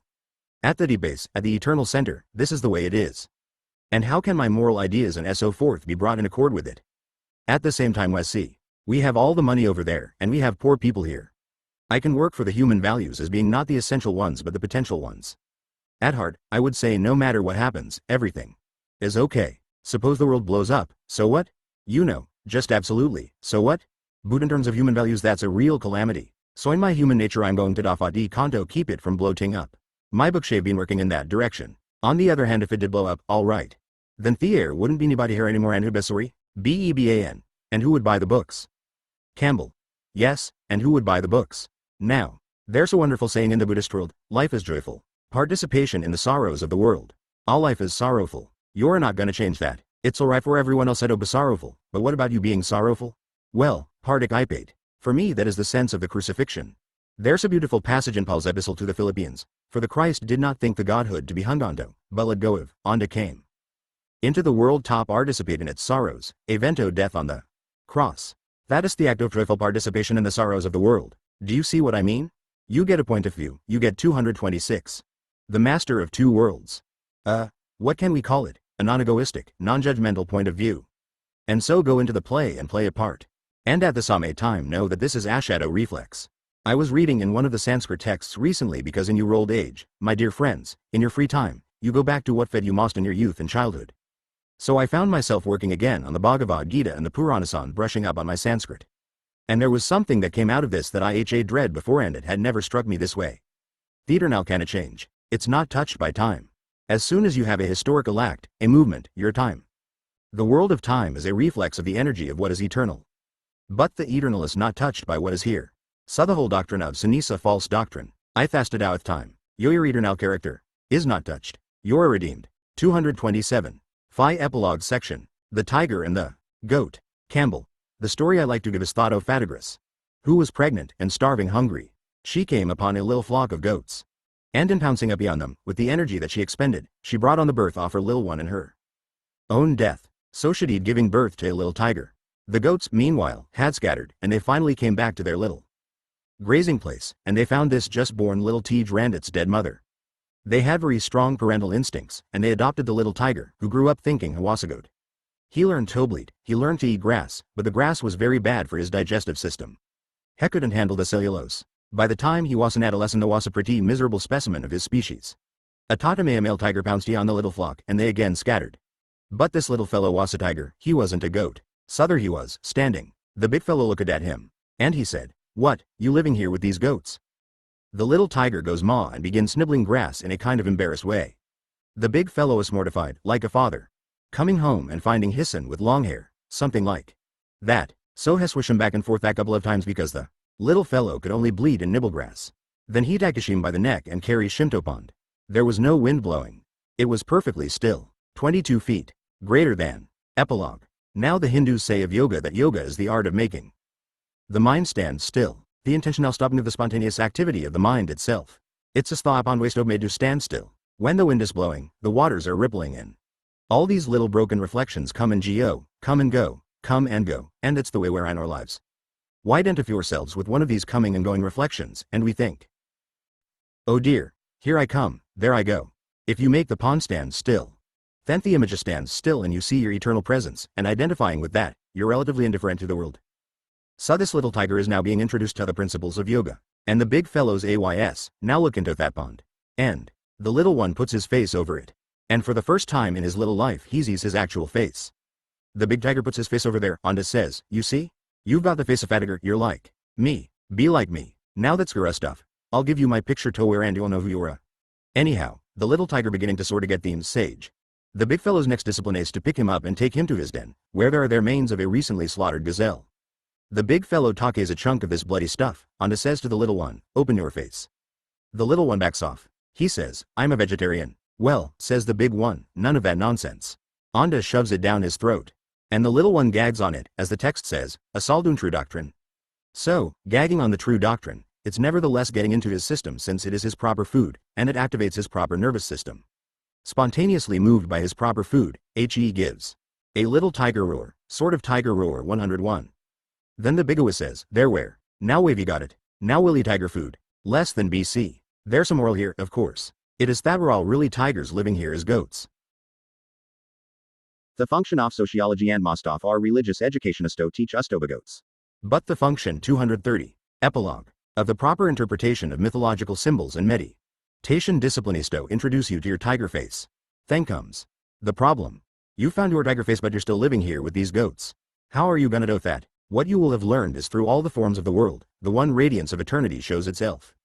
You can regard the appearance of the miracle of life in all these forms. Bhutan let them know that you are a tiger. When Halivor Jesus let the Orthodox community know that they were tigers, they were crucified. And so the Sufis learned the lesson at that time with the death of Halij around 900 AD. And it is, you wear the outer garment of the law, you behave like everyone else, and you wear the inner garment of the mystic way. Now that's the great secret of life. So with that, I commit you all to be tigers in the world. Bhutan let anybody know it. 231. Less than BC. Books by Joseph Campbell. Where the two commito their father. A Navajo war ceremonial, with Maud Oakes and Jeff King. A skeleton key to Finnegan's Wake, with Henry Morton Robinson. The hero with 1,000 faces. The Masks of God. Primitive mythology. The Masks of God. Oriental mythology. The Masks of God. Occidental mythology. The Masks of God, creative mythology. The Flight of the Wild Gander, explorations in the mythological dimension. The Mythic Image, myths to live by. Tarot Revelations, with Richard Roberts. Historical Atlas of World Mythology The Way of the Animal Powers. 2. The Way of the Seated Earth. The Inner Reaches of Outer Space. The Power of Myth, with Bill Moyers. 233. Books edited by Joseph Campbell. The Portable Arabian Nights. The Portable Jung. Myths, Dreams, and Religion. My Life and Lives. The Story of a Tibetan Incarnation, with Rado Kyongla Nawang Losang. Papers from the Uranos Yearbooks, 6 volumes. Books edited and completed from the Posthuma of Heinrich Zimmer. Myths and Symbols in Indian Art and Civilization. The King and the Corpse. Philosophies of India. The Art of Indian Asia. 2 volumes. 234. Bibliography. Alighieri, Dante. The Convivio. Trans. Philip H. Wicksteed. London. J. M. Dent and Sons, 1903. The Divine Comedy. 6 vols. Trans. Charles. Singleton. Bollingen Series LXXX. Princeton. Princeton University Press, 1975. La Vida Nuova. Trans. Charles Eliot Norton. Boston and New York. Houghton Mifflin Company, 1867. Arnold, Sir Edwin. The Light of Asia. London and Madras. The Theosophical Publishing House, 1980. Arian, Angelus. The Tarot Handbook. Practical Applications of Ancient Visual Symbols. Sonoma, C.A. Arcus Press, 1987. Bastian, Adolf. Das Bestandagenden Menschenrassen die Spielweiterer. Veranderly Kate, Berlin. Dietrich Reimer, 1868. Badir, Joseph. La Romande Tristan. Trans. Hilaire Belloc. Compel, Paul. Rosenfeld, Paris. Société des Anciens Textes Franques, 1902. Blake, William. Poetry and Prose of William Blake. New York. Random House, 1927. Bly, Robert. Selected Poetry. New York. Perennial Library, 1986. Brown, Joseph Epis. The Sacred Pipe. Black Elk's Account of the Seven Rites of the Oglala Sioux. Norman. University of Oklahoma Press, 1963. Campbell, Joseph, and Richard Roberts. Tarot Revelations. San Anselmo. Vernal Equinox Press, 1979.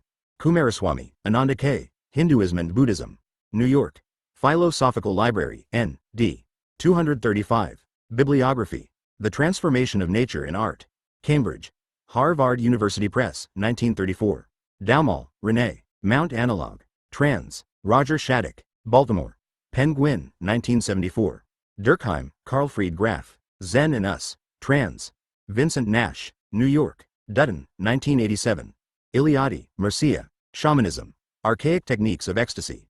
Trans. Willard R. Trask. Bollingen Series LXXVI. Princeton. Princeton University Press, 1964. Eliot, T.S. The Wasteland. New York. Harcourt, Brace and World, 1922. Eschenbach, Wolfram von. Parzival, New York. Random House, Vintage Books, 1961. Evans Wentz, W.Y. The Tibetan Book of the Dead. New York. Oxford University Press, 1960. Facino, Marcelio. The Book of Life. Trans. Charles Bohr, Dallas. Spring. Publications, 1980. Frankel, Dr. Victor E. Mansearch for Meaning, An Introduction to Logotherapy. New York. Washington Square Press, 1963. Fraser, Sir James George. The Golden Bough, Abridged. Ed. Theodore H. Gaster. New York. Mentor Books, 1964. Freud, Sigmund. Collected Papers. New York. Basic Books, 1959. Frobenius, Leo. Voice of Africa. 2 vols. Reprint of 1913 ed. Salem. Air. Press, 1969. Goethe, Wolfgang. Faust. Boston and New York. Houghton Mifflin Company, 1870. The Gospel According to Thomas. Trans. A. Guillemont et al. Leiden. E. J. Brill. New York. Harper and Row Publishers, 1959. Groff, Stanislav. East and West. Ancient Wisdom and Modern Science. Mill Valley. C.A. Robert Briggs, 1985. LSD Psychotherapy. San Bernardino. C.A. Borgo. Press, 1986. Grinnell, George Bird. Blackfoot Lodge Tales. New York. Charles Scribb Nersons, 1916. Hall, Edward T. The Dance of Life. The Other Dimension of Time. New York. Doubleday, 1984. Highwater, Jamaica. The Primal Mind. Vision and Reality in Indian America. New York and Scarborough, Ontario. Meridian, 1981. Hill, Gareth, ed. The Shaman from Elko. Papers in honor of Joseph Henn. Durson's 75th birthday. San Francisco. C.G. Jung Institute, 1978. Jeffers, Robinson. Selected Poems. New York. Random House, 1953. Janus, Iwanland Michel Dufet. Bordel, Paris. Art Editions d'Art, 1971. Joyce, James. Finnegan's Wake. New York. Viking Press, 1939. 236. Bibliography. A Portrait of the Artist as a Young Man. New York. The Viking Press, 1964. Ulysses. New York. Random House, The Modern Library, 1934. Jung, C.G. Symbols of Transformation. New York. Pantheon Books, 1956. Memories, Dreams and Reflections. Recorded Ended. Aniela Jaffa. Trans. Richard and Clara Winston. New York. Pantheon Books, 1963. Kant, Emmanuel. The Critique of Pure Reason. Trans. Ended. Norman K. Smith. New York. Street Martinspress, 1987. Prolegminato Any Future Metaphysics. Trans. Paul Karras. Peru. Ill. Open Court Press, 1985. Keene, Sam. The Faces of the Enemy. San Francisco. Harper and Row Pub. Lishers, 1986. Kellerman, Stanley. Somatic Reality. Berkeley. Center Press, 1979. Kin, Herbert. The Rock Pictures of Europe. New York. October Press. Lewis, Sinclair. Babbitt. New York. Harcourt, Brace and Jovanovich, 1949. Mallory, Sir Thomas. Lamortia, Arthur. 2 vols. Ed. Janet Cowan. London. Penguin, 1970. Mann, Thomas. Buddenbrooks. New York. Random House, 1984. Magic Mountain. New York. Random House, 1969. Marikowski, Dmitri. The Romance of Leonardo da Vinci. Trans. Bernard Gilbert Gurney. New York. The Modern Library, 1928. Murphy, Michael, and Rhea A. White. The Psychic Side of Sports. Reading. Addison Wesley Publishing, 1978. Neihart, John. Black Elk Speaks. Lincoln. University of Nebraska Press, 1968. Nietzsche, Friedrich. Thus Spake Zarathustra. London. Penguin, 1961. The Birth of Tragedy. New York. Vintage Books, 1967. Nielsen, Martin P. A History of Greek Religion. Trans. F. J. Fielden. Westport. Greenwood Press, 1949. Ortega Gasset, Jose. Meditations on Quixote. Trans. Evelyn Ruggin Diego Marin. New York. W. & Company, 1961. Ovid. Metamorphoses. Trans. Frank Justice Miller. The Loeb Classical Library. Cambridge. Harvard University Press, 1916. Pagels, Elaine. The Gnostic Gospels. New York. Vintage Books, 1981. Pound, Ezra. Selected Poems. 1908 to 1959. London. Faber and Faber, 1975. Proust, Marcel. Remembrances of Things Past. Trans. C.K. Scott Monkneff and Terence Kilmartin. New York. Random House, 1981. Ramakrishna, Sri. The Gospels of Sri Ramakrishna. Trans. Swami Nikhilananda. New York. Ramakrishna Vivekananda Center, 1942. Rougemont, Deniste. Love in the Western World. Trans. Montgomery. Belgian. Princeton. Princeton University Press, 1983. 237. Bibliography. Schopenhauer, Arnold. The World as Will and Representation. 2 vols. Trans. E. F. Payne. New York. Dover, 1966. Schrödinger, Edwin. My View of the World. Trans. Cecily Hastings. Cambridge. Cambridge University Press, 1964. Spengler, Oswald. The Decline of the West. Trans. Charles Francis Atkinson. New York. Alfreda. Knopf, 1926. Strasberg, Gottfried von. Tristan. Transa. T. Haddo. Baltimore. Penguin Books, 1960. Suzuki, Daisetsu. Zen and Japanese Culture. Bollingen Series LXIV. Princeton. Princeton University Press, 1959. Troyes, Crediende. La Queste del Saint Graal. Ed. Albert Poffiale. Paris. Champion, 1949. Su, Lao. Dao Te Ching. Trans. Arthur Whaley. New York. The Macmillan Company, 1954. Underhill, Evelyn. Mysticism. Cleveland and New York. Meridian, 1970. Watts, Alan. In My Own Way. New York. Vintage Books, 1972. Yates, W. B. Avision. New York. Macmillan Company, First Collier Books Edition, 1966. Irish Folktales. New York. The Modern Library, N. D. The Collected Poems of W. B. Yeats. London. Macmillan, 1966. 238 Contributors. Betty Anderson is a photographer and therapist from Northern California.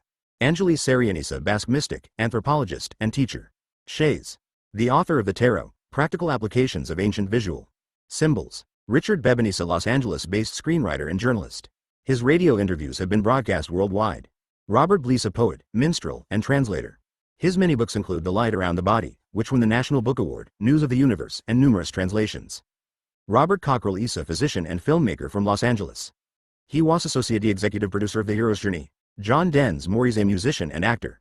He was the drummer for Doors and is the author of the upcoming autobiography Riders on the Storm. Edward Dreesen is an Aikido master who currently lives in Northern California. Lawrence Favreau is director of the Preventive Medical Program of Sharp Memorial Hospital in San Diego, California, and assistant chief of cardiology. He is a fellow of the American College of Cardiology. Stanislav Grof W. is formerly chief of psychiatric research at the Maryland Psychiatric Research Center and assistant professor of psychiatry at Johns Hopkins University School of Medicine. He is 239. Contributors. Currently scholar in Residency at Esalen Institute. He is author of Beyond Death and Beyond the Brain, among many other volumes. Roger Guillemin, a Nobel Prize laureate for his research in brain chemistry. Joan Halifax is an anthropologist, lecturer, and author of Shaman, Wounded Healer and Shamanic Voices, a survey of visionary narratives. J.A. Make High Water is a writer and lecturer on the arts and American Indian culture. His many books include The Primal Mind, Vision and Reality in Indian America and Anpao, An American Indian Odyssey. David Kennard is a documentary filmmaker from London, England. His credits include work on the television productions of Connections and China. He was location director for the Esalen filming on The Hero's Journey. Richard Tarnas is a writer, astrologer, and teacher who lives in Big Sur, California. Rosin Nazukat was administrative assistant to the producer on The Hero's Journey. Currently she is vice president of a public relations firm in San Diego, California. 240. Credits. This page is a continuation of the copyright page. Grateful acknowledgement is made for permission granted to reproduce images in the text. Pages V and 197 courtesy of Phil Cusino. Pages 1, 2, 3, 4, 5, top, 7, 9, 18, 20, 21, 22, 26, 30, left, 78, 81, 82, photo by Julian Bryan, 84, 140, 144, 150, 151, top left, 183,201, and 208 courtesy of Gene Erdman.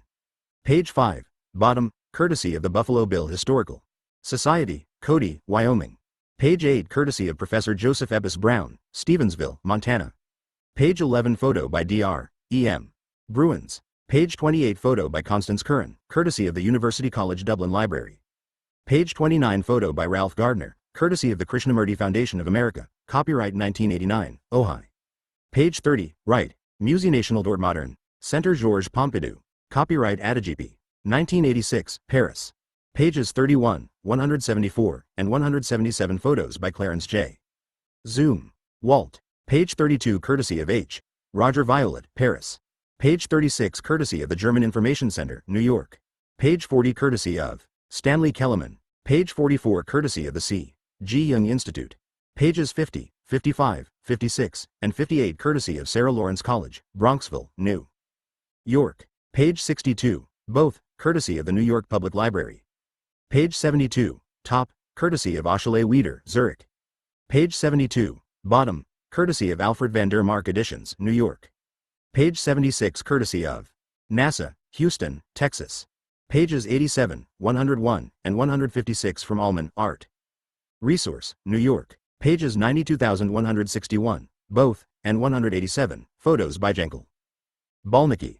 Page 96, photo by Eric Lawton, courtesy of the Royal Museum of Fine Arts, Copenhagen. Page 104, both, courtesy of the British. 241. Credits. Museum, Department of Medieval and Later Antiquities. Page 109 courtesy of the Bibliothèque Nationale, Paris. Page 113 photo by Jean-Claude Chansamino, Tanta. Philip Rawson, Thames and Hudson, London. Page 114 photo by Philippe Halsman, 1943, courtesy of Yvonne Halsman.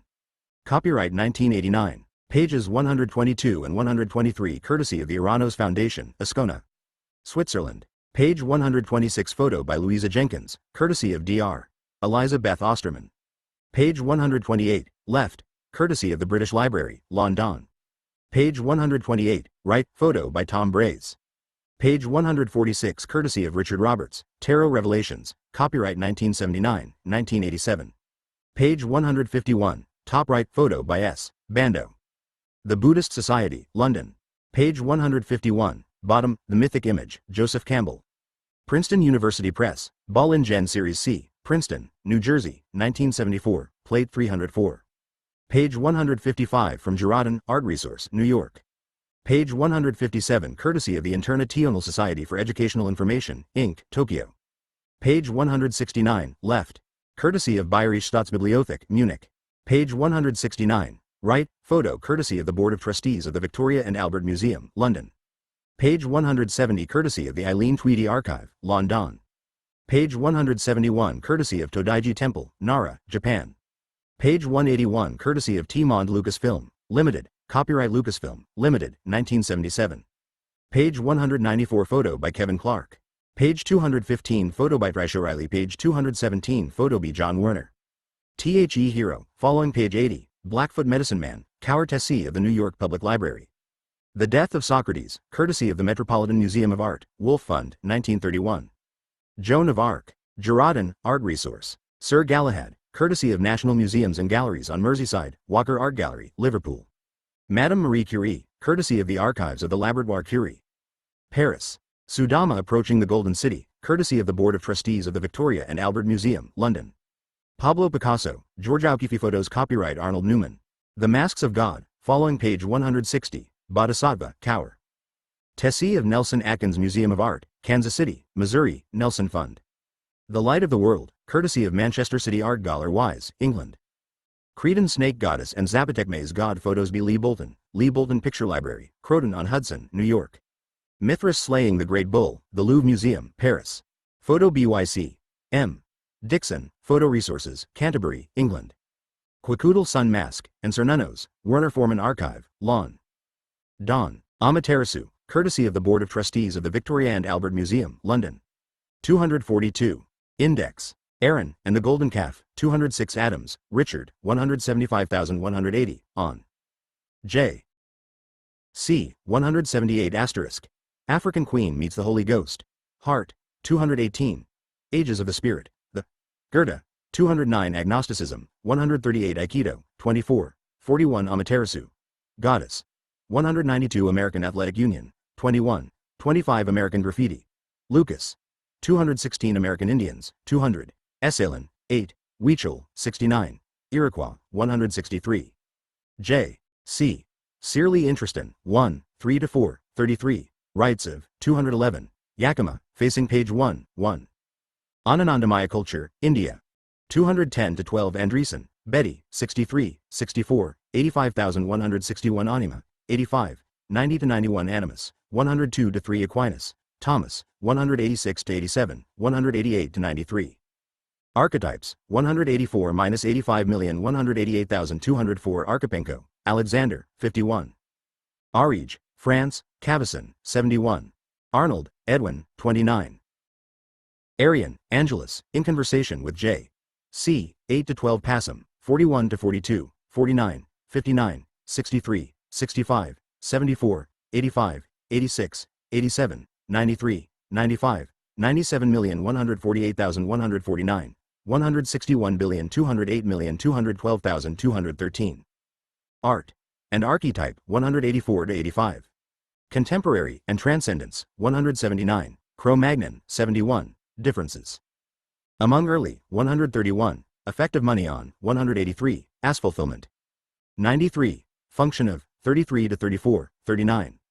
163. 191. In Japan, 151. And Mysticism, 139. Naturalism. 181. 182. Political, 186-87. Proper and Improper, 186-88. 193. Renaissance, 178-79. Sources of, 60-70. And Technique, 94 Artemis, 95-96, 96. Page number sin italics RF illustrations, page number, in boldface referto sidebars. 243. Index. Art of Indian Asia, the, Zimmer, 124. Artist. Function of, 177,205, 208, Identification and, 152. Athletics. As Meditation, 218-19. Mystic as Min, 41, AS Organized. Violence, 20. Attitude, scientific, 159,160 61 audience, questions from the 42, 67, 92, 93, 94, 121, 132 33,134,220 24 Passam Max, Achulian Hand, 72, 72. Babbitt, Louis, 213 Barasana, Brazil, study of 130. Bastian, Adolf, 45-46,127,132 Beach, Sylvia, 31, 33. Beautiful and the Sublime. The Kant, 88 Bebon, Richard, in conversation with J.C., 214-16 Passam, 215 Bhagavad Gita, 227. Bible, Mythology and 43,222. The Tree of Life in 170. Biology, Mythosa function of 139,159. Bird in Flight, Brancusi, 30. Birth, Virgin, 166. Birth of Tragedy, the Nietzsche, 37 Black Elk, 8, 10,208 9.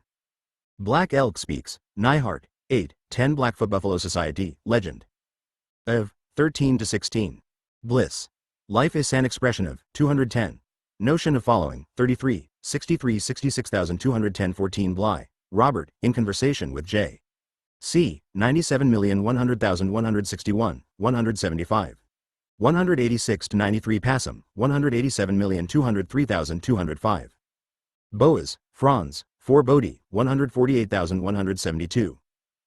Bodhisattva, 173 Bollingen Foundation, 47,114, 120,121,123-24, 126-27, 126,141. Bollingen, Maguire, 121,123, 126 Bollingen Scries, the 115 Book of Lindisfarne, the illustration from 128. Botticelli, Sandro, 178 Bordel, Antoine, 31-32, 32 Brancusi, Constantine, 30, 30 Brown, Stewart, in conversation with J. C. 2-7 Passam, 17, 20, 22, 24, 28-29, 43, 44, 59-60, 73, 83, 84, 94,106, 119 quadrillion 125 trillion 129 billion 134,138,143, 149,158, 159,166,179,196, 207,211, 212,215 Buber, Martin, 136-37 Buddenbrooks, Man, 38 Buddha, the 29,173,206,207. And Joyce, 33 Buddhism, 149,152-54,226. Buffalo, Annihilation of, and Effect on the American Indians, 17. Buffalo Bill's Wild West Show, 1, 5, 6 Bureau of Ethnology, 4. Burial, Ritualized, 71. Bushman, South Africa, 61. Campbell, Alice, J. C. S. Sister, 29, 51 Campbell, Charles, J. C.'s brother, 1, 3, 5 Campbell, Charles, J. C. S. father, 1, 2, 2 Campbell, Joseph, V. 183, on. Art, 178-79,188-89, on. Autobiography, 213, awards. Wanby, 115,175-79. Boyhood, 3-7, bust of, by. 244. Index. Angela Gregory, 31, Celtic. Irish background of, 3, on. Civilization, 208-10, on collaboration in writing. 116-17, on creativity, 188, on. Dancing, 24, degrees. Academic, 19, 198, on. Discipline, 214, early interests. 1. As editor, 115, 123, 126, at the Foreign Service Institute. Washington, D.C., 141,144, in France, 29, Ciasso. University of Paris. Grandparents, Memories of, 2-3, and Henry Morton Robinson, 114, Ciasso. Skeleton Key, Heroes of, 4-5. In Honolulu, 191, on imagery, 178-79, in India, 79-80, on individual freedom, 150, Asan. Infant, 2, on the influence of. His work, 185, interview with, on radio, 134-36, and Gene Erdman, 18, 81, 82-83,123. With Jerry Garcia and Mickey Hart, 2/7, ASA Lecturer, 175, at the Museum of Natural History, New York, 194, at the National Arts Club, 114. Arnoldage, 198 to 200, on reading, 53,219, with R. F.C. Hull, 123, with Robert Bly, 161,181, with Roger Gillimon, 161. ASA Runner, 19, 21 to 23, 21. AT School, 1, 7, 7, on Sports, 20 to 24, with Stanislav Grof, 161. Teaching, 50, 51,175,208, at Tenrikyo, Japan, 140. Traveling, 19, 79-80,141,150,151. At University, 1, 18 to 23, 18, 19, 21, 29 to 33, 29 to 38. As a writer, 115 to 20. On writing, 117, 125-27,183,184, on writing. On a computer, 196 to 98, with A. Yakima Woman, Campbell, Josephine, J. C's mother, 1, 2 to 3, 2 Canterbury School, Connecticut, 1, 7, 7, 51. Cantos, pound, 193. Career, importance of finding, 100 to 101. Catlin, George, 17. Caves, 71. Cezanne, Paul, on art, 8, 74, 179,221 change, and folk ideas, 46 to 47. Aspiritual energy, 199 Chertsey Abbey, Tilleyson, 104 choreography, The Medusa and, 81 to 82. Christ, 173. The Imitation of, 173. Christianity, 42 to 43. Assimilation of, in Europe, 111. Mythic Understanding in, 154 to 58. Oriental Perception of, 172. Orthodox, 147 to 48. Symbology of, and Renaissance Art, 178 to 79. Chunglang Aluong, 141. Circe, 130. City, Relationship with, 189. Civilization, Building SAS. Symbols of, 209. Coach with the 6 insides, the, Erdmann, 84,177. Cockrell, Robert, in conversation with J.C., 84, 88,166,167,168,178, 179, 186,187, 188,198, 201. Passam, 210,213. Cody, Buffalo Bill, 5. Coleridge, Samuel Taylor, 70. Collected Letters O. J. Thomas Mann, 119. Compassion, 219. 20,224. 24s. Index. Computer, J. C. Onesing, 196 to 98. Concretism, Historical, and Christianity, 156. Consciousness. Buddha, 152 to 53, 156-57,167. IDEAOF. 128 to 29. Convivio, the, Dante, 145. Kumaraswamy, Ananda K. 124,127. Cooper Union Forum, New York City, 133, 141. Corpuscle Medicum, 178. Cusino, Phil, in conversation with J. C. 25 to 27. Passam, 34, 121,182-85. Passam, 197,203, 204, 215,222. Cousins, Norman, 118. Covenant, Between the Hunter and the Prey, 13 to 16. Craft, in Art, 139. Crafts, Women and, 95. Creative Film Foundation, 115, 216. Crisis, Midlife, 49, 63 to 64. Critique of Pure Reason, Kant, 40. Cro-Magnon, Ritual Among, 71. Crucifix, as a Symbol, 172. Crucifixion, 179,226. IDEAOF. 154 to 55. Cryptomnesia, 37. Culture, Transformations in Mythology, 131 to 32. Cunningham, Merce, 180,184. Curtis, Glenn, 47. Cushing, Frank H. 4. Cycle, in Mythology, 12. Dalai Lama, the, 67. Dance. J. C. Sinfluence on, 180. Jean Erdmann, 80 to 84. Dante, 145, 147,204. Dartmouth College, 1, 21. Dart, Raymond, 215. Darwin, Charles, Refutation of, 170. Daumal, René, 11. Da Vinci, Leonardo, 1, 27. Davis, Adele, 51. De Borneo, Giraud, 104. Decline of the West, the, Spengler, 54, 79,120. Deity, IDEAOF, 128-29 Delphi, Greece, 8-9. De Medici, Cosimo, 178 Demeter, 96 Deansmore, John, in conversation with J. C. 215,225,226 Darren, Maya, 216. Die Kleine Herr Friedman, Man, 36. Directors Guild, Los Angeles, 195,215. Discipline, 214 Dream, and Myth, 128-29. Mythology as Public, 159 Dreesen, Edward, in Conversation with J. C. 8, 11, 12, 24,208,212 Drugs, Myth-Oriented Visions and 68-70. Duality, J. C. On, 97-98 Duncan, Raymond, 30. Derkheim, Carl Fried Graf, 40,168,191. Eckhart, Meister, 106. Quoted, 138 Education, compared with Indoctrination, 202-3 Ego, compared with the Self. 222-26, Freud's Definition of. 223 Eisenhower, Dwight, Ike, 196. Iliadi, Christine, 151.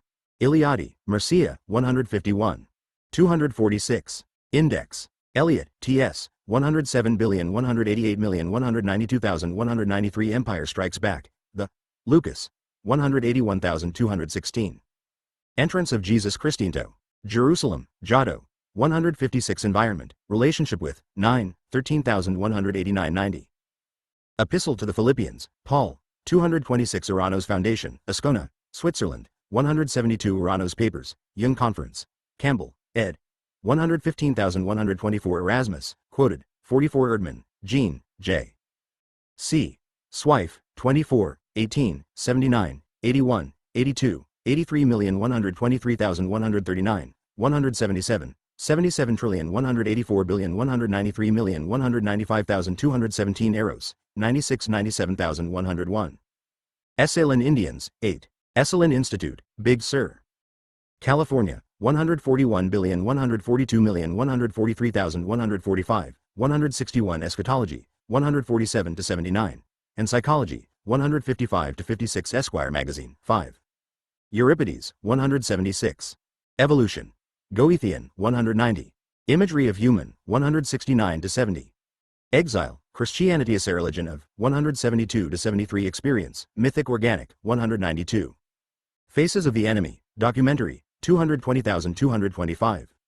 Fairbanks, Douglas, as J. C's Hero, 27. Fairchild, Johnson, 133. Fall, the 149-50,192 Fantasy and Roman. Catholicism, 6 Father Divine, 148 Faust. Goethe, 161,182,211 12 Favret, Lawrence, in Conversation with J. C. 85, 89,102, 103, 111, 150,158. 206,207. Facino, Marcelio, 178. Films, J. C. On, 180-82. J. C's Influence on, 175,214-16. C. Alcero's Journey, Finnegan's Wake. Joyce. 11, 33, 37, 99,116, 186. Influence of. On Gene Erdmann, 83-84, Myth. In, 127, Thomas Mannon. 119, Ann Wilderskino 4. Teeth, 118. Firewomen, 179. Flight of the Wild Gander, 180. Flyer, the 62 Foreign Service Institute. Washington, D.C., 141,144. Foundations of Morality, the. Schopenhauer, 41. Freud in the Future. Man. 36 Freud, Sigmund, 39,223, Man. On, 35-36. On Mythology and the Unconscious, 44-45 Frobenius, Leo, 54 Fundamentalism, Asa. Concretization of Symbol, 166 for Meyer, Berthold, 169.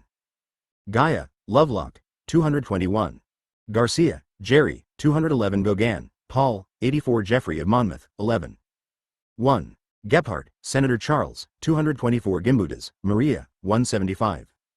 Giotto, 156. Gita Govinda, Song of the Cowherd, 112. Giza, Egypt, J. C.At, 150. Gnosticism, Hermetic, 148. God. Buberin, 136-37. Ast. Elementary Idea, 138, Asa. Metaphor, 136,139, and 247. Index. Mythology, 191. Relationship. With, 191. Goddess. Described, 95. In. Mythology, 78. Gerda, J. W. 158,161,170, 182,190, 191,192,209, 211-12. Gospel of Sri Ramakrishna, the Campbell and Akhilananda, trans. 79,126. Gospel of Thomas, the 5th. Gospel, 148-49,172,173 Graham, Martha, 55, 57, 80, 175,180,184. Grail Knight, as Christ, 1-1. 1. Grail Romance, 197-98. See also. Parsifal. Grateful Dead, 175,216-18, 217,222 Gregor, Elmer, 4-5 Gregory, Angela, 31 The Complete Grimm's Fairy Tales, Campbell, 115. Quoted, 61 Grinnell, George Bird, 16 Groff, Stanislav, 63, 68, 74,161 Guardian of the Gate, as a Japanese symbol, 171 72,111. Gillimon, Roger, in conversation with J. C. 69-74 Passam, 131,160-164 Passam, 161. Guilt, and Accordance with Nature, 17 Guinness, Sir Alec, 181. Halifax, Joan, 90, 91, 97. Hallage, Moslamistic, 137. Hall, Edward T., 221. Hamill, Mark, 181. Harcourt, Brace, Inc., 117. Hart, Mickey, 216,217, 218. Hawaii. First visit to, 25-26, 26. Jean Erdmanon, 80. Helfrich, Alan, 21. Henderson, Joseph, 62. Heraclitus, 149. Hercules, Bordell, 32. Hero's Journey, The World of Joseph Campbell, film, 195, 215, 217,224 Hero, and The Call to Adventure, 1. Modern, 194. The Return of, 140,174, as Teacher, 174 Hero with 1,000 Faces, The Campbell, 80,121,141,179. Genesis of, 119-20, Influence of, 180,180, Michael Ventura. On, 175, quoted, facing page 1, 18, 78,114,119, 140. 174, 194, reactions to, 115. 143, William McGuire on, 121. Writing, 176 Highwater, Jamaica, in conversation with J. C. 60-61, 63, 69-70, 73, 74-75, 96-97, 99,131, 160,161, 163-64,165 Hillman, James, 175, on J. C. 178 Hinduism, 152,154, Mythology. Of, 12, 28. Historical Atlas of World Mythology, Campbell, 138, 195. History, ASA Nightmare, 200-201 History of the Kings of Britain, Geoffrey of Monmouth. 111. Hitler, Adolf, 133 Hoffman, Albert, 69 Holden, John, 21 Horse, Inmyth, 108-9. Hull, RFC, 123. Hume, Nelson, 7 Huxley, Aldous, 127. 248. Index. Iceland, Mythology in the Land, 9, 13. I Ching, Wilhelm, trans, 115. Idea. Elementary, 45-46,127, 132,138,208, Ethnic, Folk. 45-47 Image, as Metaphor, 138, in. Myth, 61,167. Imagery, Alchemical, 122. India. Arranged Marriage in, 103. Aspects of Arden, 46, 169. Demonson, 142. Principles of Male and Female in 98-99. Rituals of Aging in, 198-99, 202. Individualism, 202. Information, the experience of, 196. Initiation, rituals of, 132,211. Inner reaches of outer space, the Mythas Metaphorandas. Religion, Campbell, 195. Genesis of, 138, quoted, 6. Integrity, importance of, 200. Interpretation of dreams, the Freud, 36. Inuit, perception of hell among, 160. Irontail, 5. Irony, erotic, in man, 39. Iseult, 86,103,104. Isaiah, Japan, 192. Jacob Story, the 121. Japan, J. C.in, 149, 5. Jeffers, Robinson, 54, 72. Jesus, 12 Jimsonweed, 69, 70 Joachim of Florence, 111. Jolas, Emile, 116 Joseph Novels, Joseph and his brothers, Man, 36-37 Joyce, James, 11, 28-29, 28. 179, 187,193,200, Influence. Of, on J. C, 27-28,120. Music in, 38 Judaism, 42-43 Jung, Carl, 44, 85, 86,192. Conference on, 115. J. C's Visito, 47-48, Manon, 36-37, on Mythology and the Unconscious, 44-45 Jung Foundation, New York. 122. Kahanamoku, David, Duke, 25, 26 Kant, Emmanuel, 40, 75, 88. Karate, 152 Kaufman, Lynn, 217,222 Keen, Sam, 141,142,220,225 Kellerman, Stanley, 158 Kennard, David, in conversation with J.C., 43, 73, 89, 94, 95, 103, 106,131,144,145, 147, 160. Killing for Food, Mythology of, 13-17. King, Jeff, 126 Kongo Rikishi, 171 Krishnamurti, Jiddu, 19, 29, 29, 79 Krishnamurti, Nityananda, 29. Krishna and Radha, 112 13,113. Quanon, 154. Kuan Yin, 154 Kyoto, Japan, Gardenson. 150-52. Ladder, Metaphor of, 63,124 Lamarck, J.B. de Monet, 158, 170 Land, Claiming, in Icelandic Mythology, Land Natna, 13. Languages, Knowledge of, and the Reading of Mythology, 3435249. Index. Lao Tzu, 67 Lascaux, France, 8 Lawrence, W.W., 56 La Vita Nuova, Dante. 145 Law, William, 170. Les Trois Frères Cave, Ariege. France, 71-72. Lewis, Sinclair, 213. Liebstad, 137. Life. Mythologically inspired, 64-65. Asa Symbol of Teaching, 173 Light of Asia. The Arnold, 29 Logos, 96-97 Losang. Rado Kyonglan Awang, 66-67, 67 Lovelock. James, 221 Love, Romantic, 85.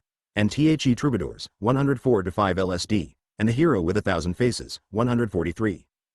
Lucas, George, 175,177,180, 182, 184,214.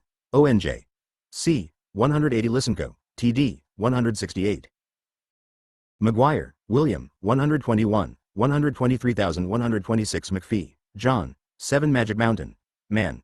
37-38, 37 Maleness and Secret Societies, 130-31 Man, Asublime, 88-89 Mandala, Bhutanese, 128 Man, Thomas, 35-39, 36, On Finnegan's Wake, 1-1. 9. Marriage. Arranged, 103. J. C. On, 84-87, 90-91,102 Masks of God, Campbell, 141. 180. Primitive Mythology, 143, 214. Quoted, 166 Medal of Honor for Literature, 175 Medusa, the, 81-82. Mellon, Mary, 123, on Heinrich.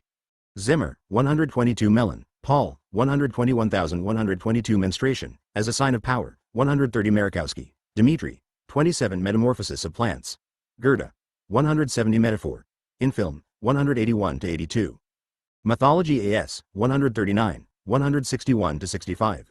Use of and Mythology, 138-39 Meyer, Agnes, Mrs. Eugene, 37,118-19 Michelangelo, 179. Miller, George, 175,214 Money. Effective, on Art, 183. As Ameth, 223-24 Monotheism, 137 Morality, and love, 87 Moses, 11-12,206 motif. In literature, leitmotif, 38. In mythology, 166 mountains. In mythology, 11 to 12 Mount Analog, Daumal, 11. Murasaki, Lady, 112 Murphy, Michael, 23,141,142, 143 Museum of Natural History. New York, 194 Music, function of, 221. Meyerhoff, Barbara, 175. My Life and Lives, Campbell, quoted, 67 Mysterium, 89,190,191. Mysticism. Andart, 139. Erotic in Medieval Society, 104-13 Myth. Absence of, in Judeo-Christian tradition, 191. Access to, 185. Basque, 41-42. Contemporary and Psychology, 43-49, defined. 250. Index, 40. 134-36, and Fantasy, 121. Asali, 135-36, Living by. 205. 207-8, Manipulation by. 133, As Metaphor, 134-36.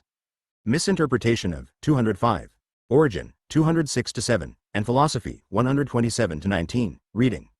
121. Realm of, 41, Relevance. Of, 132-34,176, of Self. Discovery, 97, A Social. Control, 168,202, Universality. Of, 119,127,179 Mythic Image, The, Campbell. 141. Quoted, 159 Myth and Man. Campbell. 115 Mythology. American Indian, 8. 13-17, 33-34, Andart, 32, and. Attitude, 203, and Biology. 159, Comparative, 126. Contemporaneous Science and. 164, In Contemporary Life, 200. Contemporary Relevance of. 159-61, Cycleson, 10. Dionysian, 222, As Fact, 137. Function of, 6,162-65, 167-68,211, and Gender, 57. 60. 91. Goddesses in, 95-96. Greek, 12, in Joyce, 37-38. Young's, 47-49, in Man, 37-39. Motifs in, 129-32.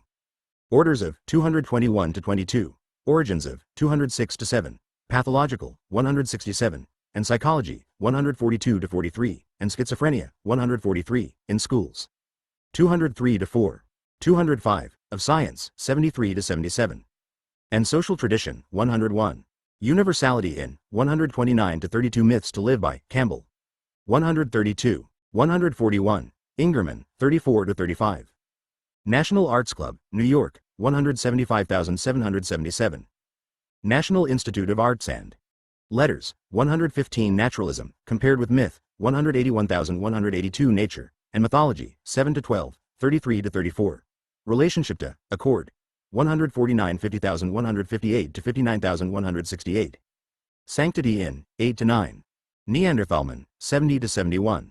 Neihart, John, 8-10. New Directors, New Films. Festival, New York, 195.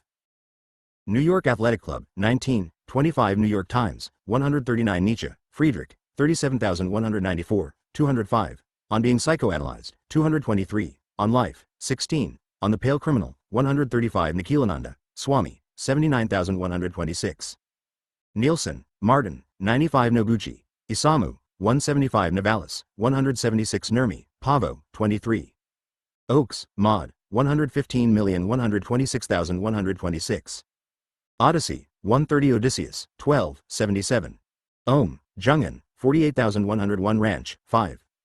Orenda, Tribal Soul, 163. Orissa, India, 99-100. Outline of Everything, N. Campbell, 195.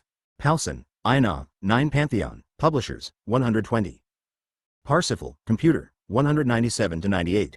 Parsifal, von Eschenbach, 106-10. Pattern, of Righteousness, 121. Pele, Legend of, 84. Perennial Philosophy, The, Huxley, 127. 251. Index. Perilous Bed, Story of, 124-25. Perry, John Weir, 141,143. 217 to 18 Persephone, 96 Peyote, 69 Philosophy, Perennial, 127 to 29. Pilgrimage, 150. Pipe, Sacred, Calumet, 13.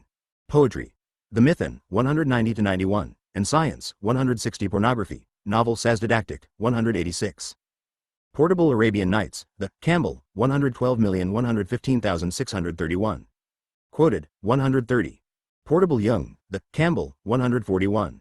Portrait of the Artist as a Young Man, Ecois, 27,186 pound, Ezra, 188,192 Power. Of the Machine, 182. Magic, 130, of Women, 130 to 31. Pratt Institute, New York, 198. Price, Richard, 142. Principal. Female, 97-99,101. Knock Knock, 86. Male, 97-99,101. Twinkle Twinkle, 86. Projection, 85 to 87 Passum. Dealing with, 59 to 60 Prolegionato Metaphysics. Kant, 75 Promisland, The 166 Protestantism, and Man, 37 to 38. And Myth, 191 to 92 Psyche, 101,101 Psychedelics, Visions in, 68 to 70 Psychology. And Contemporary Myth, 43 to 49. And Mythology, 142 to 43. Pulse of Life, The Hall, 221. Purana, 227. Quest, Vision, 164 to 65. Radha, 112-13113 Rahagopal, 29 Ramakrishna Vivekananda Center, New York State, 79 Redemption, 227 Relationship. And The Anandamaya Sheets, 212 to 13. Male and Female, 97 to 100. Marriages, 102. Religion of 137. Sexual, Cultural Grounding of 88. Religion of Identification, 137. Orthodox, 134,139. Of Relationship, 137. And The Teaching of Mythology, 57 to 58. Renaissance, Art and the 178 to 79. Renunciation, Einoldage, 100.